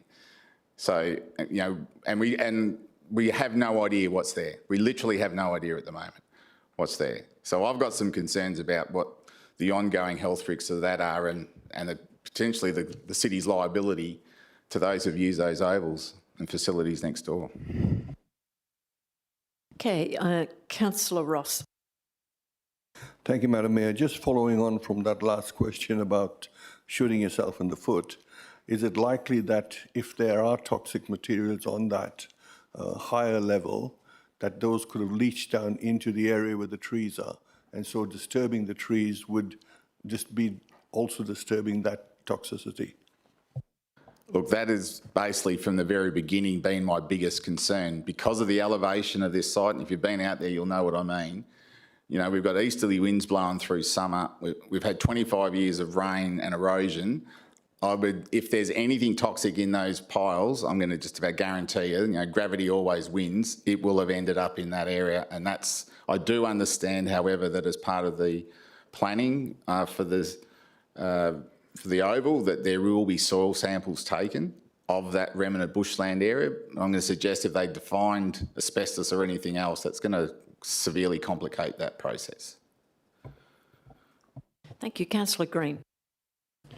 Thanks, Madam Mayor. Mr Miotti, I just wanted a clarification on something you said. I just wanted to make sure I got it right. You said that your position on trees was not good value, and at that time you mentioned that the existing area available for cricket grounds would be enough for 2 ovals, or 2 cricket grounds, and that really the plan at the moment is only to gain half an oval, where you would think you could get an additional 2 if we remediate the former tip site. Is that correct? Yeah, look, I think at least 2. I think like I said, it is a massive, massive area. Now, it is largely sort of levelish. It's obviously had subsistence. I wouldn't recommend going walking down there without large boots either, people, and be prepared to pull out about 5,000 grass seeds at the same time. But you've had subsistence and settling over the journey. You know, not suggesting that anything was done improper in the decommissioning of the site. That looks all to be tickety-boo. There's still clearly the gas vent pipes and the wells and all the rest of that there. It's what's happened after the decommissioning that is my concern. And look, obviously there'll have to be integration with other government departments as how to remediate this now. But I do believe that the broader site can at least accommodate 2 ovals, and I think that should be the goal, is to try and achieve that, because all the sports, football, cricket, you name it, they're all screaming out for the ovals, and this is the perfect position to do it. And let's face it, we don't have a lot of other land, certainly in the Bull Creek Leaning Ward, that we've got to play with. But you're aware of some of the costs that have been associated with remediating the area. I think at one stage we heard something like $50 million. Yeah, I don't believe that figure. That didn't come with any sort of costings or anything like that. I do understand, however, with the original John Connell plan, there was $10 million set aside, and that was the then expected cost of remediation. Now that's what, a 4 or 5 year old document. So we've probably had some uplift in that cost, but if that cost included bringing in fill, well then potentially that cost is going to significantly, like at the moment, to me, you know, I'm not a civil engineer, but you know, all we need is machinery, right? Talking about just to move the cut sand and fill. around. Yep. If you can understand, if that makes sense, Councillor. Okay. No Thank worries. you. Thank you. Any further questions from elected members? If there's no further questions, thank you very much, Mr Miotti. Now, Mr Cotton, Director of Environment and Infrastructure, is available to take questions. Are there any questions? Councillor Spanbrook. Thank you, Madam Mayor. Mr Cotton, that when you actually did meet with Mr Miotti on site, I think about a week ago, did you actually advise Mr Miotti on any of the area there with regard to the, the area that has been, the actual materials that have been placed there by the city, that there, were you concerned, or did you share with him that whether anything there was actually contaminated or, has some form of toxicity in it that would cause, quite a concern to not just the area, but also the players and anyone, even the Melville, the golf centre as well, for that matter? Thank you. Mr Cotton. Thank you. Through you, Madam Mayor. Mr Bird and myself met with Mr Miotti on site, and it has been an ongoing practice of the city for many years to place material there. Staff have anecdotally advised of that. Certainly from the visual inspection, it appeared in the comments that I made to Mr Miotti at the time, where it appeared to be items like excess material from road construction with aggregate and some asphalt in there. There were areas of that appeared to be piles of turf, and that is in accordance with the advice provided by staff that, as an example, with the turf, when staff are replacing goal squares, the turf in a goal square at the end of a season, they're cutting out the dead turf, rolling it up and placing it there. So it did seem to be in accordance with that. We don't have any evidence that it would be anything toxic that the city has been placing there. It does appear to just be materials, and I don't know the history and as to who sort of made the decision to do it. And it would be very difficult now to go back and find out, because as Mr Miotti points out, it's been going on for over 20 years. But I would reasonably confidently surmise that at the time it was perhaps felt to be a good idea, because it would have saved the city on disposal costs of that material that would have had to pay for at other times, and it also arguably would have also added to the capping as well. So, but there certainly wasn't any evidence of any toxic materials that the city had placed there. But having said that, and as outlined in the officer comment on Councillor Ross's motion, the city has got $75,000 on the budget for consulting services, and the person undertaking that work will be commencing, I understand, in the next week or two with the city. And one of the key roles of that person will be to update the site management plan for that old landfill. So that is, and that was conveyed to Mr Miotti at the meeting as well. So that work hasn't actually commenced yet, but will commence soon, and that will, as Mr Miotti pointed out, one of the things that we'll be asking that consultant to do will be to test some of those areas where that material has been placed. And as you've seen from the aerial photos, it is quite clear the time and date of when it was placed, so it'll be reasonably simple to undertake some sampling at those locations to determine the composition of that material that has been placed there. We have been in discussions with the Department of Water and Environmental Regulation as well, and haven't had formal response at the moment. But the indications are that if the material there's not being disturbed, if the underlying material isn't being disturbed, then the risk is very low. But one of the actions that DWER has recommended is that we do update our site management plan, and that's what we're doing. Thank you. Are there any further questions? A follow-up please, question. Madam Mayor. I think Councillor Spanbrook. Thank you, Mr Coton. So just following on from your response then, I understand that the officers have actually also been out there a number of times, as well as with the rigorous environmental assessments that have taken place.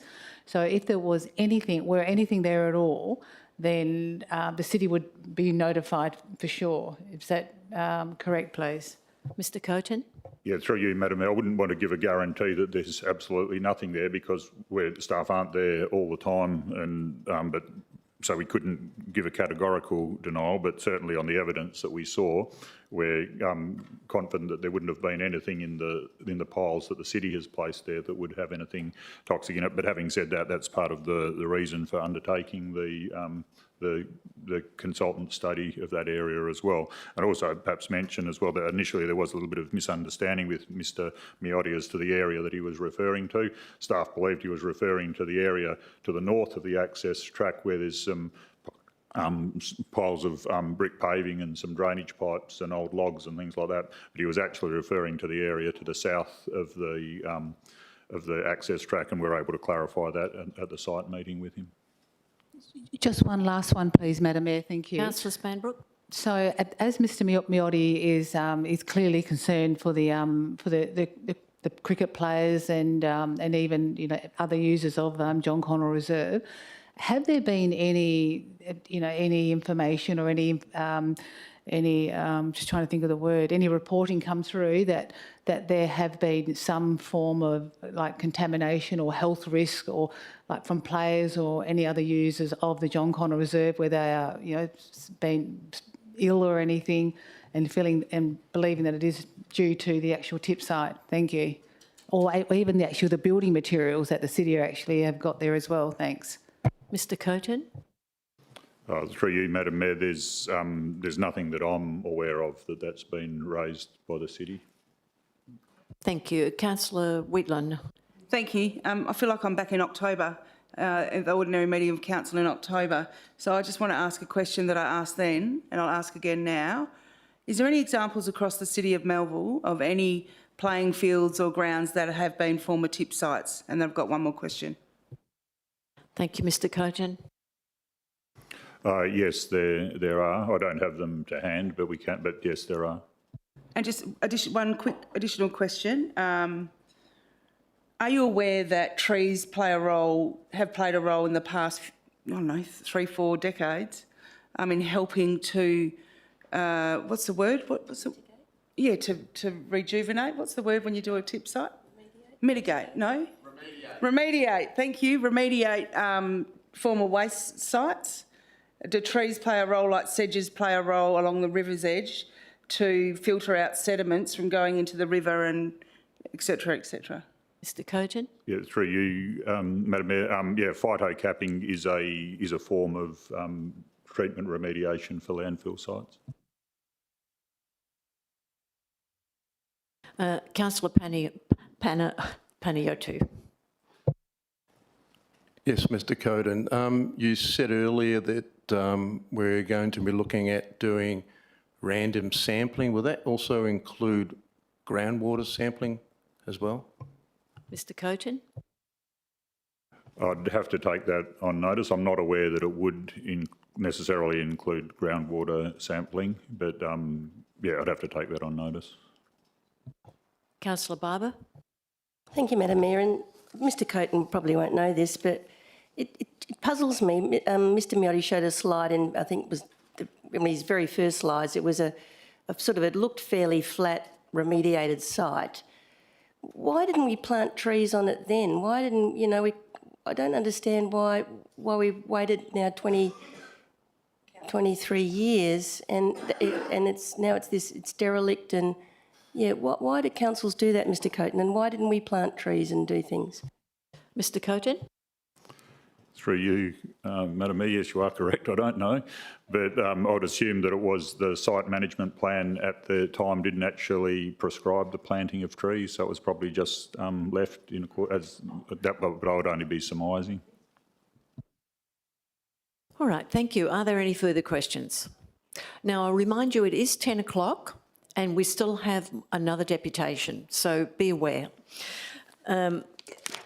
We are on to the last item that I'm going to bring forward for the convenience of those providing a deputation, and that is UP 2589, Proposed Scheme Amendment, Lots 8, 100, 54 and 55 Canning Beach Road, Applecross. Prior to discussion of this item, I'd like to invite Mr Mansour of Applecross to make his deputation. Can you please make your way to the microphone? You have 10 minutes to speak and 5 minutes for elected members to ask questions. Thank you. Your Worship the Mayor and councillors, good evening. My name is Fadi Mansour. I'm the owner of 43 Canning Beach Road in Applecross, and I'm a resident there as well. Can I just ask you to pause for a moment? Councillor Woodall will leave at this point. He has an interest. Thank you. So, I apologise, he needs to go. That's all right. Thank you. Please press ahead with your deputation. Okay. So I'm here tonight to respectfully request your reconsideration of the recent decision to reject our scheme amendment for the application seeking R40 zoning for the properties at 39, 41, 43A, 43B and 43 Canning Beach Road. Just a bit of background, these 5 properties have a total of 4,600 square metres and are in the heart of the Canning Bridge activity area. We're located 800 metres away from the Canning Bridge station, and just a bit of extra background, we've had some really good engagement with the planning team at the council. We had the gentleman, Gavin, I can't remember his last name, but he came for a site visit. In fact, I would really encourage all of you, to, if possible, come and have a cup of tea. When you're standing in the front of the property, you can see it kind of just makes sense. When you're looking at maps and pictures and everything, yeah, there's lines and whatnot. Maybe it makes sense strategically, but when you're standing on the road and there's sky rises everywhere and it's a bustling area, to me, I think strategically it does make a lot of sense to move from R12.5 to R40.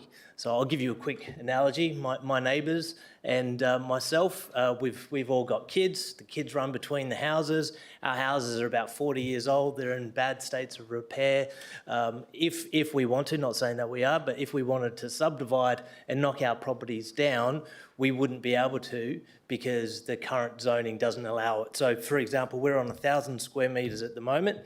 If we knocked our houses down, he's got one side, I've got the other side, we wouldn't be able to rebuild because the zoning doesn't allow for it. So that's a bit of a background. I'll go into the presentation, and I just want to say I'm not seeking special treatment, but I think consistent application of the planning frameworks this council has already established, and I'm asking for fair reconsideration of a decision that I believe contradicts the strategic vision that the council has created for the appropriate density within this critical area. Just on to the next slide.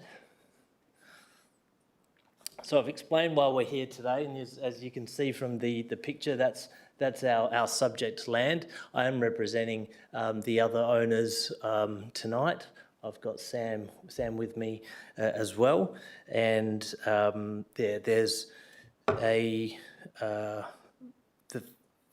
for the Planning and Development Act 2005, Section 77, requires due regard to orderly and proper planning. And due to the fact that the Council's planning officer found merit in our application and his professional assessment was that we proceed, or the Council proceeds, I had a phone call on Monday morning saying that our application was highly unlikely, and in fact it won't be progressing, which was a bit of a shock to us. So we've elected to come and have a chat tonight. So thank you again for hearing us out. Just on to the next slide. So that first, the picture on the top left-hand corner, that's from my driveway. You can see it takes me about 8 minutes to walk to Canning Bridge Station, so I often walk, catch the train. The bus is just there. Where the zoning limitation at the moment, as I said, it's R12.5, so yeah, 800 square metres. I think that's just a bit too restrictive. We've got properties that are 85 metres behind us towards Applecross Primary School. They've got unlimited zoning, the RAC 0. So I think, yeah, the bottom right-hand corner, the picture there, what that's depicting is that had the line been drawn slightly differently, our properties would have been included in the activity area. Next slide, please. So, as you can see, we are in the heart of the activity centre. We're 300 metres away from the raffles. I catch the bus often to the city to go to work. The Canning Highway is 380 metres away. You can get onto the freeway very, very easily from that location. So there's Tweedale Road. I'm not too sure if anyone's aware. That's a tree-lined street. They're building massive stories. We're opposite a freeway. We've got like a park area in front of us in terms of the river and the foreshore. I think it's, there's a lot more merit to having higher density zoning where we are as opposed to towards on Tweedale Road up towards where the schools are. Next slide, please.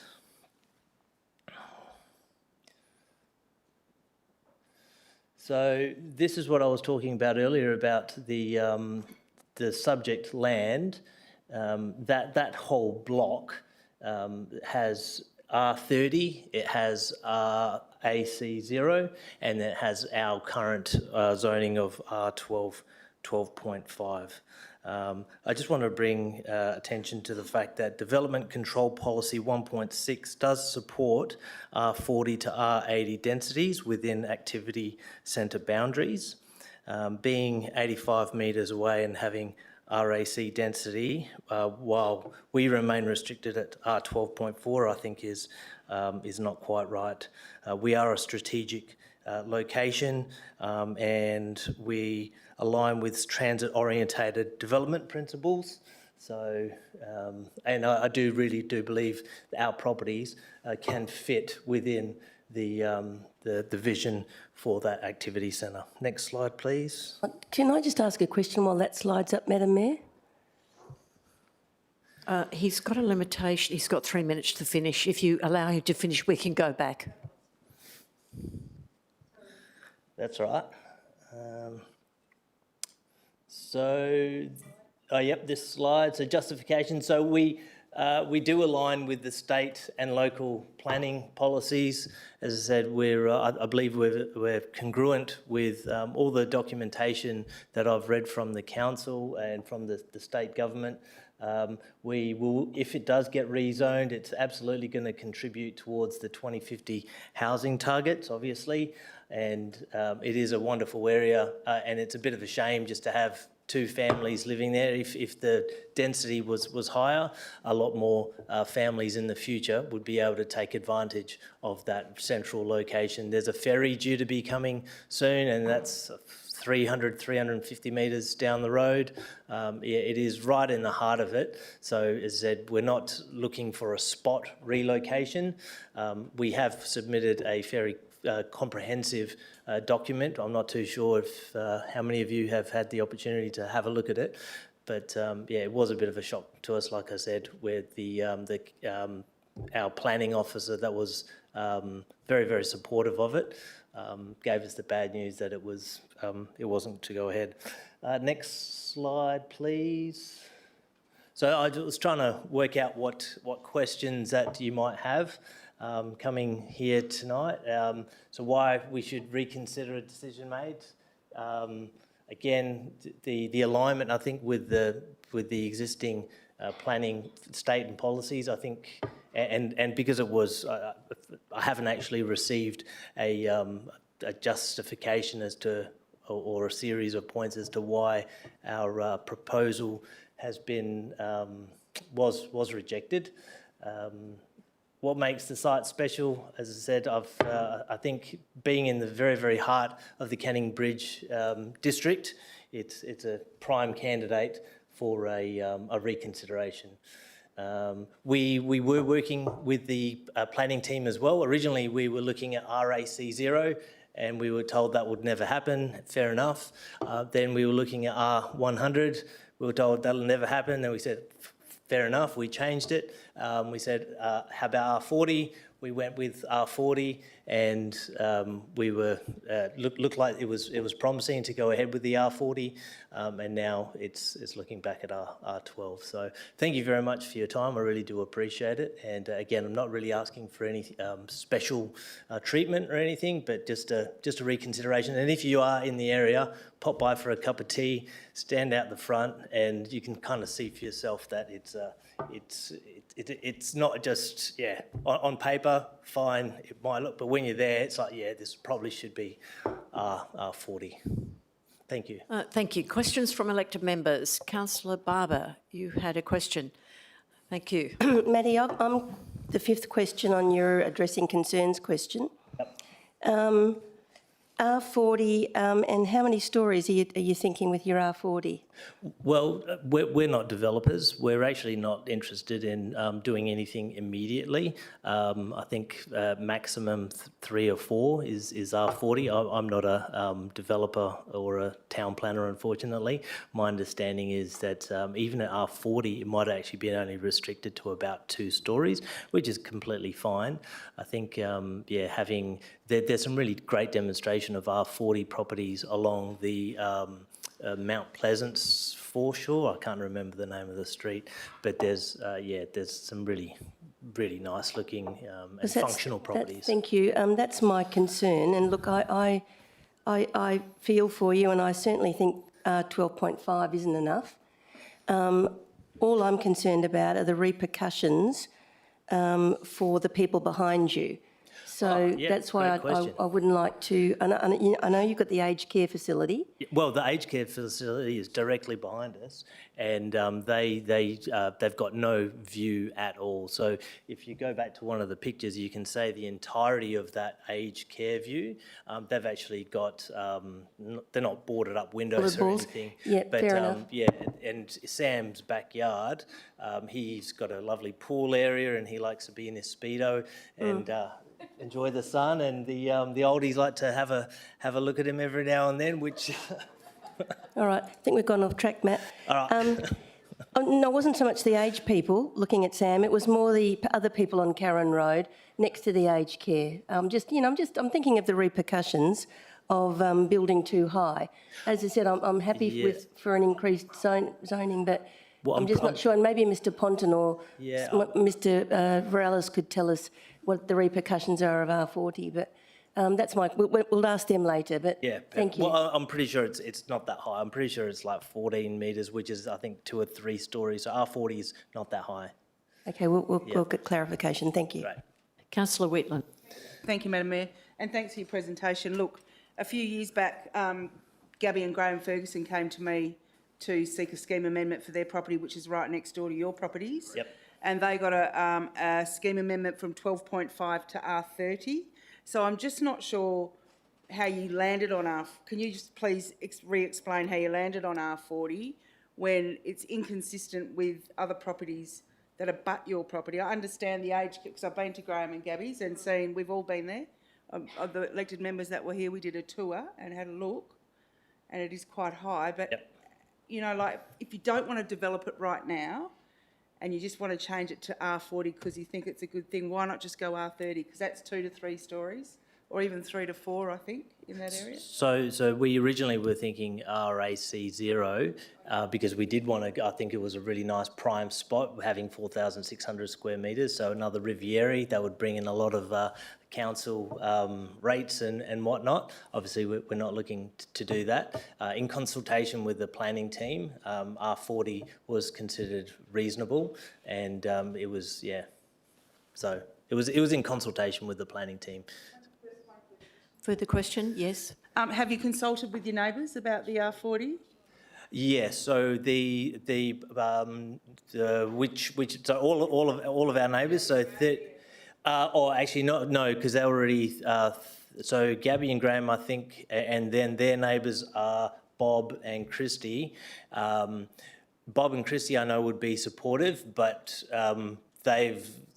Yeah, we figured if we get the R40, they'd probably get uplifted organically as well. I'm absolutely happy to go speak to them, but we just felt left out. Originally, we were very supportive and we signed petitions saying, get them to go to R30, because we actually thought that we'd automatically get R30 as well, but obviously that wasn't the case, so we were a bit upset that we didn't get the consideration applied to our properties.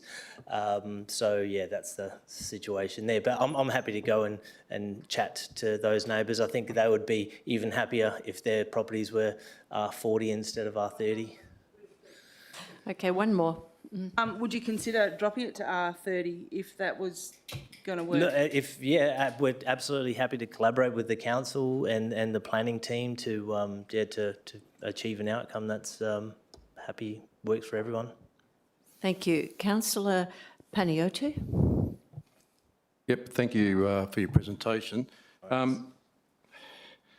Being familiar with that area, and I understand when the planning scheme number 5 came in some time ago, and there was a reason for drawing that line in the sand there on Tweedale Road. I guess, have you got the appetite? It was pretty much the same question. There are quite a few homes along Karen, on the eastern side of Karen Road, all the way up to Dunvegan. There's a lot of single residential homes that this would affect. So I guess that my question is, you need to get the appetite of that whole block, because that's... I think if that entire block through that picture, I know a lot of the people around there, they would absolutely be supportive of that whole block being uplifted from R12.5, and they'll probably be in very similar positions to us, whereby we're not looking to immediately knock down and subdivide and do this and that immediately, but things go by pretty quickly, and look, happy to, per your advice, go back and have a chat to some extra neighbours and bring them into the fold and work with the planning team here. If you think that's, I mean, because for me it does kind of make sense that that whole block is uplifted from R12.5. If you look at it, and if, like I said, as soon as you go there and you walk around, you think, oh yeah, this kind of doesn't really make sense. It's like a R12.5. It probably should be, I mean, we're opposite a freeway. We're right literally in the heart of things. So I think anything other than 12.5 would be good, to be honest with you. Okay, Councillor Robbins. Thanks, Madam Mayor. I think my question's better suited for officers, so I'll wait until after. Thanks. Councillor Ross.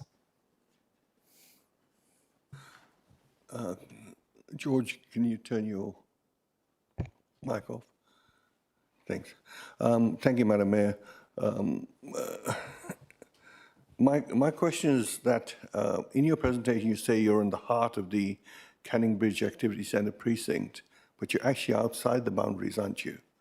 You're not within the boundary of the Canning Bridge Activity Centre precinct plan.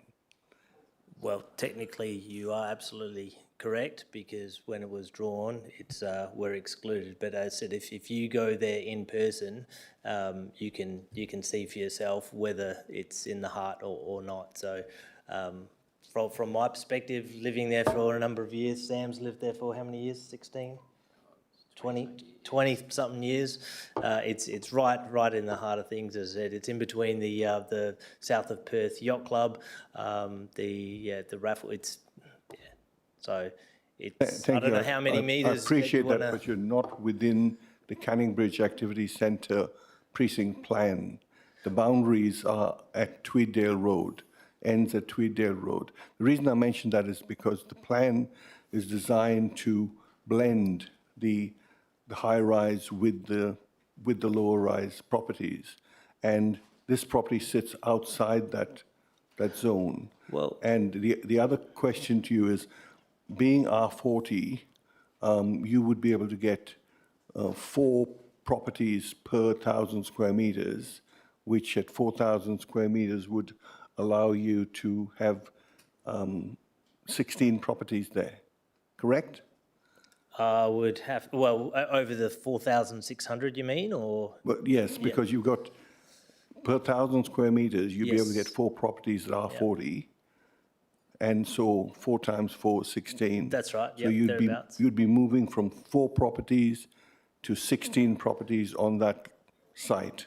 That's what you're proposing to do. Correct, more or less. Yeah. I just wanted to clarify that. And to add to that, so behind on Tweeddale Road, which is 85 metres away as the crow flies, that's RAC 0, and then you've got the retirement area, and then it's our properties. So from RAC 0 to R40 is not a within 85 metres. It's that step down. In my view, it's not outlandish. Yeah, look, sorry, I don't mean to have an argument. I'm just saying that when the original Canning Bridge Activity Centre precinct plan was designed, the boundary was placed at Tweeddale Road in order to allow that separation, because then there's a row of properties along the edge which are 6 stories from memory, 6 or 8 stories, and then come down to the 2-story R12.5s. So I'm just saying that your property is further away from the boundary. Correct? Correct. Yeah, correct. thank you. And that's what we're proposing is adjusted. So that's what we'd like you to reconsider. Okay, thank you. Any further questions to Mr Mansour? If there's no further questions, thank you very much for your deputation. Now, Mr Ponton, Manager Strategic Urban Planning, will now provide a short officer presentation. Thank you. You have 5 minutes. I think Mr Morales wanted to say something first.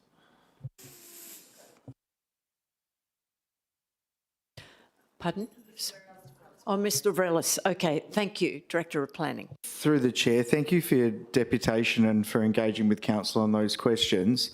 Before Mr Ponton begins with his presentation, I did want to make some comments in response to some of the statements that were made, particularly with regards to seeking information from staff. I can't comment for the engagements that occurred. Gavin and I will go back to the team and validate the conversations that have been had. What's been relayed this evening around likely densities to be supported, providing information around RACO unlikely to be supported. The officers don't give those hard, well, we advise them and we provide advice not to give those hard and fast types of answers, because they are subject to a number of layers of approval, being Council, the WAPC and the Planning Minister in this instance. So managing expectations and understanding a complex process like land use planning is very important when engaging with the community, and particularly mum and dad type landowners or mum and dad type developers.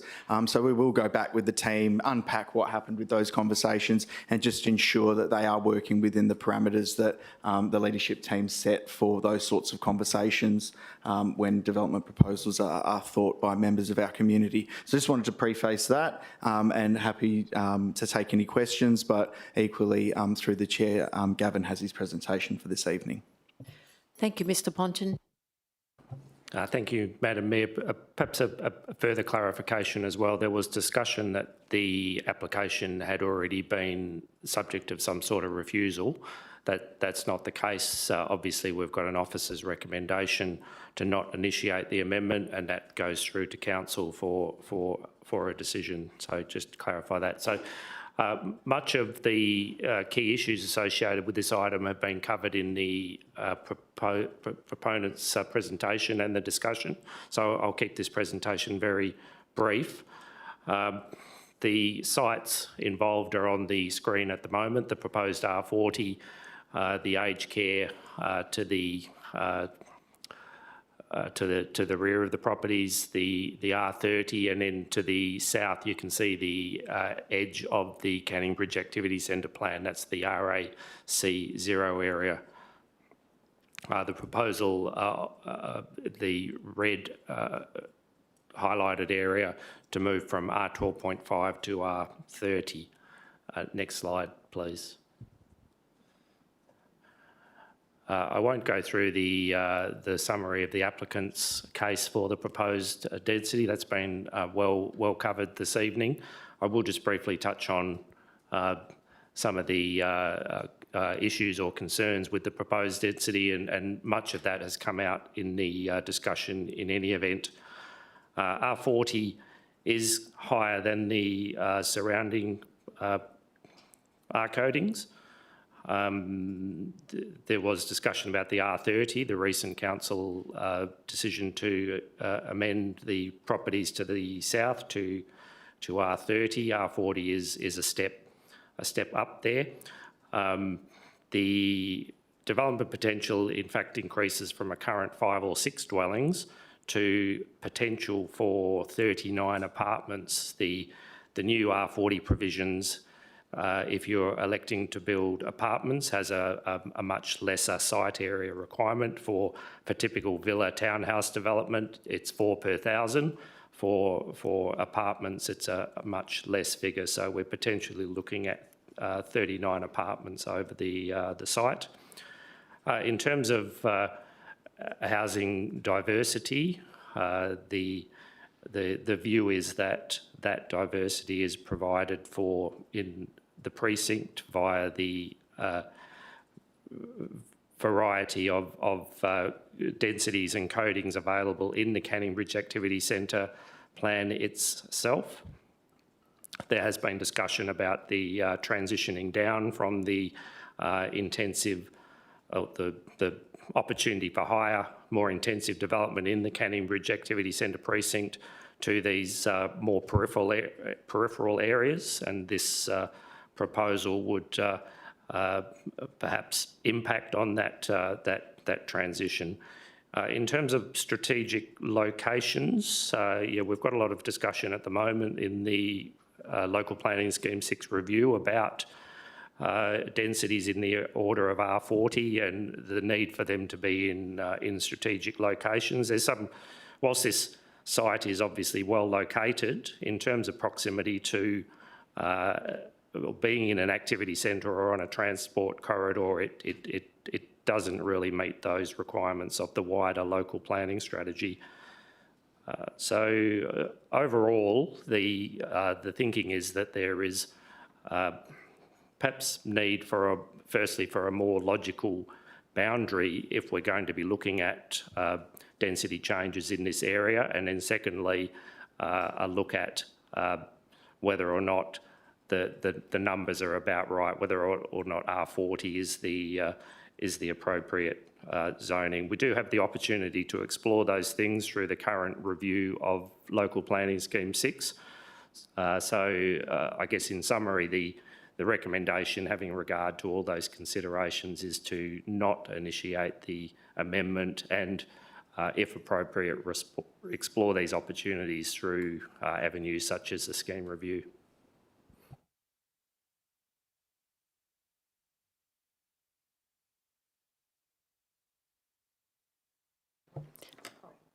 Councillor Robbins. Thank you, Madam Mayor. Thank you, Mr Ponton, for the presentation. Could you please advise what the officer's recommendation was with regards to 45 and 47 Canning Breach Road when that was considered back in 2021, and whether the council made a decision consistent with the officer recommendation or a different decision? I'll let you answer that, but I do have another one if that's okay. Mr Ponton. Thanks, Madam Mayor. The officer recommendation on that case was not to proceed with the residential R30 coding, and again to consider it more comprehensively as part of a wider review. Thank you. Councillor Robbins. And just another question, what's the officer's position with regards to R30 zoning on the subject site? Would that be supported or still not supported? Okay, Mr Ponton. As Mr Varela said earlier, we're not really in a position to talk about numbers. What is clear is that R40 presents a mismatch. Equally concerning is the merit of the current boundary, whether you would explore the whole street block. Once you're into that environment, though, it needs to be explored comprehensively. And as I said as well, there's this question of, is this land strategically enough located in comparison to some of the other sites that we're considering as part of the local planning scheme review. So there's relativities and fairly complex context considerations to be made. So it's difficult to say that R30 is about right at this stage. Mr Varelis, Director of Planning, wishes to speak about this also. Thank you. Through the chair, and thank you for your response, Gavin. That sums up quite well where we're at. But what I wanted to explore or make evident to council and the proponents is, under the planning regulations, there is opportunity for the city to advertise this proposal or an amended proposal should the proponents wish to put one forward informally to adjacent landowners. And we can understand what the thoughts, views and opinions are of those adjacent landowners and obtain that feedback and report back to council with more information around what likely landowner expectations are surrounding the site. So that's something that would be willing to explore. Gavin and I have had conversations around that, and we'll have those further conversations with the applicant to see if there maybe is an avenue to move this forward. Notwithstanding, Mr Ponton's made comments around LPS 6, ensuring that the area simulates appropriately. The proponents may need to provide more information as part of their proposal to ensure the city's comfortable with that moving forward. But there is opportunities and avenues there for us to do some informal community consultation with likely affected owners, and for us to have that information for council to consider the proposal again at a future date. Thank you. Councillor Green.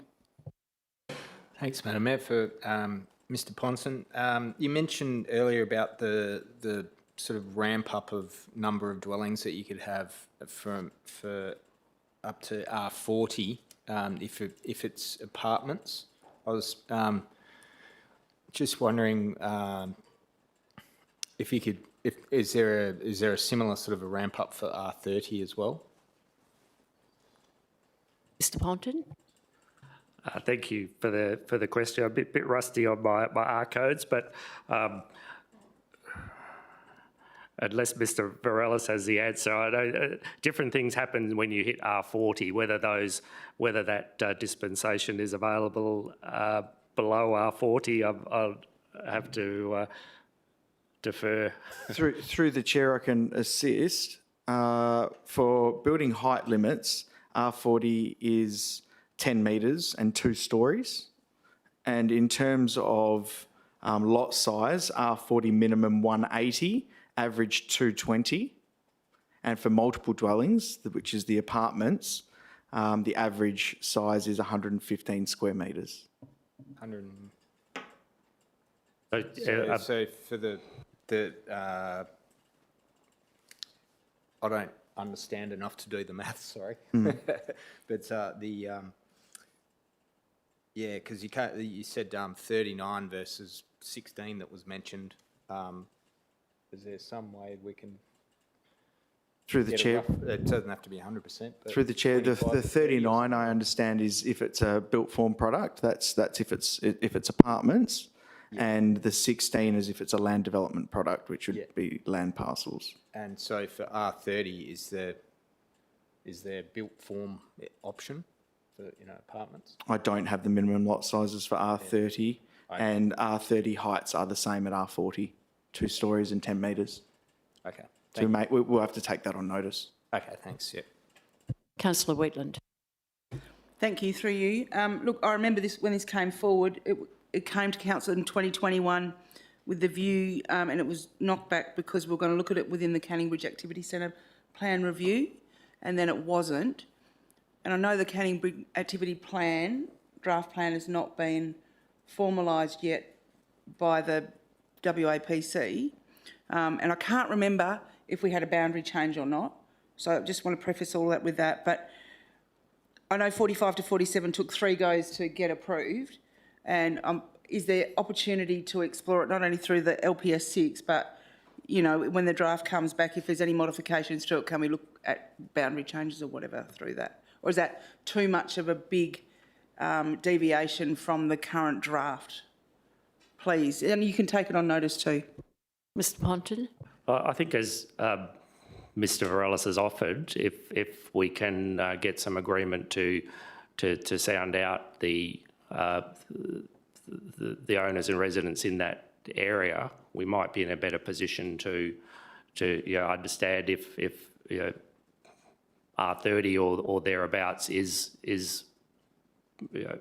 there's an opportunity there. That's perhaps the best way forward. Are there any further questions for Mr Ponton? Councillor Barber.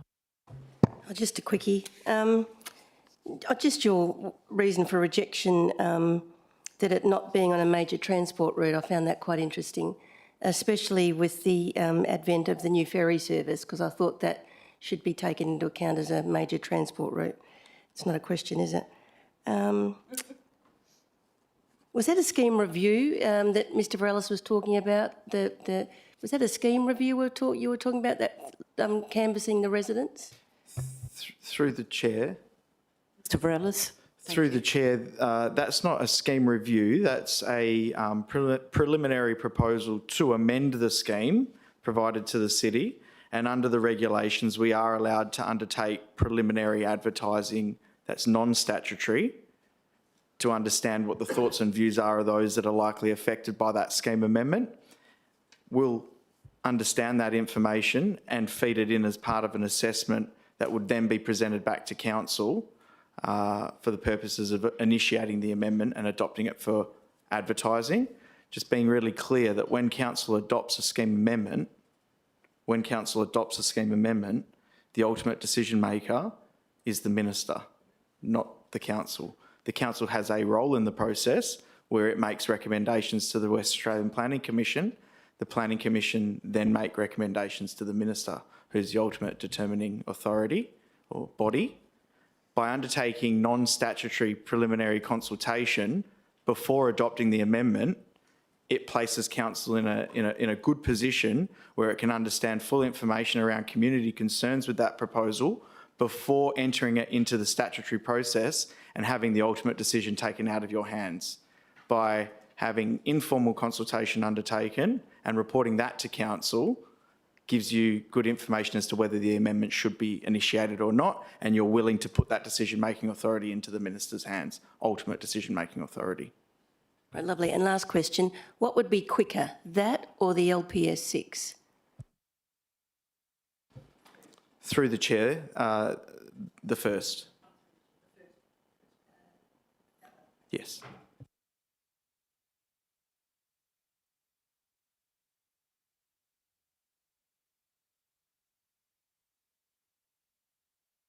Are there any further questions? Okay, if there's no further questions, moving on to the next item, just a time check, it's 10:40. Next item is M2558, Local Government Extraordinary Elections. Ms Newman, Head of Governance, is available to take questions on this item. Are there any questions? No questions? Let's move on to the next one. Madam Mayor. Did I miss somebody? Oh, no, I've just got a question about the rest of the items. Like, I've got quite a few questions about the remaining items, but obviously it's very late. Can we seek an undertaking that if we provide those questions in writing after tonight's meeting, that we'll receive a timely response? I'm just worried if I don't ask them now and I email them through and then we don't get the answer before next Tuesday, and then it's hard to make a decision. Ms Bowman, CEO. Thank you, Madam Mayor. Thank you, Councillor Robbins. Yes, we will endeavour to get answers to those questions. If for some reason they were, unable to be answered, even if you ask them tonight before next Tuesday, that would be the only proviso. But yes, we can definitely get you a timely response. All right, so that brings us to the question of, are you happy for me to proceed fairly quickly through the rest of the agenda and email your questions through to officers? And could we... Through to governance. Oh, sorry, Madam Mayor, it might be really useful for the response to go to all elected members. If Councillor Robbins has some good questions, if it could be relayed to all of us, that would be great. What if we just say the questions now and then the answers can be provided later? Because then at least it's it's public as well. Yeah, it's on the record and everyone else knows what's been asked. Ms Newman has a response. Thank you, Madam Mayor, and through you, if it would assist the council, we can provide those responses as a supplementary document to the agenda briefing forum notes. So usually we would include all those questions and responses. Because they don't occur at the meeting, we can't do that, but we could certainly provide it as a supplementary document to all elected members. Okay, so I need direction from the council of where you'd like to go. So you would like to ask the questions, so they're... I think Councillor Robin would like to be on public record to ask the questions now, but the answers can be in the advice note. Is that okay with you, Councillor Robbins? Is that an option? Sorry, the notes with the agenda briefing. Yes, the officers will take them on notice. Okay, does that answer your question? All right, thank you very much. So let's move to, we've got a local government extraordinary election. Were there any questions on this particular item? If there's not, I'll move to the next one. Item C, 25328, investment statements for September. Are there any questions? If there are no questions, I'm moving to item C, 25329, election of representatives, City of Melville advisory groups and committees and external advisory groups. Are there any questions? Maybe just a comment, if I may. I don't think they need a person on Melville Cares. Thank you. The Head of Governance will look into that. Any further questions? No? Moving on to the next item, C25330, Schedule of Accounts paid September. Any questions? No? Moving on to item C25331, Statements of Financial Activity for September. If there are no questions, I'm moving on to the next item of C25332, Common Seal item for November. Any questions? There being no questions, I will move on to the next item, C25335, RFQ242531, Supply of Resource Recovery Commercial Waste Truck 24 metre square rear loader. Mr Coton is available to take questions. Are there any questions on this item? But I please ask you to remember that there is confidential attachment. If you do wish to ask questions about the confidential attachment, we need to go behind closed doors. Are there any questions? Thanks, Councillor Madam Mayor. Robbins. I have a question related to the confidential attachment, but I also have questions related to the other confidential items as well.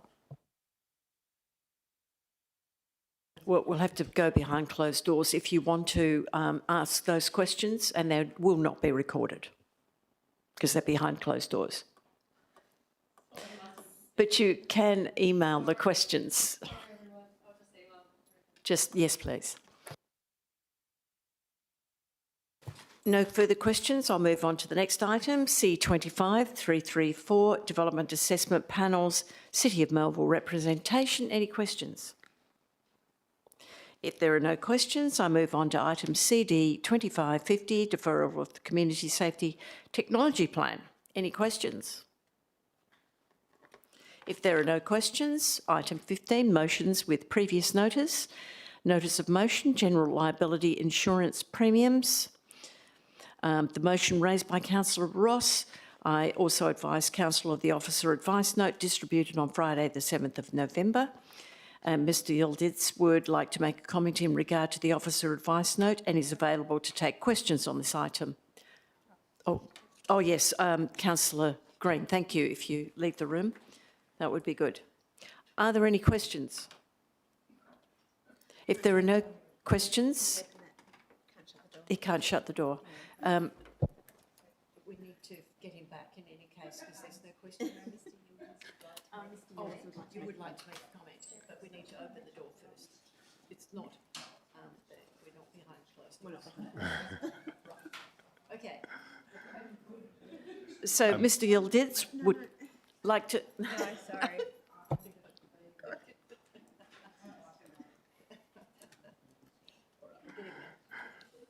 Mr Yildiz would like to make a comment in regard to Officer's Advice Note. Yes, thank you. Thank you, and through you, Madam Mayor. Just a clarification point in regards to the advice note that we omitted to address one of the points that Councillor Ross raised in his reasons for the motion. And this is in particular to section 9.562 of the Local Government Act, with Councillor Ross correctly states that an action in tort does not lie against a protected person for anything that the person has, in good faith, done in the performance or purported performance of a function under the Local Government Act or any other written law. Whilst the Local Government Act states that there is no action toward against a protected person, it is not absolute, and there are aspects of this section that will need to be judicially considered before the protection is enlivened, including consideration of whether the protected person was acting in good faith in performing their function. Now, in defending such a claim, the defendant would be required to engage legal representation and advice to present and argue their defence in the court, which is likely to be at a significant cost. Further, the section does not bar a claim or proceedings being commenced, and therefore it is entirely appropriate that the protected person be provided the opportunity to obtain and consider advice, and where there is a defence of the claim, prepare and argue their defence in court. Now, if the defence then is proven that the officer acted in, or the protected person acted in good faith, therefore the section would be enlivened and the liability would not apply.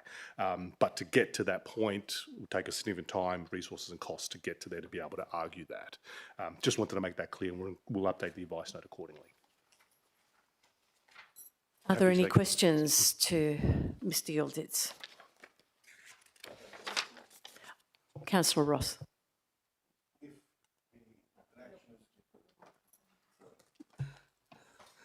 Where an action is commenced and the city is satisfied that there is no lack of duty of care, then they would simply move to a strikeout motion, which the person bringing the action would have to have very good evidence of, a failure to comply with the duty of care before the judge would not allow the strikeout motion. So it's a fairly simple exercise to actually defend it, where you've actually had to exercise the duty of care. Where you haven't exercised duty of care, then in any event the protection doesn't apply, and in any event the insurance policy doesn't apply. Is that correct? Mr Yildiz. If I may, Madam Mayor, that particular section of the Act talks about acting in good faith, not exercising a duty of care. So there's a distinction between the two. An application to make a stride out application is quite a hard bar. It's in essence, you're telling the court that there's no prospects of success of this action, and therefore the court should not waste any time in considering the claim. Look, a judge would have to consider that, and it'd have to be judicially considered. But to get to that position, you would need legal advice. It's not something that you'd be able to do and take that action yourself. And to do so, you'd need to incur costs as part of that process. So the insurance policy would consider the legal merits of the claim and whether or not there's any prospects of success before it does activate, because there's no point in providing any resources where there's no merit at all to the claim. And that's how the policy would work. So in relation to the enlivenment of the section of the Act, you couldn't just be able to maintain that provides a protection straight away. You have to go through the process to be able to get that judicially considered and then proven, and then, in essence, a judge to make a ruling that, yes, that is how the process would work. Yes, Councillor Ross. Thank you, Madam Mayor. The follow-up is that where there is an insurance policy, a person is less likely to actually act in good faith, whereas if there is no insurance policy, they're going to make quite sure that they act in good faith. Wouldn't that be more likely that they'd act in good faith when there's no insurance policy? Mr Gilditz. Thank you, and through you, Madam Mayor, I most probably can't comment on the considerations of someone determining whether or not they should act in good faith, whether or not the policy is in place. And I don't want to assume that that's a consideration that people go through. Expectation for any elected member or any staff member of the city would that they would always undertake their duties to the best of their abilities and in good faith. But Councillor Ross, I do understand what the comment is, but I just couldn't comment on that specifically. Thank you. Any further questions to officers? If there's no further questions, we're moving on to item 16, motions without previous notice. There are no motions without previous notice for this evening. 17, matters for which the meeting was closed to the public. The meeting was not closed to the public. Now, can we have a mover and seconder for the motion to go behind closed doors? Councillor Barber, seconded Councillor Lim. Any voice to the contrary? Is anybody opposed? I declare it carried.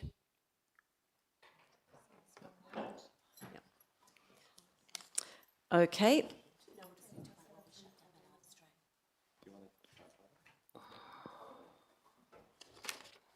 We're just closing the live stream, and you can ask your questions. We're behind closed doors. Okay, thank you. So we've got the two.